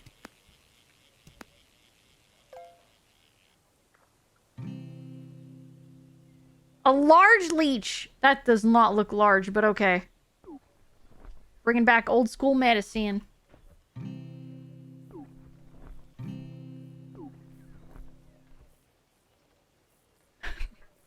I like that you guys are also fishing over there.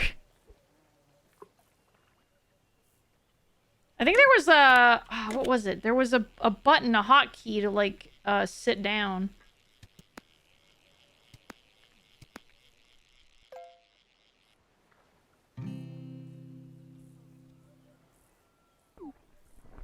Let me see here. There was also a button to make a sound. Oh, there we go. Okay. This was to sit. No. No.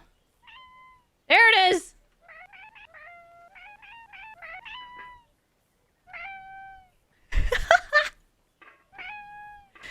The only fishing game I took seriously was the fishing mechanic in Red Dead Redemption 2. It was peaceful to just go for a fishing trip after all the mayhem and butchering. Fair. There was also a hissing button, I think.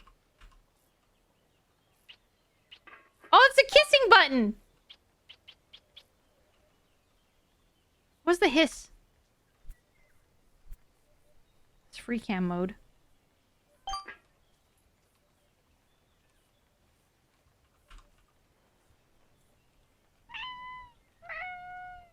That was the HUD. I know there's a button for hissing. Yeah, the cat is a little cigarette. Oh, hang on. Settings, controls. Bark or meow is that? There should be a hiss. I might be wrong. Maybe I'm dumb. I was so sure that there was a hiss sound, but I guess not. Maybe it was like a hidden thing. Oh well. Try typing /wag. I don't think it works that way, but... Ah!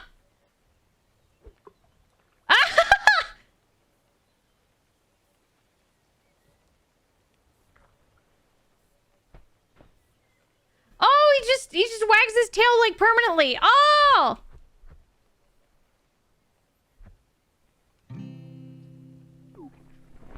Okay, wait, in that case... Never mind. I was so sure that you could make a hissing sound. Whoa.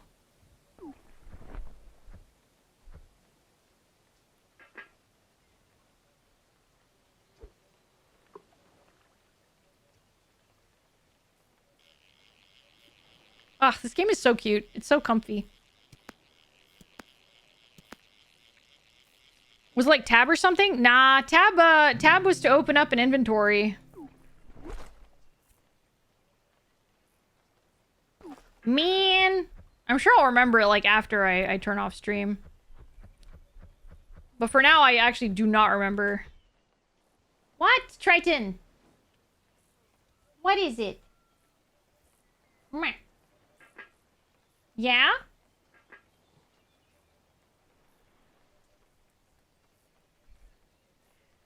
I wish my mic would pick up his weird chirpy noises. Not time for food yet, buddy. It's way too early. What do you do? It's way too early. It's like an hour and like 40 minutes. There it is. Yeah, Control G. That's what it was. Yeah. Thank you, Gazbo. Thank you. I remember now. All right.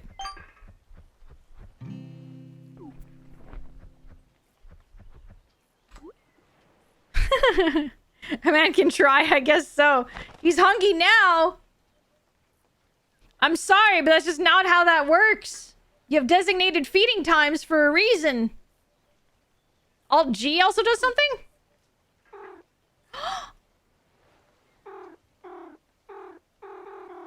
Oh! I love that. Yeah, we're doing a little bit of wet fishing. I was hoping to like drag out the time a little bit until like Grimmy started streaming, but I'm gonna be real. Oh, it's raining.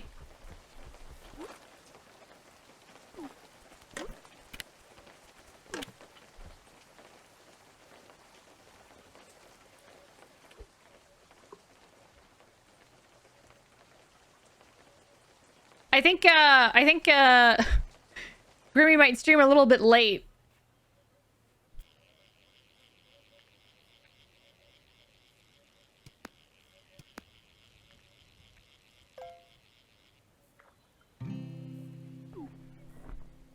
Did it already stop raining? Where'd it go? Where'd it go? Oh, God. Yeah, when they say small rain cloud over your head, like, they mean, like, you know, enough for, like, one... Yeah, Grimmy streams at Grimmy times, exactly. It's a little bit early. Saturdays are not the good days for me to raid into Grimmy, unfortunately. That's usually my weekdays. Usually. Lore accurate rains, yeah.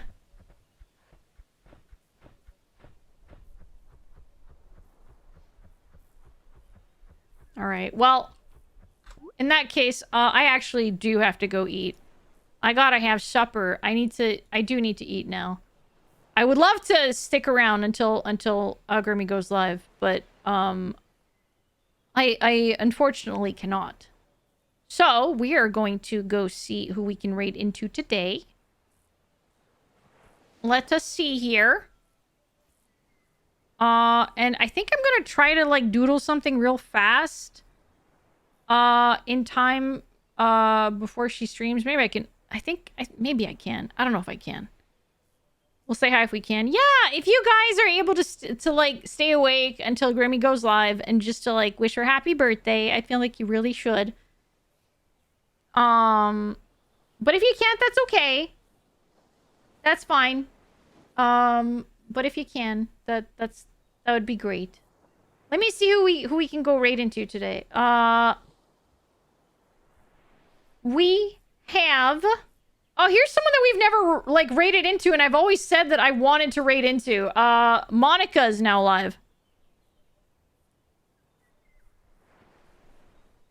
The one who has all, like, the really cool, like, 3D models.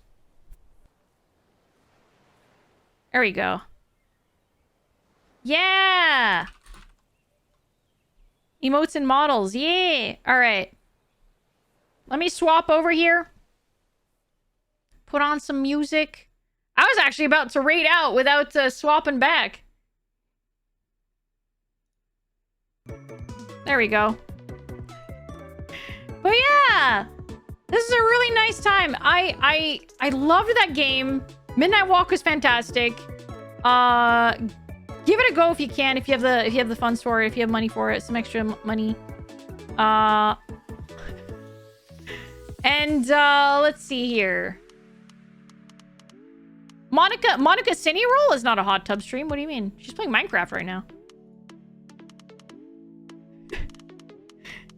But yeah, thank you for coming, everybody. I will see you all again on Wednesday. I don't know what we're going to be playing yet. Possibly Do No Harm. Possibly Look Outside. We will see. But we have crossed another game off of our list. She can turn into one. Oh, great. Fantastic. And yeah. And I will see you all next time.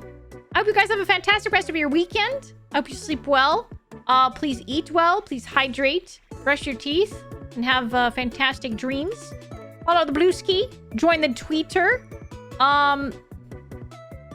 No, not join the tweeter. Join the Discord. Join the Discord. And I haven't picked a movie for this month. I've kind of been like dealing like with all the other stuff, but I kind of want to watch Cyberpunk Edgerunners at some point. So, and typically I usually just save like the anime watching for like a subscriber like anime night. Because it's harder to coordinate watching anime for like an entire community as opposed to like just like a small group. But I think that for Cyberpunk Edgerunners, I think it'd be fine because it's not like a long anime. I think there's like maybe 12 episodes, 12, 13 episodes. But yeah. I will plan for that eventually. I think it'd be fun to watch that. I say fun. It's a great anime. How fun it is, I don't know. It's good. It's good. But either way, have a great rest of your weekend. There's the raid. The raid is now up. There's the raid message. And, raid. Free. There's the free raid message. And yeah. I will see you all next time, everyone. Have a great rest of your weekend. I will enjoy some food, yes. I don't know if I'll have some Old Man Yowie to watch tonight, though. We'll read, watch, whatever. Anything. Thank you for coming, everybody. Thank you. I'll see you all next time. Bye-bye.